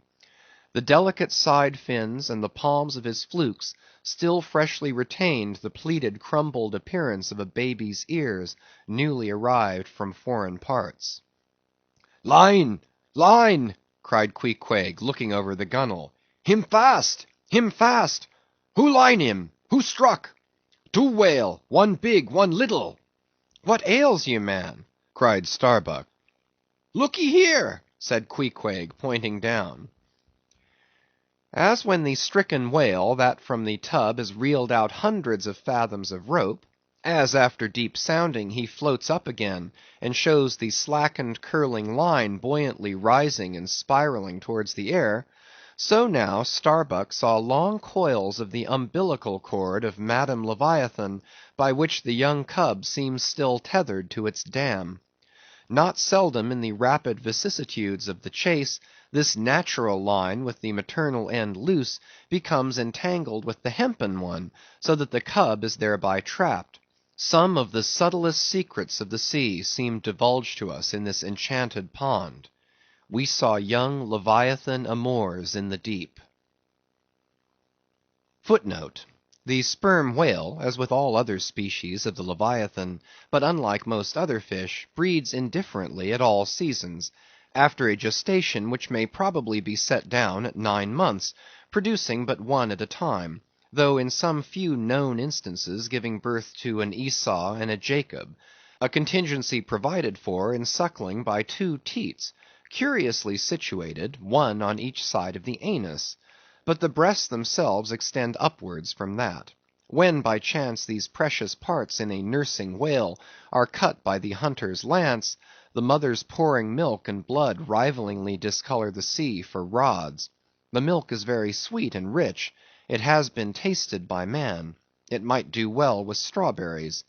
When overflowing with mutual esteem, the whales salute more hominum. End of footnote. And thus, though surrounded by circle upon circle of consternations and affrights, did these inscrutable creatures at the centre freely and fearlessly indulge in all peaceful concernments; yea, serenely revelled in dalliance and delight. But even so, amid the tornadoed Atlantic of my being, do I myself still for ever centrally disport in mute calm; and while ponderous planets of unwaning woe revolve round me, deep down and deep inland, there I still bathe me in eternal mildness of joy. Meanwhile, as we thus lay entranced, the occasional sudden frantic spectacles in the distance evinced the activity of the other boats, still engaged in drugging the whales on the frontier of the host, or possibly carrying on the war within the first circle, where abundance of room and some convenient retreats were afforded them. But the sight of the enraged, drugged whales now and then blindly darting to and fro across the circles, was nothing to what at last met our eyes. It is sometimes the custom, when fast to a whale more than commonly powerful and alert, to seek to hamstring him, as it were, by sundering or maiming his gigantic tail tendon. It is done by darting a short-handled cutting spade, to which is attached a rope for hauling it back again. A whale wounded, as we afterwards learned, in this part, but not effectually as it seemed, had broken away from the boat, carrying along with him half of the harpoon line; and in the extraordinary agony of the wound, he was now dashing among the revolving circles like the lone mounted desperado Arnold at the battle of Saratoga, carrying dismay wherever he went. But agonizing as was the wound of this whale, and an appalling spectacle enough any way, yet the peculiar horror with which he seemed to inspire the rest of the herd was owing to a cause which at first the intervening distance obscured from us. But at length we perceived that by one of the unimaginable accidents of the fishery, this whale had become entangled in the harpoon line that he towed. He had also run away with the cutting spade in him, and while the free end of the rope attached to that weapon had permanently caught in the coils of the harpoon line round his tail, the cutting spade itself had worked loose from his flesh; so that, tormented to madness, he was now churning through the water, violently flaying with his flexible tail, and tossing the keen spade about him, wounding and murdering his own comrades. This terrific object seemed to recall the whole herd from their stationary fright. First, the whales forming the margin of our lake began to crowd a little, and tumble against each other, as if lifted by half-spent billows from afar. Then the lake itself began faintly to heave and swell; the submarine bridal chambers and nurseries vanished; in more and more contracting orbits the whales in the more central circles began to swim in thickening clusters. Yes, the long calm was departing. A low advancing hum was soon heard, and then like the tumultuous masses of block ice when the great river Hudson breaks up in the spring, the entire host of whales came tumbling upon their inner center, as if to pile themselves up in one common mountain. Instantly Starbuck and Queequeg changed places, Starbuck taking the stern. "Oars, oars!" he intensely whispered, seizing the helm. "Grip your oars and clutch your souls now. My God, men, stand by! Shove him off, you, Queequeg! The whale there! Prick him! Hit him! Stand up! Stand up and stay so! Spring, men! Pull, men! Never mind their backs! Scrape them! Scrape away!" The boat was now all but jammed between two vast black bulks, leaving a narrow Dardanelles between their long lengths. But by desperate endeavor we at last shot into a temporary opening, then giving way rapidly, and at the same time earnestly watching for another outlet. After many similar hair-breadth escapes, we at last swiftly glided into what had just been one of the outer circles, but now crossed by random whales all violently making for one center. This lucky salvation was cheaply purchased by the loss of Queequeg's hat, who, while standing in the bows to prick the fugitive whales, had his hat taken clean from his head by the air eddy made by the sudden tossing of a pair of broad flukes close by. Riotous and disordered as the universal commotion now was, it soon resolved itself into what seemed a systematic movement; for having clumped together at last in one dense body, they then renewed their onward flight with augmented fleetness. Further pursuit was useless, but the boats still lingered in their wake to pick up what drugged whales might be dropped astern, and likewise to secure one which Flask had killed and waifed. The waif is a pennant pole, 2 or 3 of which are carried by every boat, and which, when additional game is at hand, are inserted upright into the floating body of a dead whale, both to mark its place on the sea, and also as token of prior possession, should the boats of any other ship draw near. The result of this lowering was somewhat illustrative of that sagacious saying in the fishery, the more whales, the less fish.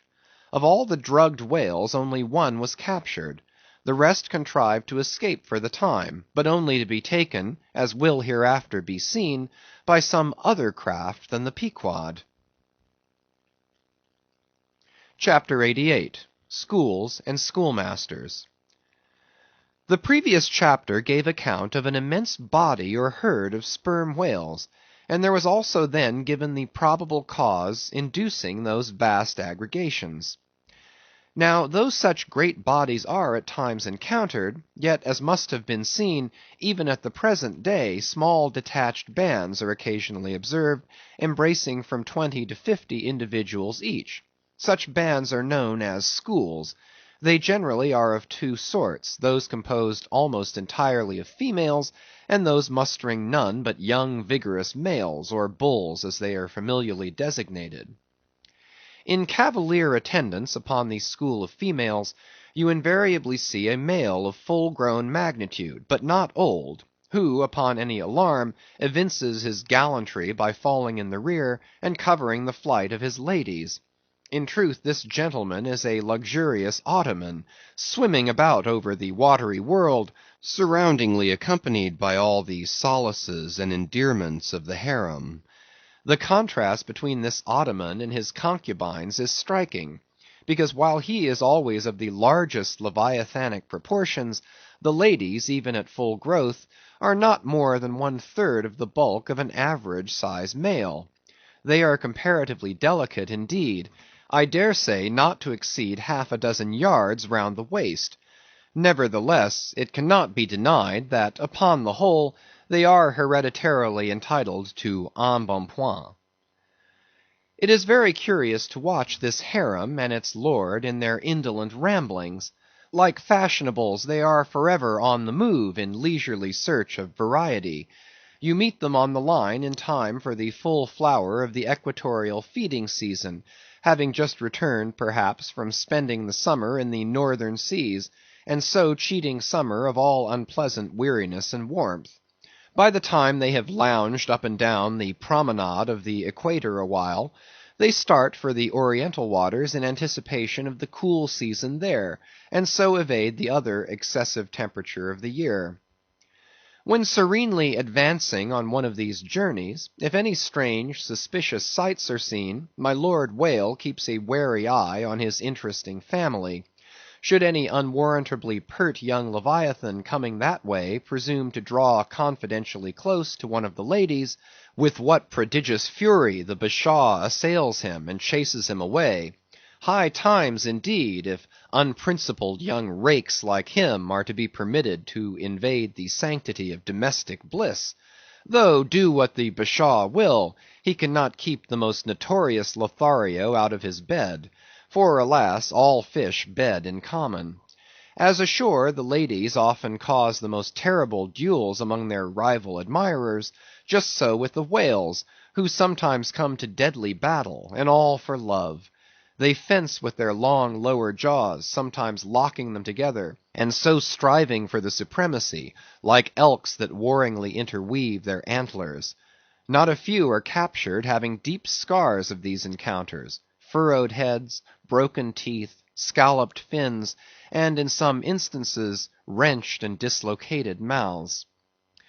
But supposing the invader of domestic bliss to betake himself away at the first rush of the harem's lord, then it is very diverting to watch that lord. Gently he insinuates his vast bulk among them again, and revels there awhile, still in tantalizing vicinity to young Lothario, like pious Solomon devoutly worshipping among his 1,000 concubines. Granting other whales to be in sight, the fisherman will seldom give chase to one of these Grand Turks, for these Grand Turks are too lavish of their strength, and hence their unctuousness is small. As for the sons and daughters they beget, why those sons and daughters must take care of themselves, at least with only the maternal help. For like certain other omnivorous, roving lovers that might be named, my Lord Whale has no taste for the nursery, however much for the bower; and so, being a great traveller, he leaves his anonymous babies all over the world, every baby an exotic. In good time, nevertheless, as the ardour of youth declines, as years and dumps increase, as reflection lends her solemn pauses, in short, as a general lassitude overtakes the sated Turk, then a love of ease and virtue supplants the love for maidens. our Ottoman enters upon the impotent, repentant, admonitory stage of life, forswears, disbands the harem, and grown to an exemplary, sulky old soul, goes about all alone among the meridians and parallels, saying his prayers, and warning each young Leviathan from his amorous errors. Now, as the harem of whales is called by the fishermen a school, so is the lord and master of that school technically known as the schoolmaster. It is therefore not in strict character, however admirably satirical, that after going to school himself, he should then go abroad inculcating not what he learned there, but the folly of it. His title, schoolmaster, would very naturally seem derived from the name bestowed upon the harem itself, but some have surmised that the man who first thus entitled this sort of Ottoman whale must have read the memoirs of Vidocq, and informed himself what sort of a country schoolmaster that famous Frenchman was in his younger days, and what was the nature of those occult lessons he inculcated into some of his pupils. The same secludedness and isolation to which the schoolmaster whale betakes himself in his advancing years is true of all aged sperm whales. Almost universally, a lone whale, as a solitary Leviathan is called, proves an ancient one.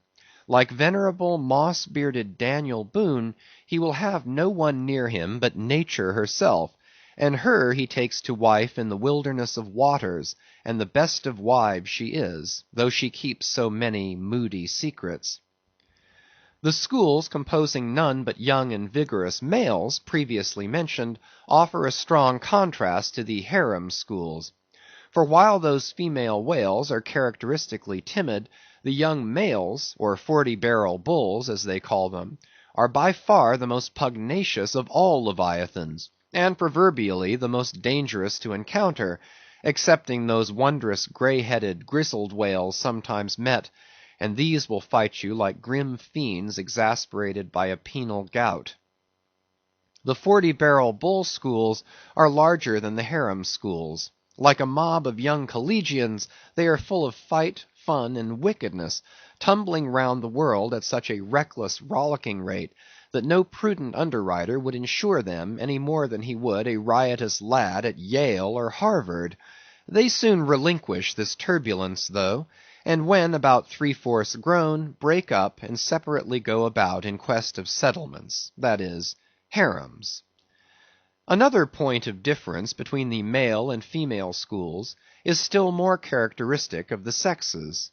Say you strike a 40-barrel bull, poor devil, all his comrades quit him. But strike a member of the harem school, and her companions swim around her with every token of concern, sometimes lingering so near her and so long as themselves to fall a prey. End of chapters 87 and 88. Chapters 89 to 91. Chapter 89. Fast Fish and Loose Fish. The allusion to the waif and waif poles in the last chapter but one necessitates some account of the laws and regulations of the whale fishery, of which the waif may be deemed the grand symbol and badge. It frequently happens that when several ships are cruising in company, a whale may be struck by one vessel, then escape and be finally killed and captured by another vessel. And herein are indirectly comprised many minor contingencies, all partaking of this one grand feature. For example, after a weary and perilous chase and capture of a whale, the body may get loose from the ship by reason of a violent storm, and drifting far away to leeward, be retaken by a second whaler, who, in a calm, snugly tows it alongside, without risk of life or line. Thus the most vexatious and violent disputes would often arise between the fishermen, were there not some written or unwritten, universal, undisputed law applicable to all cases. Perhaps the only formal whaling code authorized by legislative enactment was that of Holland. It was decreed by the States General in A.D. 1695. But though no other nation has ever had any written whaling law, Yet the American fishermen have been their own legislators and lawyers in this matter. They have provided a system which for terse comprehensiveness surpasses Justinian's Pandects and the bylaws of the Chinese Society for the suppression of meddling with other people's business. Yes, the laws might be engraven on a Queen Anne's farthing, or the barb of a harpoon, and worn round the neck, so small are they. 1. A fast fish belongs to the party fast to it. 2. A loose fish is fair game for anybody who can soonest catch it.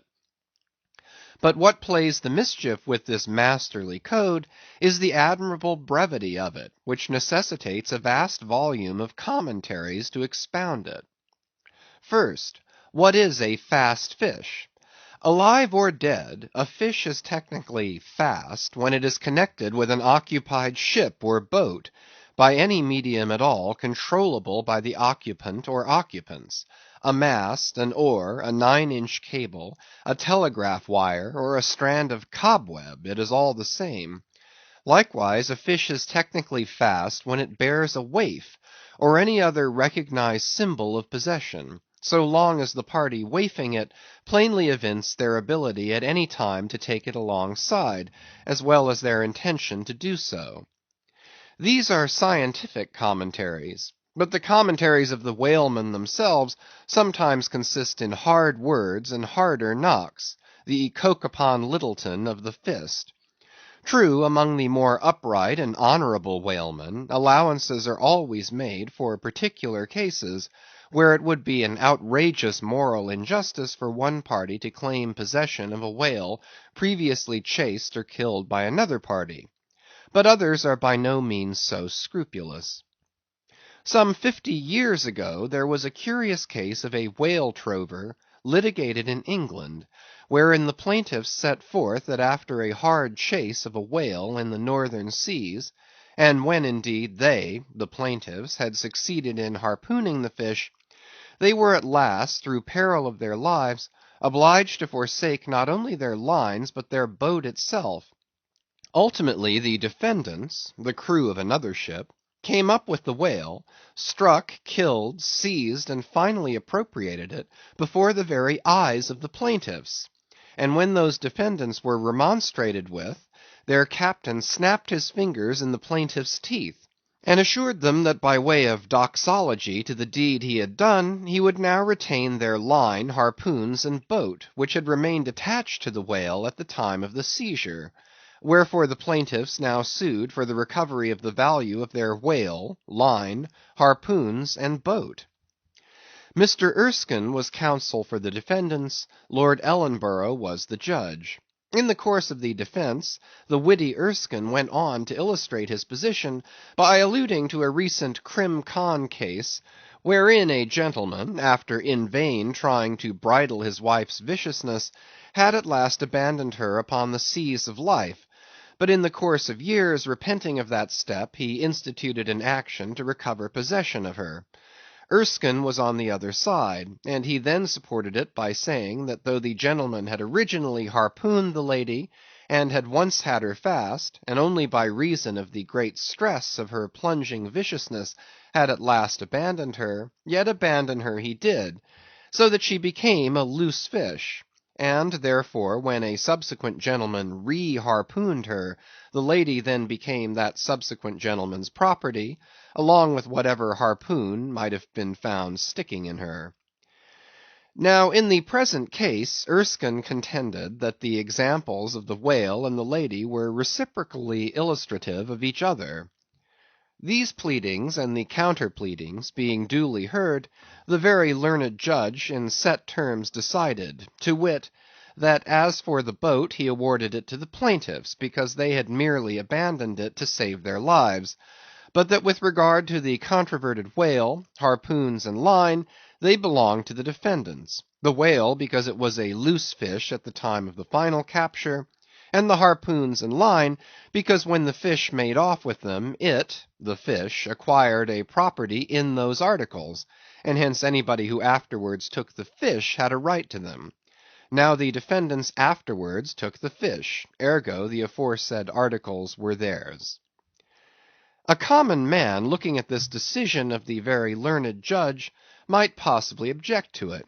But ploughed up to the primary rock of the matter, the two great principles laid down in the twin whaling laws previously quoted, and applied and elucidated by Lord Ellenborough in the above cited case, these two laws touching fast fish and loose fish, I say, will, on reflection, be found the fundamentals of all human jurisprudence; for notwithstanding its complicated tracery of sculpture, the temple of the law, like the temple of the Philistines, has but two props to stand on. Is it not a saying in every one's mouth, possession is half of the law; that is, regardless of how the thing came into possession? But often possession is the whole of the law. What are the sinews and souls of Russian serfs and Republican slaves but fast fish, whereof possession is the whole of the law? What to the rapacious landlord is the widow's last mite but a fast fish? What is yonder undetected villain's marble mansion with a door plate for a waif? What is that but a fast fish? What is the ruinous discount which Mordecai the broker gets from poor Woebegone the bankrupt, on a loan to keep Woebegone's family from starvation? What is that ruinous discount but a fast fish? What is the Archbishop of Save-Souls' income of £100,000, seized from the scant bread and cheese of hundreds of thousands of broken-backed laborers, all sure of heaven, without any of Save-Souls' help? What is that globular £100,000 but a fast fish? What are the Duke of Dunder's hereditary towns and hamlets but fast fish? What to that redoubted harpooneer, John Bull, is poor Ireland but a fast fish? What to that apostolic lancer, brother Jonathan, is Texas but a fast fish? And concerning all these, is not possession the whole of the law? But if the doctrine of fast fish be pretty generally applicable, the kindred doctrine of loose fish is still more widely so. That is internationally and universally applicable. What was America in 1492 but a loose fish, in which Columbus struck the Spanish standard by way of waifing it for his royal master and mistress? What was Poland to the Czar? What Greece to the Turk? What India to England? What at last will Mexico be to the United States? All loose fish. What are the rights of man and the liberties of the world but loose fish? What all men's minds and opinions but loose fish? What is the principle of religious belief in them but a loose fish? What to the ostentatious, smuggling verbalists are the thoughts of thinkers but loose fish? What is the great globe itself but a loose fish? And what are you, reader, but a loose fish, and a fast fish too? Chapter 90. Heads or Tails. De baleno vero sufficit, si rex habeat caput, et regina caudam. Bracton, L3, C3. Latin from the books of the laws of England, which, taken along with the context, means that of all whales captured by anybody on the coast of that land, the king, as honorary grand harpooneer, must have the head, and the queen be respectfully presented with the tail. A division which in the whale is much like halving an apple; there is no intermediate remainder.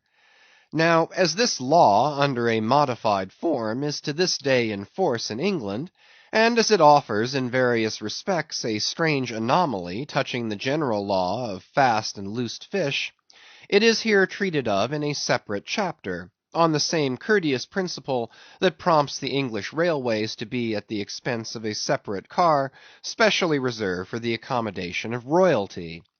In the first place, in curious proof of the fact that the above-mentioned law is still in force, I proceed to lay before you a circumstance that happened within the last 2 years. It seems that some honest mariners of Dover or Sandwich, or some one of the Cinque Ports, had, after a hard chase, succeeded in killing and beaching a fine whale, which they had originally descried afar off from the shore. Now the Cinque Ports are partially or somehow under the jurisdiction of a sort of policeman or beadle called a Lord Warden. Holding the office directly from the crown, I believe, all the royal emoluments incident to the Cinque Port territories become by assignment his. By some writers this office is called a sinecure, but not so, because the Lord Warden is busily employed at times in fobbing his perquisites, which are his chiefly by virtue of that same fobbing of them.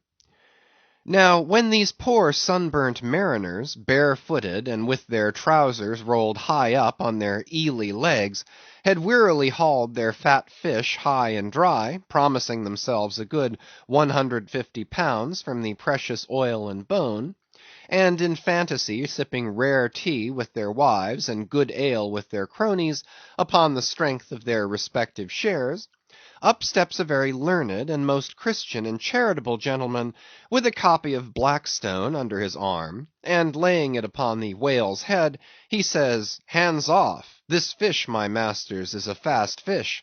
I seize it as the Lord Warden's."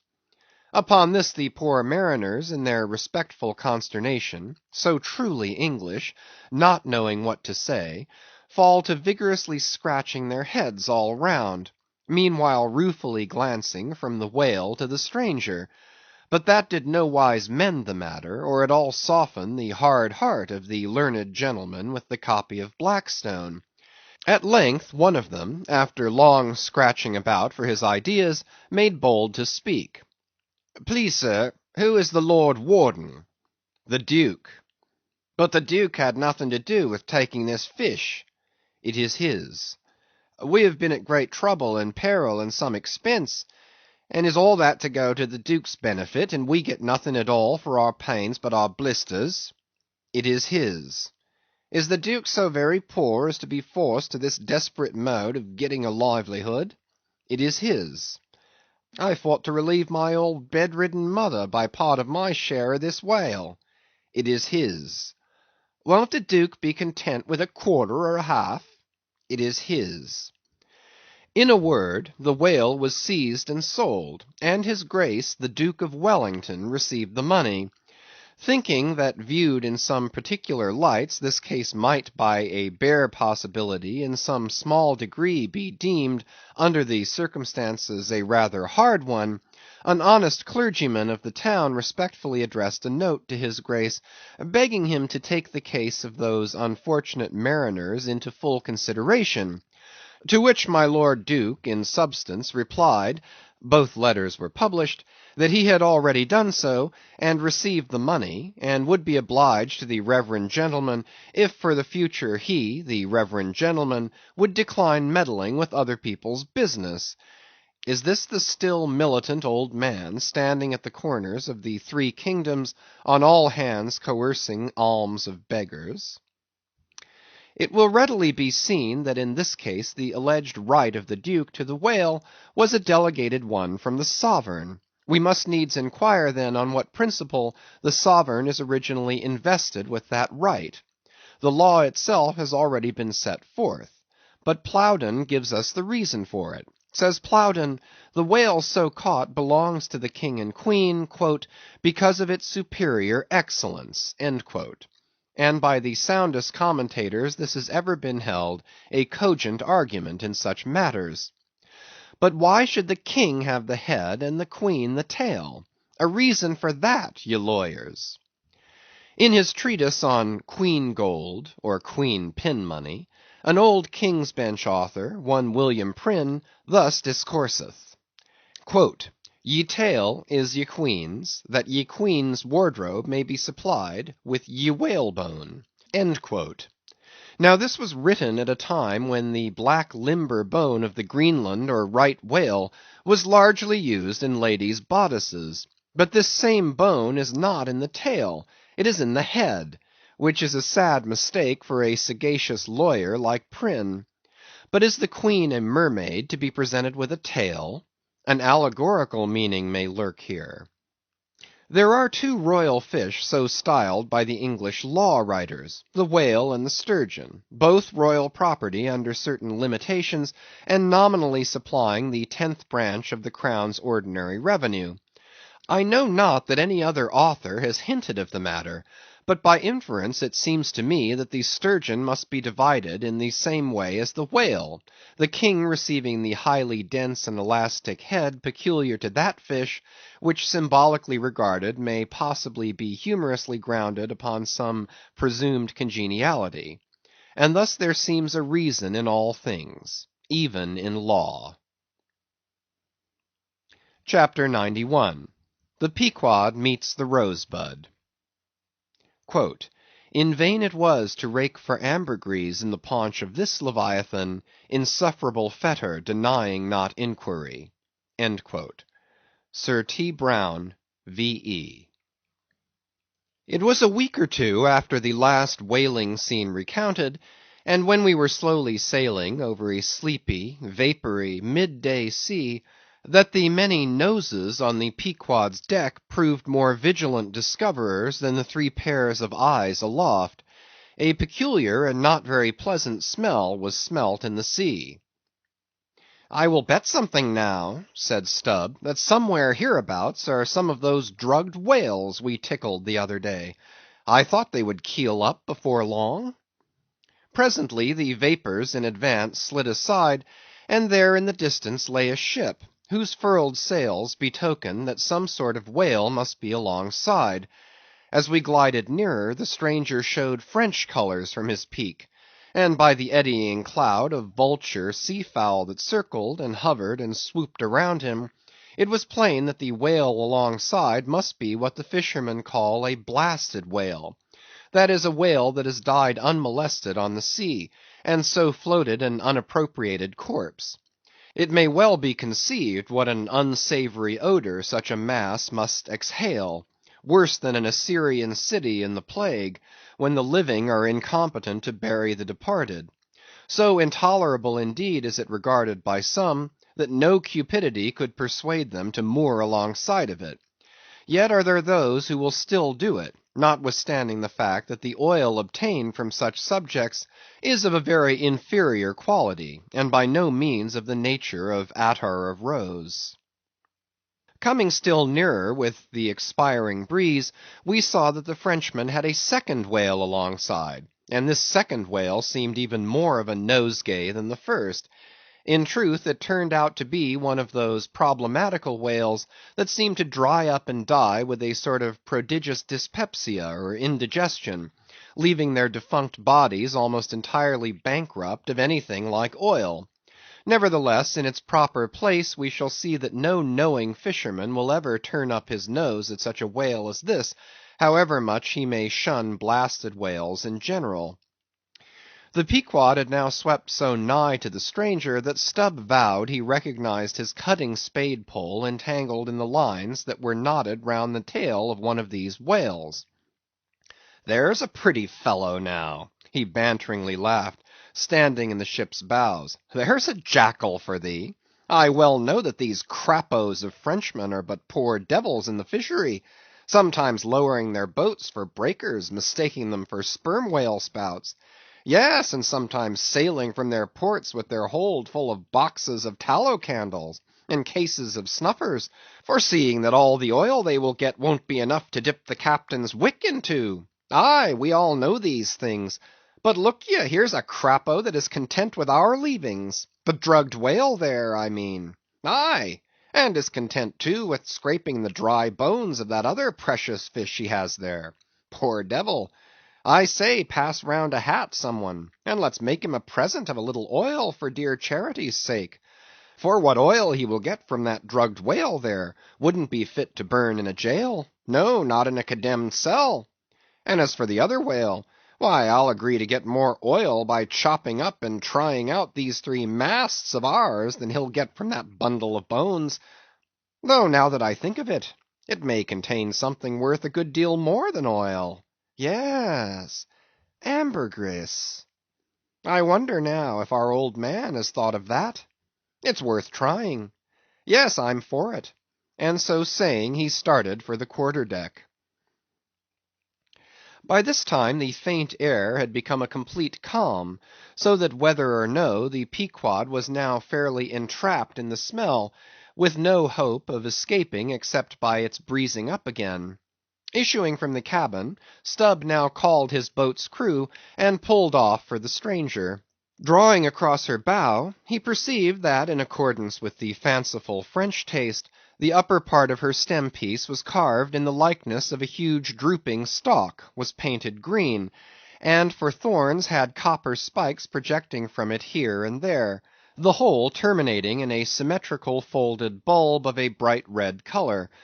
Upon her headboards in large gilt letters he read Bouton de Rose, rose button or rose bud, and this was the romantic name of this aromatic ship. Though Stubb did not understand the bouton part of the inscription, yet the word rose and the bulbous figurehead put together sufficiently explained the whole to him. A wooden rosebud, eh? He cried with his hand to his nose. That will do very well. But how like all creation it smells! Now in order to hold direct communication with the people on deck, he had to pull round the bows to the starboard side, and thus come close to the blasted whale, and so talk over it. Arrived then at this spot, with one hand still to his nose, he bawled, Bouton de Rose, ahoy! Are there any of you Bouton de Roses that speak English? Yes, rejoined a Guernsey man from the bulwarks, who turned out to be the chief mate. Well then, my Bouton de Rosebud, have you seen the white whale? What whale? The white whale. A sperm whale, Moby Dick. Have you seen him? Never heard of such a whale.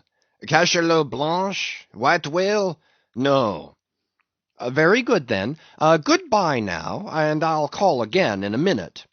Then rapidly pulling back towards the Pequod, and seeing Ahab leaning over the quarter-deck rail awaiting his report, he moulded his two hands into a trumpet and shouted, No, sir, no! Upon which Ahab retired, and Stubb returned to the Frenchman. He now perceived that the Guernsey man, who had just got into the chains, and was using a cutting spade, had slung his nose in a sort of bag.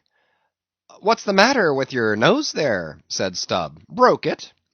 I wish it were broken, or that I didn't have any nose at all, answered the Guernsey man, who did not seem to relish the job he was at very much. But what are you holding yours for? Oh, nothing. It's a wax nose. I have to hold it on. A fine day, ain't it? Air rather gardeny, I should say. Throw us a bunch of posies, will you, Bouton de Rose?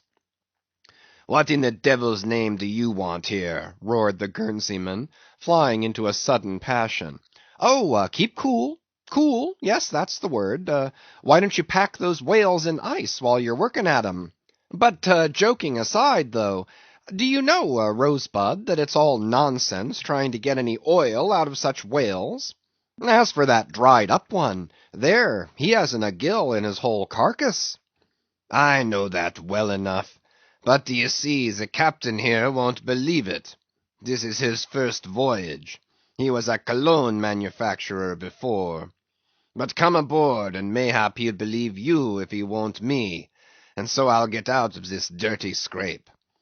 Anything to oblige you, my sweet and pleasant fellow, rejoined Stubb, and with that he soon mounted to the deck. There a queer scene presented itself.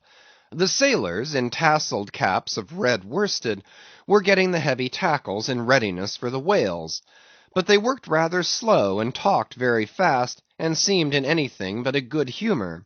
All their noses upwardly projected from their faces like so many jib booms. Now and then pairs of them would drop their work, and run up to the masthead to get some fresh air. Some, thinking they would catch the plague, dipped oakum in coal tar, and at intervals held it to their nostrils. Others, having broken the stems of their pipes almost short off at the bowl, were vigorously puffing tobacco smoke, so that it constantly filled their olfactories. Stubb was struck by a shower of outcries and anathemas proceeding from the captain's round house abaft, and looking in that direction saw a fiery face thrust from behind the door, which was held ajar from within. This was the tormented surgeon, who, after in vain remonstrating against the proceedings of the day, had betaken himself to the captain's round-house, cabinet he called it, to avoid the pest, but still could not help yelling out his entreaties and indignations at times. Marking all this, Stubb argued well for his scheme, and turning to the Guernseyman had a little chat with him, during which the stranger mate expressed his detestation of his captain as a conceited ignoramus, who had brought them all into so unsavory and unprofitable a pickle. Sounding him carefully, Stubb further perceived that the Guernseyman had not the slightest suspicion concerning the ambergris. He therefore held his peace on that head, but otherwise was quite frank and confidential with him, so that the two quickly concocted a little plan for both circumventing and satirizing the captain, without his at all dreaming of distrusting their sincerity. According to this little plan of theirs, the Guernseyman, under cover of an interpreter's office, was to tell the captain what he pleased, but as coming from Stubb. And as for Stubb, he was to utter any nonsense that should come uppermost in him during the interview. By this time their destined victim appeared from his cabin. He was a small and dark, but rather delicate-looking man for a sea captain, with large whiskers and moustache, however, and wore a red cotton velvet vest with watch seals at his side. To this gentleman Stubb was now politely introduced by the Guernseyman, who at once ostentatiously put on the aspect of interpreting between them. "What shall I say to him first?" said he. "Why," said Stubb, eyeing the velvet vest and watch and seals, "you may as well begin by telling him that he looks a sort of babyish to me, though I don't pretend to be a judge." "He says, monsieur," said the Guernseyman in French, turning to his captain, "that only yesterday his ship spoke a vessel whose captain and chief mate, with 6 sailors, had all died of a fever caught from a blasted whale they had brought alongside." Upon this the captain started, and eagerly desired to know more. "What now?" said the Guernseyman to Stubb. "Why, since he takes it so easy, tell him that now I have eyed him carefully, I'm quite certain that he's no more fit to command a whale ship than a St. Jago monkey. In fact, tell him from me he's a baboon." "He vows and declares, monsieur, that the other whale, the dried one, is far more deadly than the blasted one. In fine, monsieur, he conjures us, as we value our lives, to cut loose from these fish." Instantly the captain ran forward, and in a loud voice commanded his crew to desist from hoisting the cutting tackles, and at once cast loose the cables and chains confining the whales to the ship. "What now?" said the Guernseyman, when the captain had returned to them. "Why, let me see. Yes, you may as well tell him now that in fact, tell him I've diddled him, and (aside to himself) perhaps somebody else." "He says, monsieur, that he's very happy to have been of any service to us." Hearing this, the captain vowed that they were the grateful parties, meaning himself and mate, and concluded by inviting Stubb down into his cabin to drink a bottle of Bordeaux. "He wants you to take a glass of wine with him," said the interpreter. "Thank him heartily, but tell him it's against my principles to drink with the man I've diddled. In fact, tell him I must go." "He says, monsieur, that his principles won't admit of his drinking, but that if monsieur wants to live another day to drink, then monsieur had best drop all 4 boats, and pull the ship away from these whales, for it's so calm they won't drift." By this time Stubb was over the side, and getting into his boat, hailed the Guernseyman to this effect: that having a long tow line in his boat, he would do what he could to help them, by pulling out the lighter whale of the 2 from the ship's side. While the Frenchman's boats, then, were engaged in towing the ship one way, Stubb benevolently towed away at his whale the other way, ostentatiously slacking out a most unusually long tow line. Presently a breeze sprang up, Stubb feigned to cast off from the whale. Hoisting his boats, the Frenchman soon increased his distance, while the Pequod slid in between him and Stubb's whale. whereupon Stubb quickly pulled to the floating body, and hailing the Pequod to give notice of his intentions, at once proceeded to reap the fruit of his unrighteous cunning. Seizing his sharp boat spade, he commenced an excavation in the body, a little behind the side fin. You would almost have thought he was digging a cellar there in the sea, and when at length his spade struck against the gaunt ribs, it was like turning up old Roman tiles and pottery buried in fat English loam. His boat's crew were all in high excitement, eagerly helping their chief, and looking as anxious as gold hunters. And all the time numberless fowls were diving and ducking and screaming and yelling and fighting around them. Stubb was beginning to look disappointed, especially as the horrible nosegay increased, when suddenly, from out the very heart of this plague, there stole a faint stream of perfume, which flowed through the tide of bad smells without being absorbed by it, as one river will flow into and then along with another, without at all blending with it for a time. "I have it! I have it!" cried Stubb with delight, striking something in the subterranean regions. "A purse! A purse!" Dropping his spade, he thrust both hands in, and drew out handfuls of something that looked like ripe Windsor soap, or rich mottled old cheese, very unctuous and savory withal. You might easily dent it with your thumb. It is of a hue between yellow and ash color. And this, good friends, is ambergris, worth a gold guinea an ounce to any druggist. Some 6 handfuls were obtained, but more was unavoidably lost in the sea, and still more perhaps might have been secured were it not for impatient Ahab's loud command to Stubb to desist, and come on board, else the ship would bid them good-bye. End of chapters 89 to 91. Chapters 92 to 96. Chapter 92. Ambergris. Now this ambergris is a very curious substance, and so important as an article of commerce, that in 1791 a certain Nantucket-born Captain Coffin was examined at the bar of the English House of Commons on the subject. For at that time, and indeed until a comparatively late day, the precise origin of ambergris remained, like amber itself, a problem to the learned. Though the word ambergris is but a French compound for grey amber, yet the two substances are quite distinct. For amber, though at times found on the sea-coast, is also dug up in some far inland soils, whereas ambergris is never found except upon the sea. Besides, amber is a hard, transparent, brittle, odorless substance, used for mouthpieces to pipes, for beads and ornaments.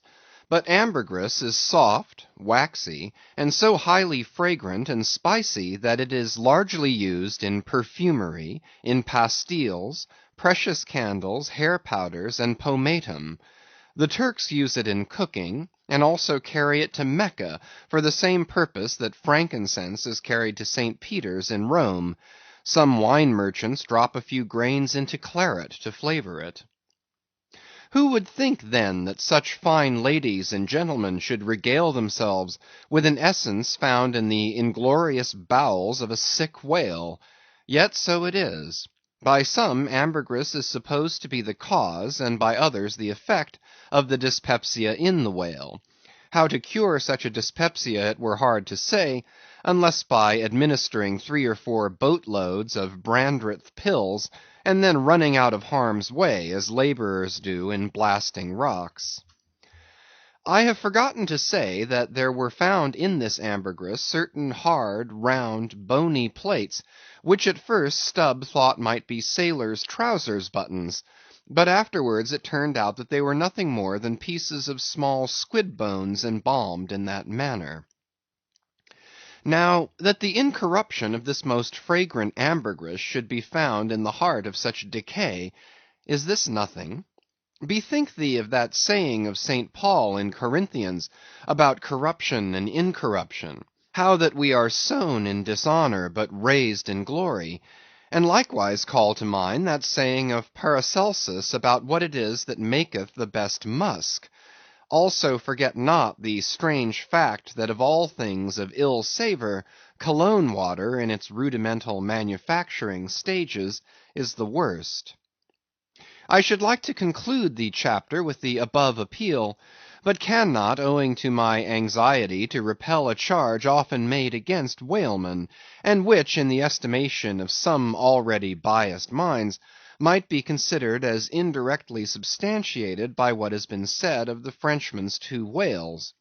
Elsewhere in this volume the slanderous aspersion has been disproved that the vocation of whaling is throughout a slatternly, untidy business. But there is another thing to rebut. They hint that all whales always smell bad. Now how did this odious stigma originate? I opine that it is plainly traceable to the first arrival of the Greenland whaling ships in London, more than 2 centuries ago.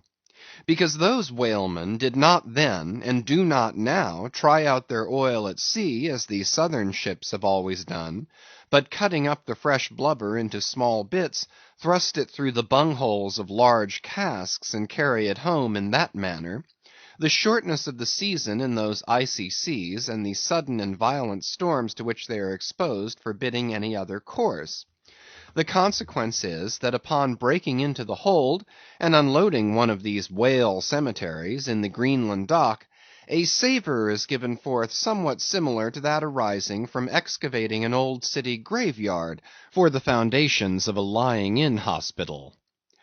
I partly surmise also that this wicked charge against whalers may be likewise imputed to the existence on the coast of Greenland in former times of a Dutch village called Schmerenberg or Smeerenberg, which latter name is the one used by the learned Fogo von Slack in his great work on Smells, a textbook on that subject. As its name imports, smere, fat, berg, to put up, this village was founded in order to afford a place for the blubber of the Dutch whale fleet to be tried out, without being taken home to Holland for that purpose. It was a collection of furnaces, fat kettles, and oil sheds, and when the works were in full operation certainly gave forth no very pleasant savor. But all this is quite different with a South Sea sperm whaler, which in a voyage of 4 years perhaps, after completely filling her hold with oil, does not perhaps consume 50 days in the business of boiling out, and in the state that it is casked, the oil is nearly scentless. The truth is, that living or dead, if but decently treated, whales as a species are by no means creatures of ill odor, nor can whalemen be recognized as the people of the Middle Ages affected to detect a Jew in the company by the nose. Nor indeed can the whale possibly be otherwise than fragrant, when as a general thing he enjoys such high health, taking abundance of exercise, always out of doors, though it is true seldom in the open air. I say that the motion of a sperm whale's flukes above water dispenses a perfume, as when a musk-scented lady rustles her dress in a warm parlor. What then shall I liken the sperm whale to for fragrance, considering his magnitude? Must it not be to that famous elephant with jeweled tusks and redolent with myrrh, which was led out of an Indian town to do honor to Alexander the Great? Chapter 93.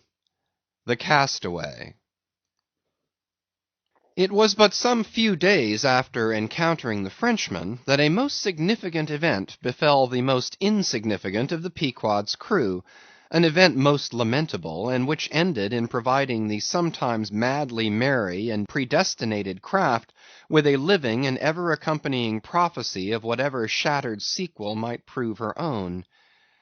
Now, in the whale ship it is not every one that goes in the boats. Some few hands are reserved called ship-keepers, whose province it is to work the vessel while the boats are pursuing the whale.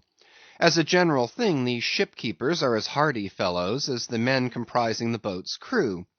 But if there happens to be an unduly slender, clumsy, or timorous wight in the ship, that wight is certain to be made a ship-keeper.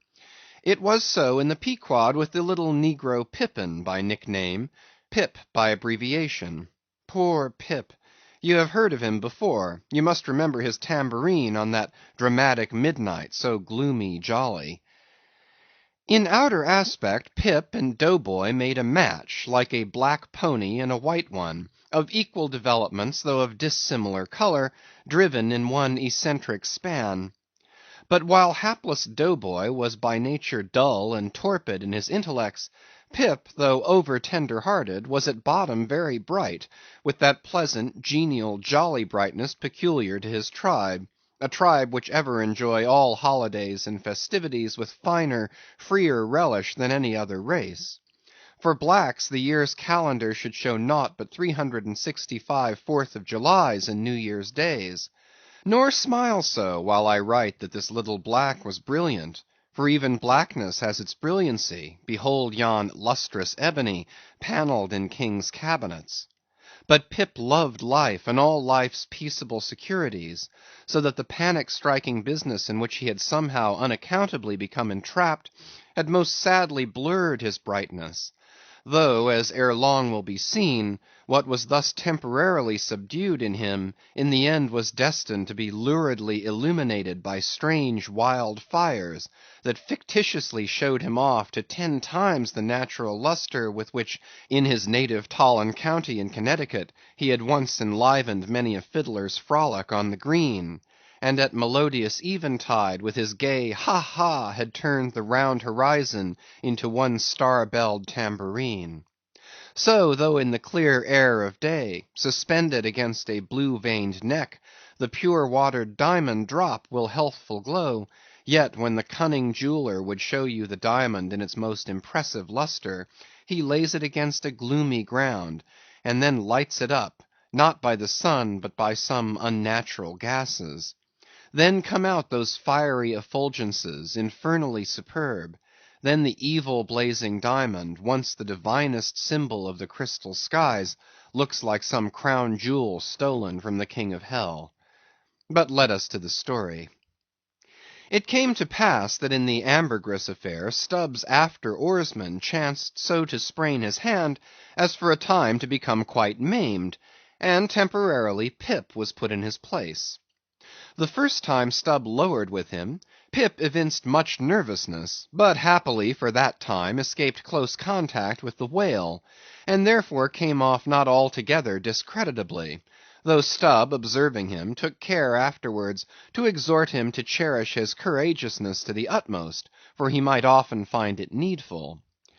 Now, upon the second lowering, the boat paddled upon the whale, and as the fish received the darted iron, it gave its customary rap, which happened in this instance to be right under poor Pip's seat. The involuntary consternation of the moment caused him to leap, paddle in hand, out of the boat, and in such a way that part of the slack whale line coming against his chest, he breasted it overboard with him, so as to become entangled in it, when at last plumping into the water. That instant the stricken whale started on a fierce run, the line swiftly straightened, and presto! Poor Pip came all foaming up to the chocks of the boat, remorselessly dragged there by the line, which had taken several turns around his chest and neck. Tashtego stood in the bows. He was full of the fire of the hunt. He hated Pip for a poltroon. Snatching the boat knife from its sheath, he suspended its sharp edge over the line, and turning towards Stubb, exclaimed interrogatively, "Cut?" Meantime, Pip's blue, choked face plainly looked, "Do, for God's sake!" All passed in a flash. In less than half a minute, this entire thing happened. "Damn him, cut!" roared Stubb, and so the whale was lost, and Pip was saved. So soon as he recovered himself, the poor little negro was assailed by yells and execrations from the crew. Tranquilly permitting these irregular cursings to evaporate, Stubb then in a plain, business-like, but still half-humorous manner, cursed Pip officially, and that done, unofficially gave him much wholesome advice. The substance was, never jump from a boat, Pip, except... but all the rest was indefinite, as the soundest advice ever is. Now, in general, stick to the boat is your true motto in whaling. But cases will sometimes happen when leap from the boat is still better. Moreover, as if perceiving at last that if he should give undiluted conscientious advice to Pip, he would be leaving him too wide a margin to jump in for the future, Stubb suddenly dropped all advice, and concluded with a peremptory command, "Stick to the boat, Pip, or by the Lord, I won't pick you up if you jump, mind that. We can't afford to lose whales by the likes of you. A whale would sell for 30 times what you would, Pip, in Alabama. Bear that in mind, and don't jump any more." Hereby perhaps Stubb indirectly hinted that though man loved his fellow, yet man is a money-making animal, which propensity too often interferes with his benevolence. But we are all in the hands of the gods, and Pip jumped again. It was under very similar circumstances to the first performance, but this time he did not breast out the line, and hence when the whale started to run, Pip was left behind on the sea, like a hurried traveller's trunk. Alas! Stubb was but too true to his word. It was a beautiful, bounteous blue day, the spangled sea calm and cool, and flatly stretching away, all round to the horizon, like gold beater's skin hammered out to the extremest. Bobbing up and down in that sea, Pip's ebon head showed like a head of cloves. No boat knife was lifted when he fell so rapidly astern. Stubb's inexorable back was turned upon him, and the whale was winged. In 3 minutes a whole mile of shoreless ocean was between Pip and Stubb. Out of the centre of the sea, poor Pip turned his crisp, curling, black head to the sun, another lonely castaway, though the loftiest and the brightest. Now, in calm weather, to swim in the open ocean is as easy to the practised swimmer as to ride in a spring carriage ashore; but the awful lonesomeness is intolerable. The intense concentration of self in the middle of such a heartless immensity, my God, who can tell it? Mark how when sailors in a dead calm bathe in the open sea, mark how closely they hug their ship, and only coast along her sides.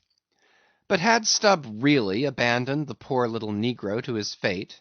No, he did not mean to, at least, because there were 2 boats in his wake, and he supposed no doubt that they would of course come up to Pip very quickly, and pick him up; though indeed such considerations towards oarsmen jeopardized through their own timidity is not always manifested by the hunters in all similar instances, and such instances not unfrequently occur.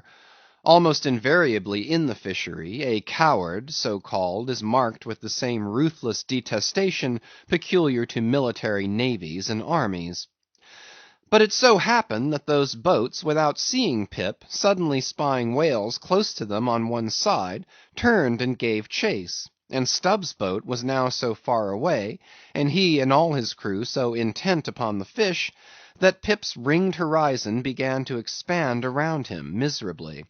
By the merest chance the ship itself at last rescued him, but from that hour the little negro went about the deck an idiot; such at least they said he was. The sea had jeeringly kept his finite body up, but drowned the infinite of his soul.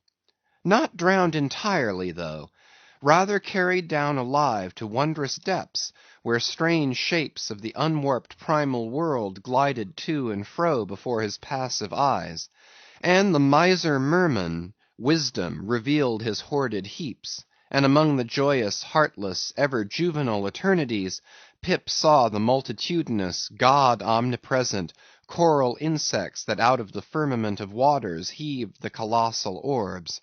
He saw God's foot upon the treadle of the loom, and spoke it; and therefore his shipmates called him mad.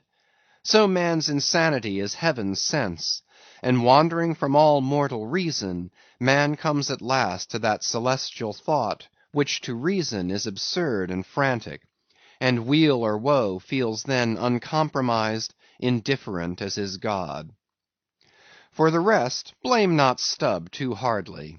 The thing is common in that fishery; and in the sequel of the narrative it will then be seen what like abandonment befell myself. CHAPTER 94. A Squeeze of the Hand. That whale of Stubb's, so dearly purchased, was duly brought to the Pequod's side, where all those cutting and hoisting operations previously detailed were regularly gone through, even to the bailing of the Heidelberg tun, or case. While some were occupied with this latter duty, others were employed in dragging away the larger tubs so soon as filled with the sperm, and when the proper time arrived, this same sperm was carefully manipulated ere going to the try works, of which anon. It had cooled and crystallized to such a degree, that when, with several others, I sat down before a large Constantine's bath of it, I found it strangely concreted into lumps, here and there rolling about in the liquid part. It was our business to squeeze these lumps back into fluid. A sweet and unctuous duty. No wonder that in old times this sperm was such a favorite cosmetic. Such a clearer, such a sweetener, such a softener, such a delicious mollifier. After having my hands in it for only a few minutes, my fingers felt like eels, and began, as it were, to serpentine and spiralize. As I sat there at my ease, cross-legged on the deck, after the bitter exertion at the windlass, under a blue tranquil sky, the ship under indolent sail, and gliding so serenely along, as I bathed my hands among those soft, gentle globules of infiltrated tissues, woven almost within the hour, as they richly broke to my fingers and discharged all their opulence, like fully ripe grapes their wine, as I snuffed up that uncontaminated aroma, literally and truly like the smell of spring violets, I declare to you that for the time I lived as in a musky meadow. I forgot all about our horrible oath. In that inexpressible sperm I washed my hands and my heart of it. I almost began to credit the old Paracelsian superstition that sperm is of rare virtue in allaying the heat of anger. While bathing in that bath, I felt divinely free from all ill will, or petulance, or malice of any sort whatsoever. Squeeze, squeeze, squeeze, all the morning long I squeezed that sperm till I myself almost melted into it. I squeezed that sperm till a strange sort of insanity came over me, and I found myself unwittingly squeezing my co-laborers' hands in it, mistaking their hands for the gentle globules.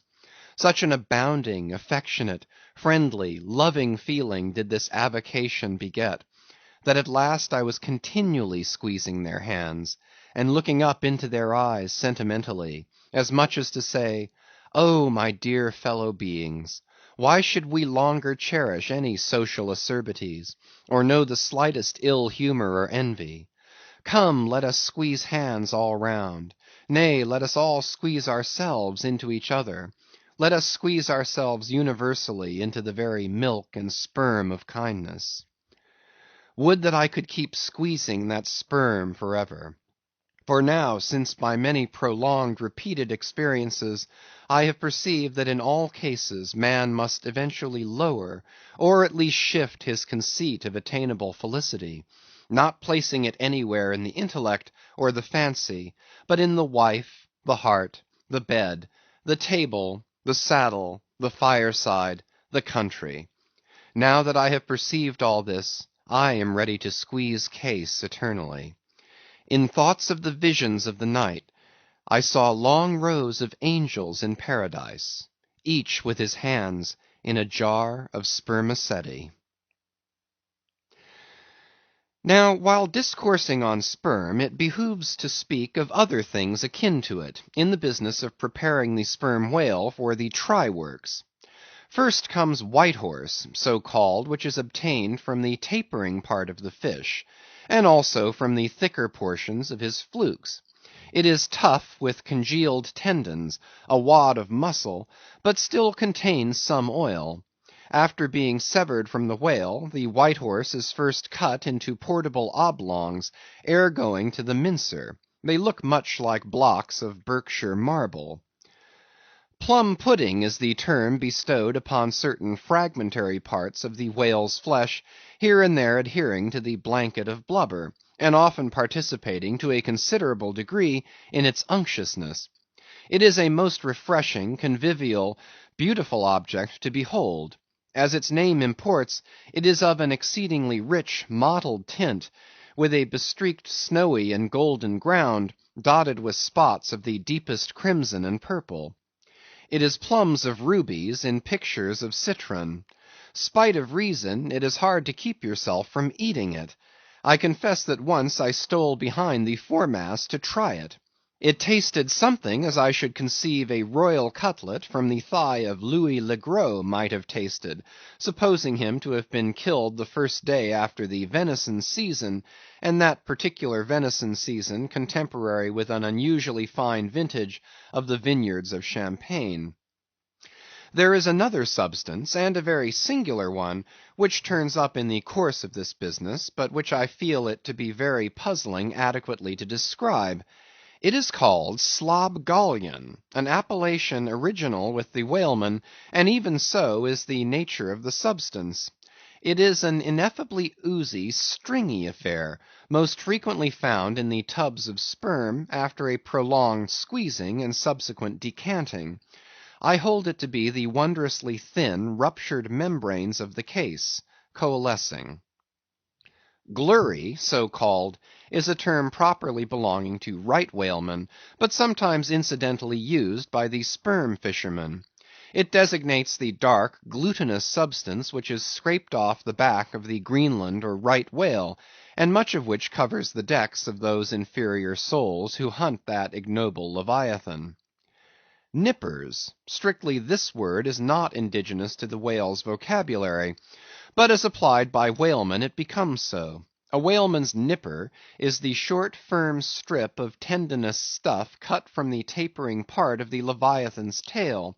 It averages an inch in thickness, and for the rest is about the size of the iron part of a hoe. Edgewise moved along the oily deck, it operates like a leathern squilgee, and by nameless blandishments, as of magic, allures along with it all impurities. But to learn all about these recondite matters, your best way is at once to descend into the blubber room, and have a long talk with its inmates. This place has previously been mentioned as the receptacle for the blanket pieces when stripped and hoisted from the whale. When the proper time arrives for cutting up its contents, this apartment is a scene of terror to all tyros, especially by night. On one side, lit by a dull lantern, a space has been left clear for the workmen. They generally go in pairs, a pike and gaffman and a spademan. The whaling pike is similar to a frigate's boarding weapon of the same name. The gaff is something like a boat hook. With his gaff, the gaffman hooks on to a sheet of blubber, and strives to hold it from slipping as the ship pitches and lurches about. Meanwhile, the spademan stands on the sheet itself, perpendicularly chopping it into the portable horse pieces. This spade is sharp as hone can make it. The spademan's feet are shoeless. The thing he stands on will sometimes irresistibly slide away from him like a sledge. If he cuts off one of his own toes, or one of his assistants', would you be very much astonished? Toes are scarce among veteran blubber room men. Chapter 95. The Cassock. Had you stepped on board the Pequod at a certain juncture of this post-mortemizing of the whale, and had you strolled forward nigh the windlass, pretty sure am I that you would have scanned with no small curiosity a very strange enigmatical object, which you would have seen there lying along lengthwise in the lee scuppers. Not the wondrous cistern in the whale's huge head, not the prodigy of his unhinged lower jaw, not the miracle of his symmetrical tail, none of these would so surprise you as half a glimpse of that unaccountable cone, longer than a Kentuckian is tall, nigh a foot in diameter at the base, and jet black as Yojo, the ebony idol of Queequeg. And an idol indeed it is, or rather in old times its likeness was. Such an idol as that found in the secret groves of Queen Macha in Judea, and for worshipping which King Asa her son did depose her, and destroyed the idol, and burnt it for an abomination at the brook Kedron, as darkly set forth in the 15th chapter of the first book of Kings. Look at the sailor called the mincer, who now comes along, and assisted by two allies, heavily backs the grandissimus, as mariners call it, and with bowed shoulders staggers off with it as if he were a grenadier carrying a dead comrade from the field. Extending it upon the forecastle deck, he now proceeds cylindrically to remove its dark pelt, as an African hunter the pelt of a boa. This done, he turns the pelt inside out, like a pantaloon leg, gives it a good stretching so as almost to double its diameter, and at last hangs it, well spread, to the rigging to dry. Ere long it is taken down, when removing some 3 feet of it towards the pointed extremity, and then cutting 2 slits for armholes at the other end, he lengthwise slips himself bodily into it. The mincer now stands before you invested in the full canonicals of his calling. Immemorial to all his order, this investiture alone will adequately protect him while employed in the peculiar functions of his office.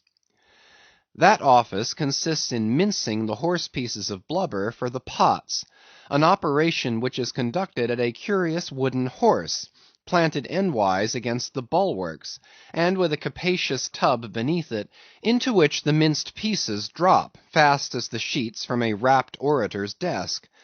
Arrayed in decent black, occupying a conspicuous pulpit, intent on Bible leaves, what a candidate for an archbishopric! What a lad for a pope, were this mincer! Footnote: Bible leaves! Bible leaves! This is the invariable cry from the mates to the mincer. It enjoins him to be careful and cut his work into as thin slices as possible, inasmuch as, by so doing, the business of boiling out the oil is much accelerated, and its quantity considerably increased, besides perhaps improving it in quality. End of footnote. Chapter 96. The Try Works. Besides her hoisted boats, an American whaler is outwardly distinguished by her try works. She presents the curious anomaly of the most solid masonry joining with oak and hemp in constituting the completed ship. It is as if from the open field a brick kiln were transported to her planks. The try works are planted between the foremast and the mainmast, the most roomy part of the deck. The timbers beneath are of a peculiar strength, fitted to sustain the weight of an almost solid mass of brick and mortar some 10 feet by 8 square, and 5 in height. The foundation does not penetrate the deck, but the masonry is firmly secured to the surface by ponderous knees of iron, bracing it on all sides, and screwing it down to the timbers. On the flanks it is cased with wood, and at top completely covered by a large sloping battened hatchway. Removing this hatch, we expose the great trypots, 2 in number, and each of several barrels' capacity. When not in use, they are kept remarkably clean. Sometimes they are polished with soapstone and sand, till they shine within like silver punch bowls. During the night watches, some cynical old sailors will crawl into them, and coil themselves away there for a nap. While employed in polishing them, 1 man in each pot, side by side, many confidential communications are carried on over the iron lips. It is a place also for profound mathematical meditation. It was in the left-hand trypot of the Pequod, with the soapstone diligently circling round me, that I was first indirectly struck by the remarkable fact, that in geometry all bodies gliding along the cycloid, my soapstone for example, will descend from any point in precisely the same time. Removing the fireboard from the front of the try works, the bare masonry of that side is exposed, penetrated by the 2 iron mouths of the furnaces, directly underneath the pots. These mouths are fitted with heavy doors of iron. The intense heat of the fire is prevented from communicating itself to the deck by means of a shallow reservoir extending under the entire enclosed surface of the works. By a tunnel inserted at the rear, this reservoir is kept replenished with water as fast as it evaporates. There are no external chimneys; they open direct from the rear wall. And here let us go back for a moment. It was about 9 o'clock at night that the Pequod's try works were first started on this present voyage. It belonged to Stubb to oversee the business. "All ready there? Off hatch then, and start her. You cook, fire the works." This was an easy thing, for the carpenter had been thrusting his shavings into the furnace throughout the passage. Here be it said that in a whaling voyage the first fire in the try works has to be fed for a time with wood. After that no wood is used, except as a means of quick ignition to the staple fuel. In a word, after being tried out, the crisp shrivelled blubber, now called scraps or fritters, still contains considerable of its unctuous properties. These fritters feed the flames. Like a plethoric burning martyr or self-consuming misanthrope, once ignited, the whale supplies his own fuel and burns by his own body. Would that he consumed his own smoke! For his smoke is horrible to inhale, and inhale it you must; and not only that, but you must live in it for the time. It has an unspeakable, wild, Hindoo odor about it, such as may lurk in the vicinity of funeral pyres. It smells like the left wing of the Day of Judgment. It is an argument for the pit. By midnight the works were in full operation. We were clear from the carcass, sail had been made, the wind was freshening, the wild ocean darkness was intense. But that darkness was licked up by the fierce flames, which at intervals forked forth from the sooty flues, and illuminated every lofty rope in the rigging, as with the famed Greek fire. The burning ship drove on, as if remorselessly commissioned to some vengeful deed. So the pitch and sulphur-freighted brigs of the bold Hydriote, Canaris, issuing from their midnight harbors, with broad sheets of flame for sails, bore down upon the Turkish frigates, and folded them in conflagrations. The hatch, removed from the top of the works, now afforded a wide hearth in front of them. Standing on this were the Tartarian shapes of the pagan harpooneers, always the whale ship's stokers. With huge pronged poles they pitched hissing masses of blubber into the scalding pots, or stirred up the fires beneath, till the snaky flames darted, curling, out of the doors to catch them by the feet. The smoke rolled away in sullen heaps. To every pitch of the ship there was a pitch of the boiling oil, which seemed all eagerness to leap into their faces. Opposite the mouth of the works, on the further side of the wide wooden hearth, was the windlass. This served for a sea sofa. Here lounged the watch, when not otherwise employed, looking into the red heat of the fire till their eyes felt scorched in their heads. Their tawny features, now all begrimed with smoke and sweat, their matted beards, and the contrasting barbaric brilliancy of their teeth, all these were strangely revealed in the capricious emblazonings of the works. As they narrated to each other their unholy adventures, their tales of terror told in words of mirth, as their uncivilized laughter forked upwards out of them, like the flames from the furnace; as to and fro in their front the harpooneers wildly gesticulated with their huge pronged forks and dippers; as the wind howled on, and the sea leaped, and the ship groaned and dived, and yet steadfastly shot her red hell further and further into the blackness of the sea and the night, and scornfully champed the white bone in her mouth, and viciously spat round her on all sides. Then the rushing Pequod, freighted with savages, and laden with fire, and burning a corpse, and plunging into that blackness of darkness, seemed the material counterpart of her monomaniac commander's soul. So seemed it to me, as I stood at her helm, and for long hours silently guided the way of this fire ship on the sea. Wrapped for that interval in darkness myself, I but the better saw the redness, the madness, the ghastliness of others. The continual sight of the fiend shapes before me, capering half in smoke and half in fire, these at last begat kindred visions in my soul, so soon as I began to yield to that unaccountable drowsiness which ever would come over me at a midnight helm. But that night in particular, a strange, and ever since inexplicable thing occurred to me. Starting from a brief standing sleep, I was horribly conscious of something fatally wrong. The jawbone tiller smote my side, which leaned against it. In my ears was the low hum of sails, just beginning to shake in the wind.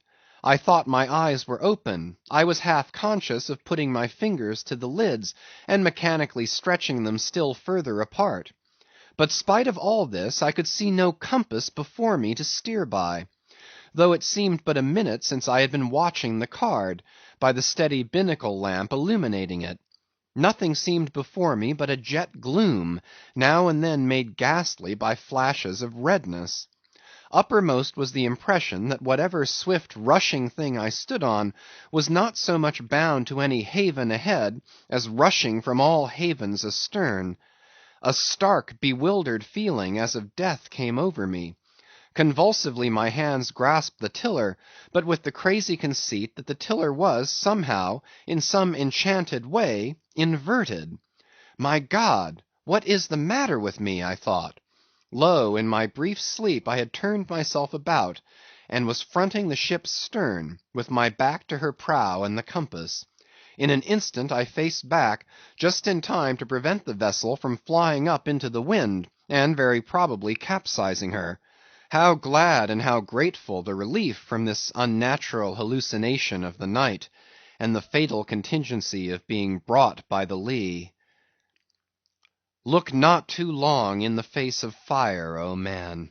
Never dream with thy hand on the helm. Turn not thy back to the compass. Accept the first hint of the hitching tiller. Believe not the artificial fire, when its redness makes all things look ghastly. To-morrow, in the natural sun, the skies will be bright. Those who glared like devils in the forking flames, the morn will show in far other, at least gentler relief. The glorious, golden, glad sun, the only true lamp, all others but liars.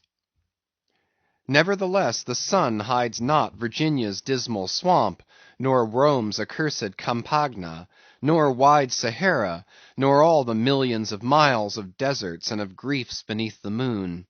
The sun hides not the ocean, which is the dark side of this earth, and which is 2/3 of this earth. So, therefore, that mortal man who hath more of joy than sorrow in him, that mortal man cannot be true. Not true, or undeveloped. With books the same. The truest of all men was the man of sorrows, and the truest of all books is Solomon's, and Ecclesiastes is the fine hammered steel of woe. All is vanity. All. This wilful world hath not got hold of unchristian Solomon's wisdom yet.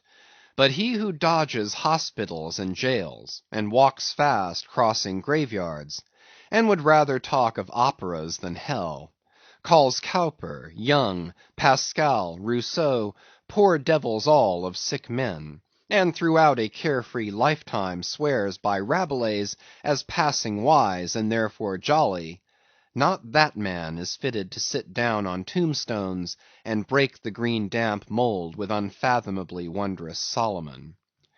But even Solomon, he says, the man that wandereth out of the way of understanding shall remain, i.e., even while living, in the congregation of the dead. Give not thyself up then to fire, lest it invert thee, deaden thee, as for the time it did me. There is a wisdom that is woe, but there is a woe that is madness.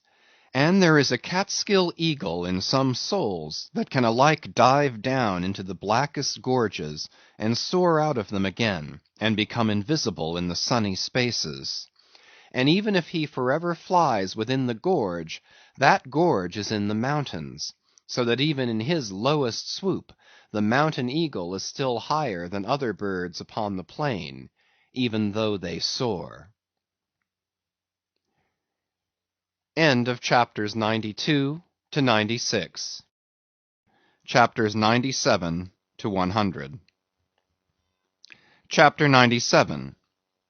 The Lamp.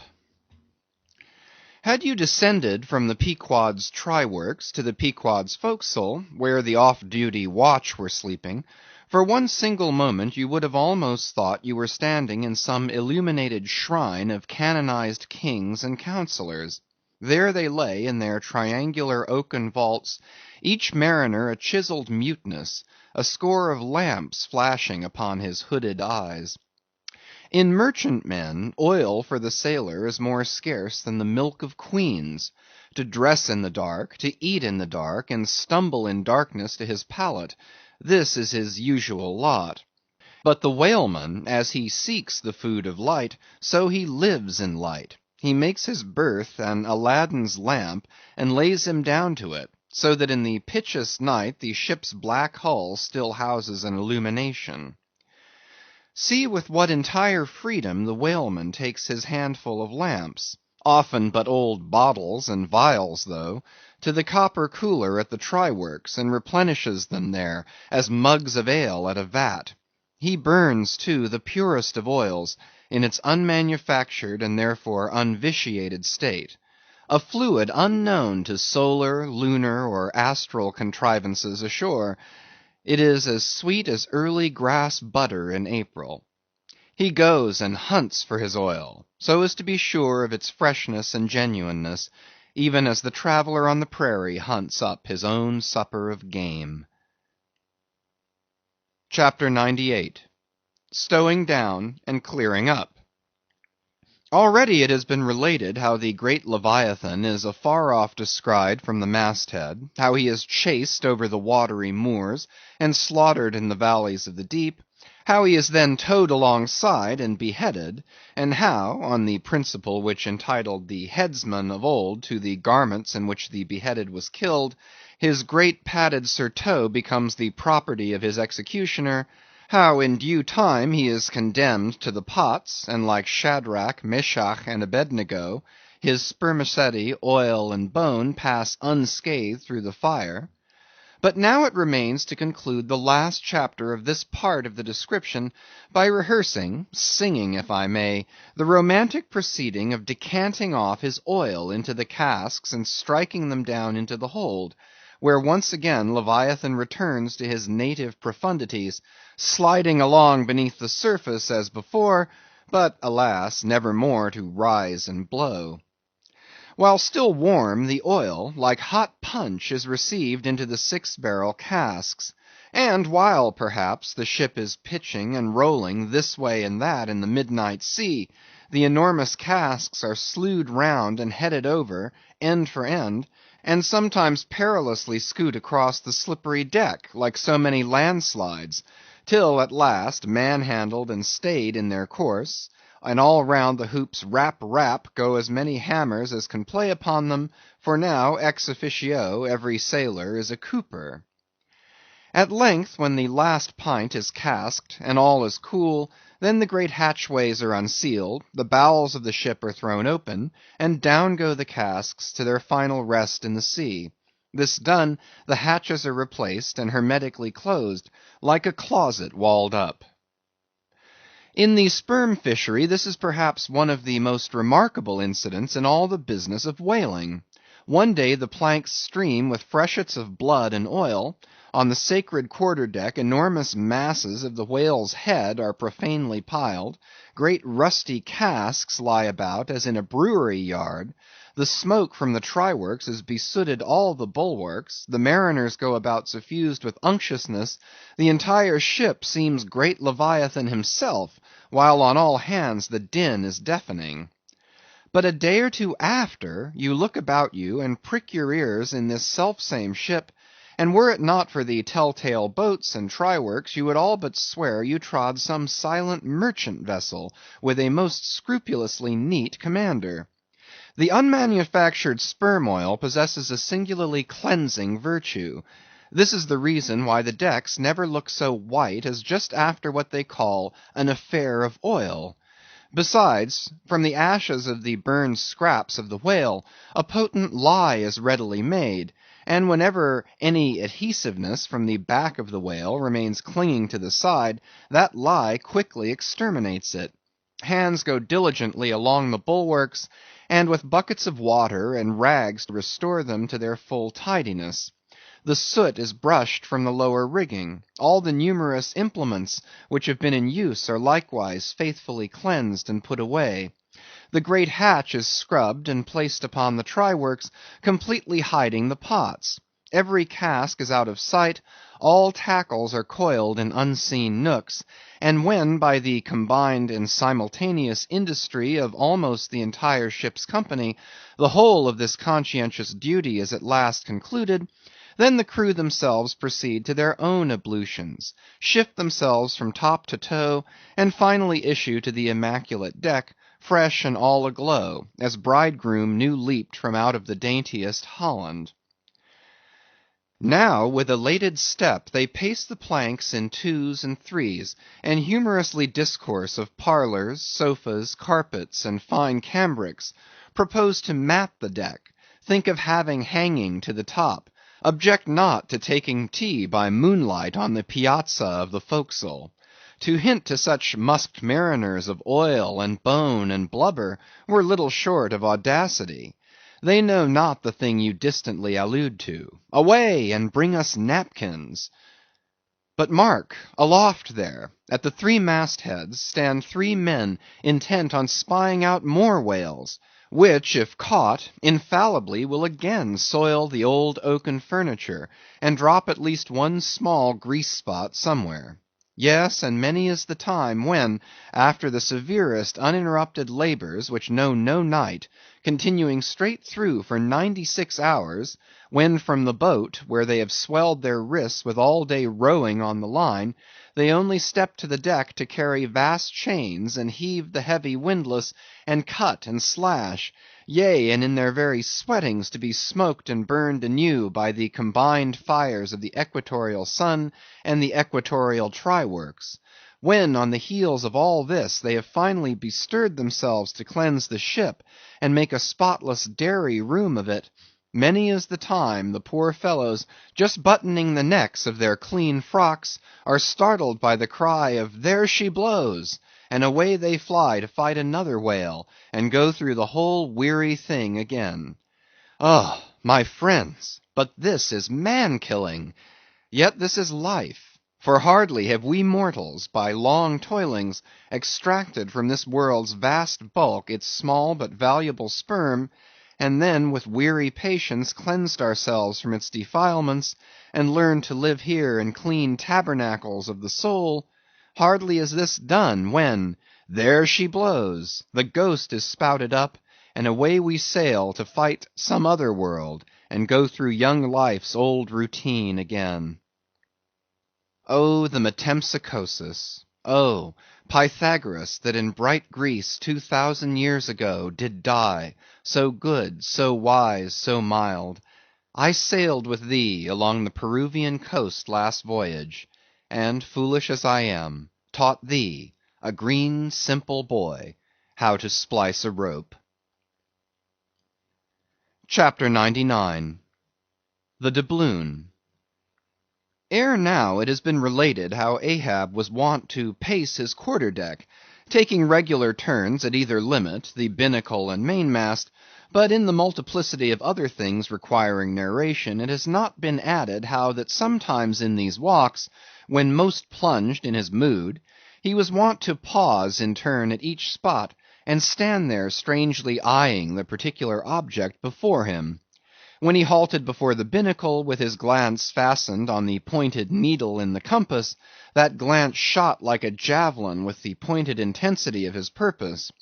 And when resuming his walk, he again paused before the mainmast, then, as the same riveted glance fastened upon the riveted gold coin there, he still wore the same aspect of nailed firmness, only dashed with a certain wild longing, if not hopefulness. But one morning, turning to pass the doubloon, he seemed to be newly attracted by the strange figures and inscriptions stamped on it, as though now for the first time beginning to interpret for himself, in some monomaniac way, whatever significance might lurk in them. And some certain significance lurks in all things, else all things are little worth, and the round world itself but an empty cipher, except to sell by the cartload as they do hills about Boston, to fill up some morass in the Milky Way. Now this doubloon was of purest virgin gold, raked somewhere out of the heart of gorgeous hills, whence east and west over golden sands the headwaters of many a Pactolus flows; and though now nailed amidst all the rustiness of iron bolts and the verdigris of copper spikes, yet untouchable and immaculate to any foulness, it still preserved its Quito glow. Nor, though placed amongst a ruthless crew, and every hour passed by ruthless hands, and through the livelong nights shrouded with thick darkness which might cover any pilfering approach, nevertheless every sunrise found the doubloon where sunset left it last. For it was set apart and sanctified to one awe-striking end, and however wanton in their sailor ways, one and all, the mariners revered it as the white whale's talisman. Sometimes they talked it over in the weary watch by night, wondering whose it was to be at last, and whether he would ever live to spend it. Now those noble golden coins of South America are as medals of the sun and tropic token pieces.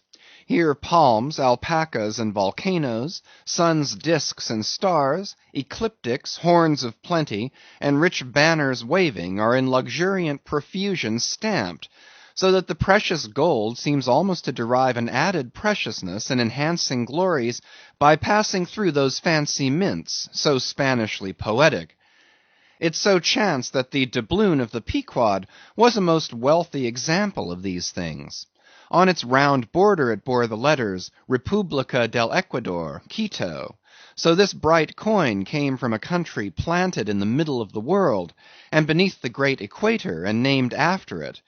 And it had been cast midway up the Andes, in the unwaning clime that knows no autumn.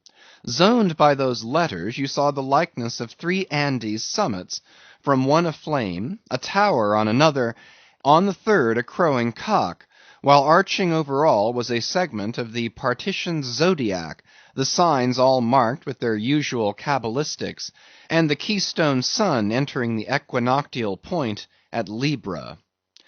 Before this equatorial coin, Ahab, not unobserved by others, was now pausing. There's something ever egotistical in mountain tops and towers, and all other grand and lofty things. Look here, 3 peaks as proud as Lucifer. The firm tower, that is Ahab. The volcano, that is Ahab. The courageous, the undaunted, and victorious fowl, that too is Ahab. All are Ahab. And this round gold is but the image of the rounder globe, which, like the magician's glass, to each and every man in turn but mirrors back his own mysterious self. Great pains, small gains for those who ask the world to solve them. It cannot solve itself. Methinks now this coined sun wears a ruddy face. But see, aye, he enters the sign of storms, the equinox. And but 6 months before he wheeled out of a former equinox at Aries. From storm to storm. So be it then.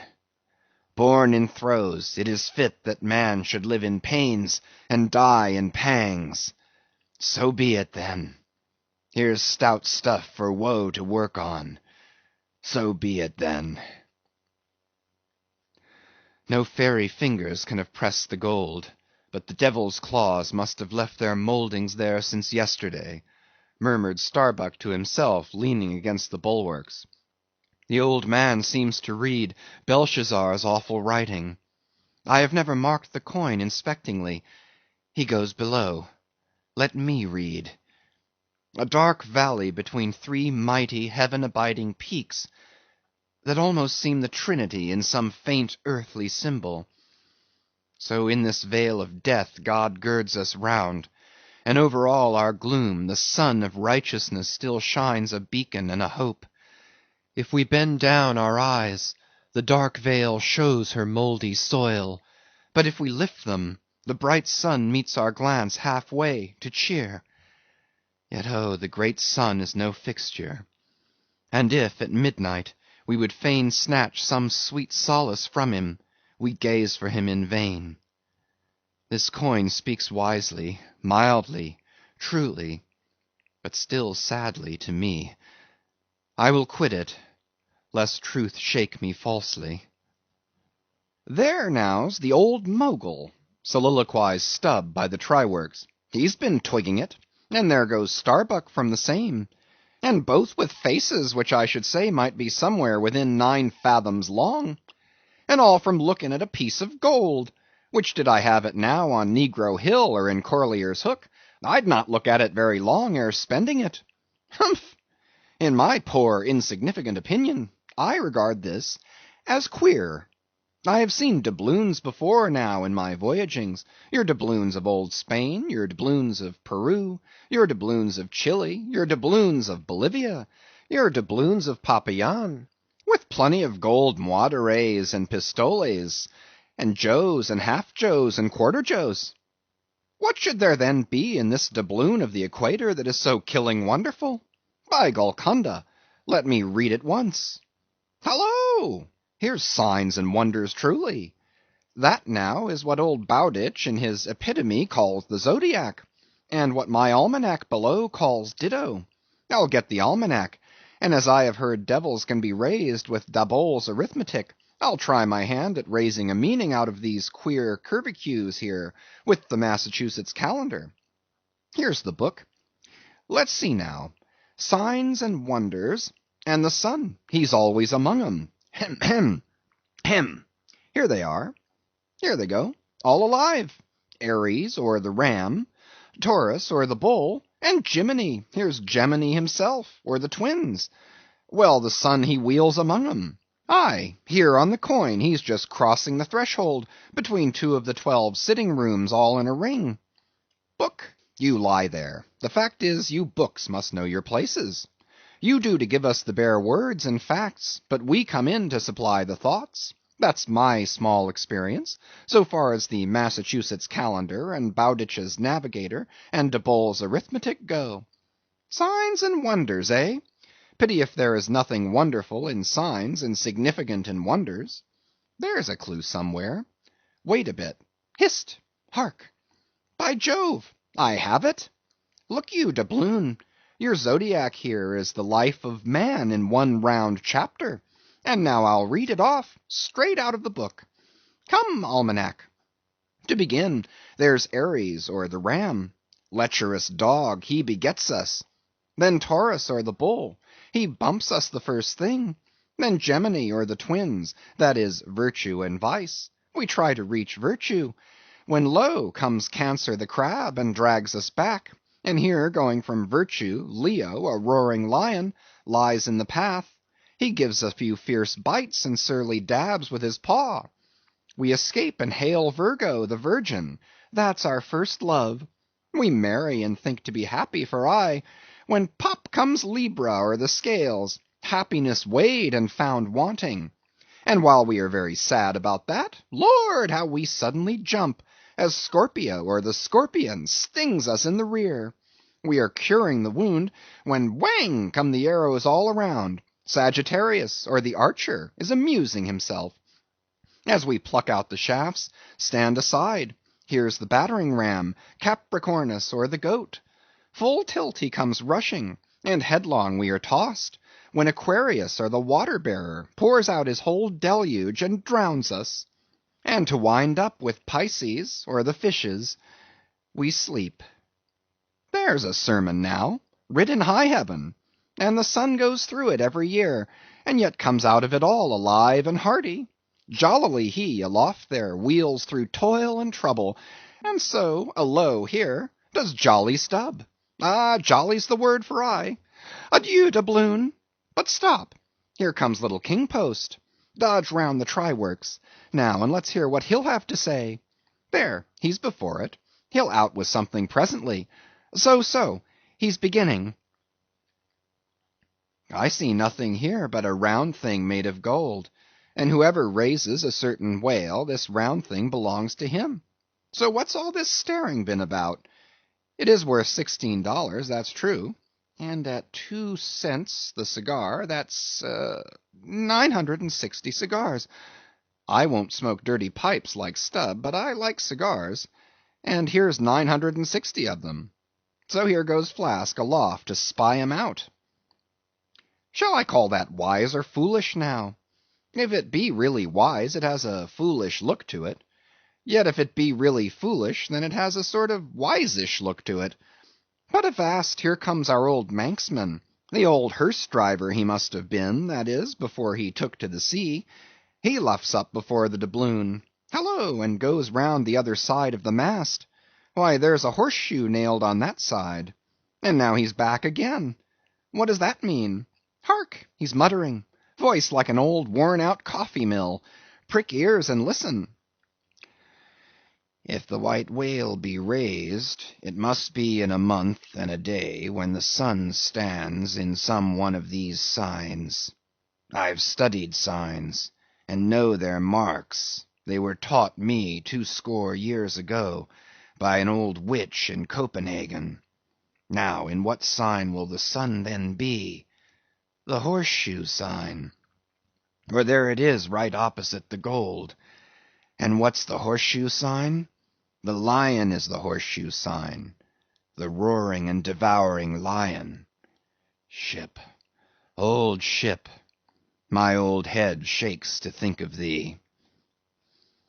There's another rendering now. But still one text. All sorts of men in one kind of world, you see. Dodge again. Here comes Queequeg, all tattooing. Looks like the signs of the Zodiac himself. What says the cannibal?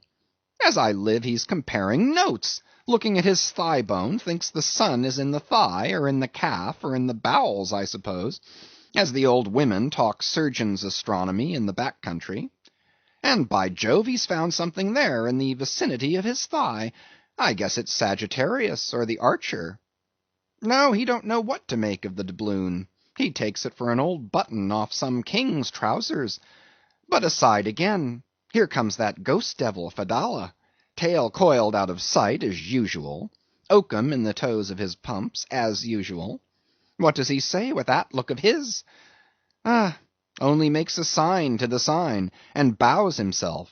There is a sun on the coin. Fire worshipper, depend upon it. Ho! More and more. This way comes Pip. Poor boy. Would he had died, or I. He's half horrible to me. He, too, has been watching all these interpreters, myself included. And look now, he comes to read, with that unearthly idiot face. Stand away again, and hear him. Hark! I look, you look, he looks, we look, ye look, they look. Upon my soul, he's been studying Murray's grammar, improving his mind, poor fellow. But what's that he says now? Hist! I look, you look, he looks, we look, ye look, they look. Why, he's getting it by heart. Hist! Again. I look, you look, he looks, we look, ye look, they look. Well, that's funny. And I, you, and he, and we, ye, and they, are all bats, and I'm a crow, especially when I stand atop of this pine tree here. Caw, caw, caw, caw, caw, caw. Ain't I a crow? And where's the scarecrow? There he stands, 2 bones stuck into a pair of old trousers, and 2 more poked into the sleeves of an old jacket. Wonder if he means me? Complimentary. Poor lad, I could go and hang myself. Anyway, for the present I'll quit Pip's vicinity. I can stand the rest, for they have plain wits, but he's too crazy witty for my sanity. So I leave him muttering. Here's the ship's navel, this doubloon here, and they are all on fire to unscrew it. But unscrew your navel, and what's the consequence? Then again, if it stays here, That is ugly too, for when aught's nailed to the mast, it's a sign that things grow desperate. Ha! ha! Old Ahab, the white whale, he'll nail you. This is a pine tree. My father, in old Tolland County, cut down a pine tree once, and found a silver ring grown over in it, some old darky's wedding ring. How did it get there? And so they'll say in the resurrection, when they come to fish up this old mast, and find a doubloon lodged in it, with bedded oysters for the shaggy bark. Oh, the gold, the precious, precious gold! The green miser'll hoard ye soon. Hish, hish! God goes 'mong the worlds blackberrying. Cook, ho, cook, and cook us. Jenny, hey, hey, hey, hey, hey, Jenny, Jenny, and get your hoe cake done. Chapter 100. Leg and Arm. The Pequod of Nantucket meets the Samuel Enderby of London. Ship ahoy! Hast seen the white whale? So cried Ahab, once more hailing a ship showing English colors, bearing down under the stern. Trumpet to mouth, the old man was standing in his hoisted quarter-boat, his ivory leg plainly revealed to the stranger captain, who was carelessly reclining in his own boat's bow. He was a darkly tanned, burly, good-natured, fine-looking man of 60 or thereabouts, dressed in a spacious roundabout that hung round him in festoons of blue pilot cloth, and one empty arm of this jacket streamed behind him like the broidered arm of a hussar's surcoat. Hast seen the white whale? See you this? And withdrawing it from the folds that had hidden it, he held up a white arm of sperm whale bone, terminating in a wooden head like a mallet. Man my boat, cried Ahab, impetuously, and tossing about the oars near him. Stand by to lower. In less than a minute, without quitting his little craft, he and his crew were dropped to the water, and were soon alongside of the stranger. But here a curious difficulty presented itself. In the excitement of the moment, Ahab had forgotten that since the loss of his leg, he had never once stepped on board of any vessel at sea but his own, and then it was always by an ingenious and very handy mechanical contrivance peculiar to the Pequod, and a thing not to be rigged and shipped in any other vessel at a moment's warning. Now it is no very easy matter for anybody, except those who are almost hourly used to it, like whalemen, to clamber up a ship's side from a boat on the open sea, for the great swells now lift the boat high up toward the bulwarks, then instantaneously drop it halfway down to the kelson. So, deprived of one leg, and the strange ship of course being altogether unsupplied with the kindly invention, Ahab now found himself abjectly reduced to a clumsy landsman again, hopelessly eyeing the uncertain changeful height he could hardly hope to attain. It has before been hinted, perhaps, that every little untoward circumstance that befell him, and which indirectly sprang from his luckless mishap, almost invariably irritated or exasperated Ahab. And in the present instance, all this was heightened by the sight of the two officers of the strange ship leaning over the side, by the perpendicular ladder of nailed cleats there, and swinging towards him a pair of tastefully ornamented man-ropes. For at first they did not seem to bethink them that a one-legged man must be too much of a cripple to use their sea banisters. But this awkwardness only lasted a minute, because the strange captain, observing at a glance how affairs stood, cried out, I see, I see! Avast heaving there! Jump, boys, and swing over the cutting tackle! As good luck would have it, they had had a whale alongside a day or two previous, and the great tackles were still aloft, and the massive curved blubber hook, now clean and dry, was still attached to the end. This was quickly lowered to Ahab, who, at once comprehending it all, slid his solitary thigh into the curve of the hook (it was like sitting in the fluke of an anchor, or the crotch of an apple-tree), and then giving the word, held himself fast, and at the same time also helped to hoist his own weight by pulling hand over hand upon one of the running parts of the tackle. Soon he was carefully swung inside the high bulwarks, and gently landed upon the capstan head. With his ivory arm frankly thrust forth in welcome, the other captain advanced, and Ahab, putting out his ivory leg, and crossing the ivory arm, like two swordfish blades, cried out in his walrus way, "Aye, aye, hearty! Let us shake bones together, an arm and a leg, an arm that never can shrink, d'ye see, and a leg that never can run. Where didst thou see the white whale? How long ago?" "The white whale," said the Englishman, pointing his ivory arm towards the east, and taking a rueful sight along it, as if it had been a telescope.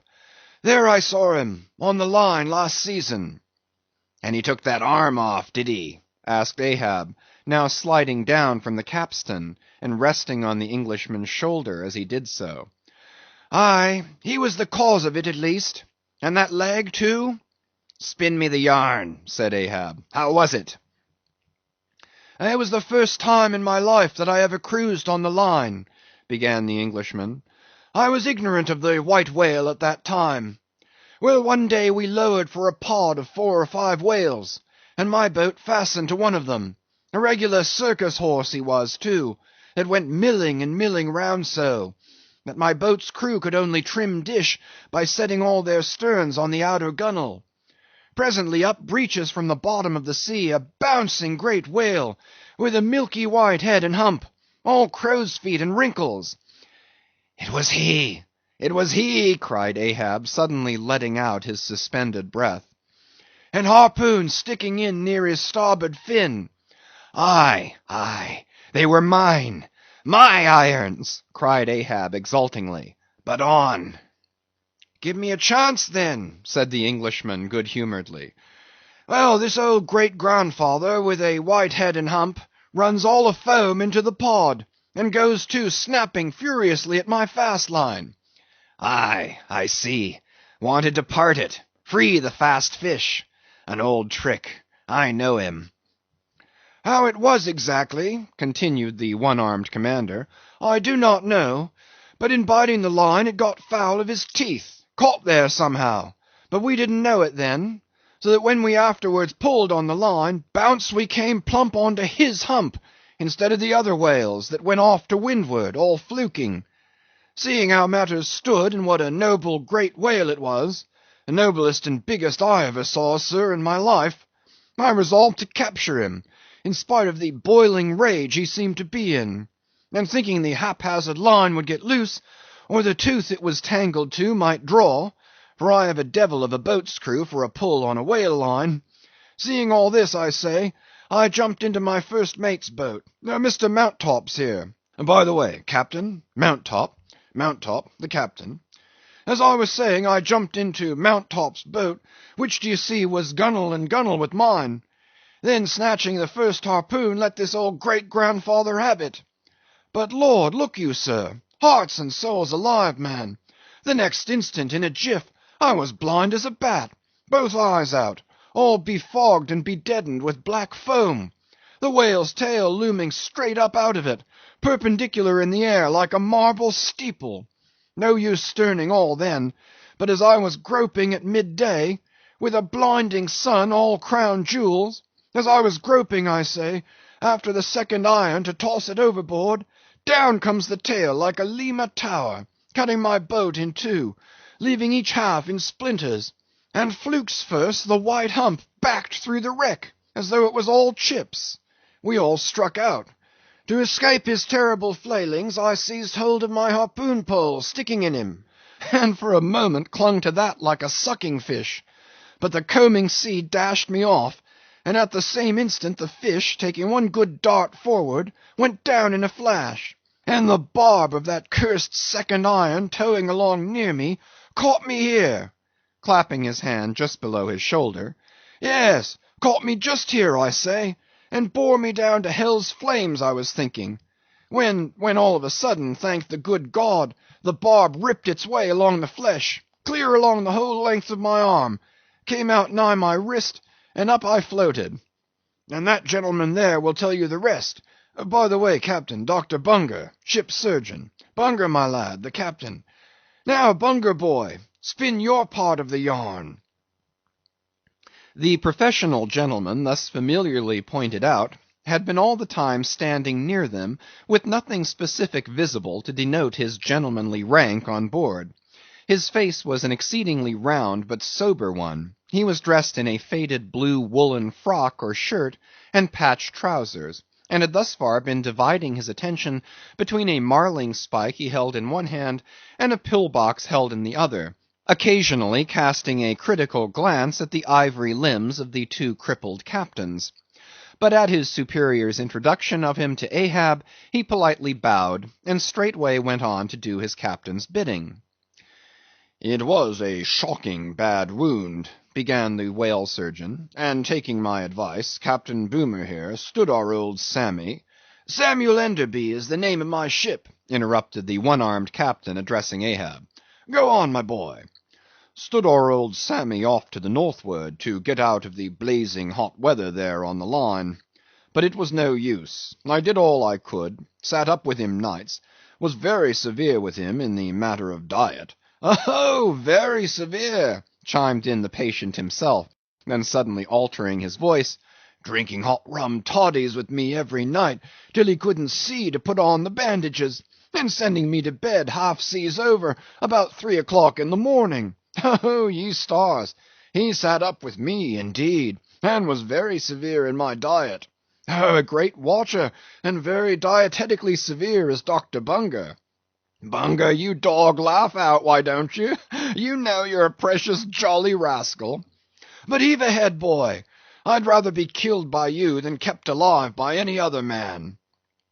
"My captain, you must have ere this perceived, respected sir," said the imperturbable, godly-looking Bunger, slightly bowing to Ahab, "is apt to be facetious at times. He spins us many clever things of that sort. But I may as well say, en passant, as the French remark, that I myself, that is to say, Jack Bunger, late of the reverend clergy, am a strict, total abstinence man. I never drink—" "Water!" cried the captain. "He never drinks it. It's a sort of fits to him. Fresh water throws him into the hydrophobia. But go on with the arm story." "Yes, I may as well," said the surgeon coolly. "I was about observing, sir, before Captain Boomer's facetious interruption, that, spite of my best and severest endeavours, the wound kept getting worse and worse. The truth was, sir, it was as ugly gaping a wound as surgeon ever saw, more than 2 feet and several inches long. I measured it with the lead line. In short, it grew black. I knew what was threatened, and off it came. But I had no hand in shipping that ivory arm there. That thing is against all rule," pointing at it with the marling spike. "That is the captain's work, not mine. He ordered the carpenter to make it. He had that club hammer there put to the end to knock someone's brains out with, I suppose, as he tried mine once. He flies into diabolical passions sometimes. Do you see this dent, sir?" removing his hat, and brushing aside his hair, and exposing a bowl-like cavity in his skull, but which bore not the slightest scarry trace, nor any token of ever having been a wound. "Well, the captain there will tell you how that came here. He knows." "No, I don't," said the captain, "but his mother did. He was born with it. Oh, you solemn rogue, you Bunger! Was there ever such another Bunger in the watery world? Bunger, when you die, you ought to die in pickle, you dog. You should be preserved to future ages, you rascal." "What became of the white whale?" now cried Ahab, who thus far had been impatiently listening to this by-play between the two Englishmen. "Oh!" cried the one-armed captain. "Oh, yes. Well, after he sounded, we didn't see him again for some time. In fact, as I before hinted, I didn't then know what whale it was that had served me such a trick, till some time afterwards, when coming back to the line, we heard about Moby Dick, as some call him, and then I knew it was he." "Didst thou cross his wake again?" "Twice." "But could not fasten?" "Didn't want to try to. Ain't one limb enough? What should I do without this other arm? And I'm thinking Moby Dick doesn't bite so much as he swallows." "Well, then," interrupted Bunger, "give him your left arm for bait to get the right. Do you know, gentlemen," very gravely and mathematically bowing to each captain in succession, Do you know, gentlemen, that the digestive organs of the whale are so inscrutably constructed by divine providence that it is quite impossible for him to completely digest even a man's arm? And he knows it too. So that what you take for the white whale's malice is only his awkwardness. For he never means to swallow a single limb, he only thinks to terrify by feints. But sometimes he is like the old juggling fellow, formerly a patient of mine in Ceylon, that making believe to swallow jackknives, once upon a time let one drop into him in good earnest, and there it stayed for a 12-month or more, when I gave him an emetic, and he heaved it up in small tacks, d'ye see. No possible way for him to digest that jackknife and fully incorporate it into his general bodily system. Yes, Captain Boomer, if you are quick enough about it, and have a mind to pawn one arm for the sake of the privilege of giving a decent burial to the other, why, in that case, the arm is yours. Only let the whale have another chance at you shortly, that's all. No thank you, Bunger, said the English captain. He's welcome to the arm he has, since I can't help it, and didn't know him then, but not to the other one. No more white whales for me. I've lowered for him once, and that has satisfied me. There would be great glory in killing him, I know that, and there is a shipload of precious sperm in him. But hark ye, he's best let alone. Don't you think so, Captain? Glancing at the ivory leg. He is, but he will still be hunted for all that. What's best let alone? That accursed thing is not always what least allures. He's all a magnet. How long since thou saw him last? Which way heading? Bless my soul, and curse the foul fiends, cried Bunger, stoopingly walking round Ahab, and like a dog strangely snuffing. This man's blood! Bring the thermometer! It's at the boiling point! His pulse makes these planks beat! Sir! Taking a lancet from his pocket, and drawing near to Ahab's arm. Avast! roared Ahab, dashing him against the bulwarks. Man the boat! Which way heading? Good God! cried the English captain, to whom the question was put. What's the matter? He was heading east, I think. Is your captain crazy? Whispering Fedallah. But Fedallah, putting a finger on his lips, slid over the bulwark to take the boat's steering oar, and Ahab, swinging the cutting tackle towards him, commanded the ship's sailors to stand by to lower. In a moment he was standing in the boat's stern, and the Manila men were springing to their oars. In vain the English captain hailed him. With back to the stranger ship, and face set like a flint to his own, Ahab stood upright till alongside of the Pequod. End of chapters 97 to 100.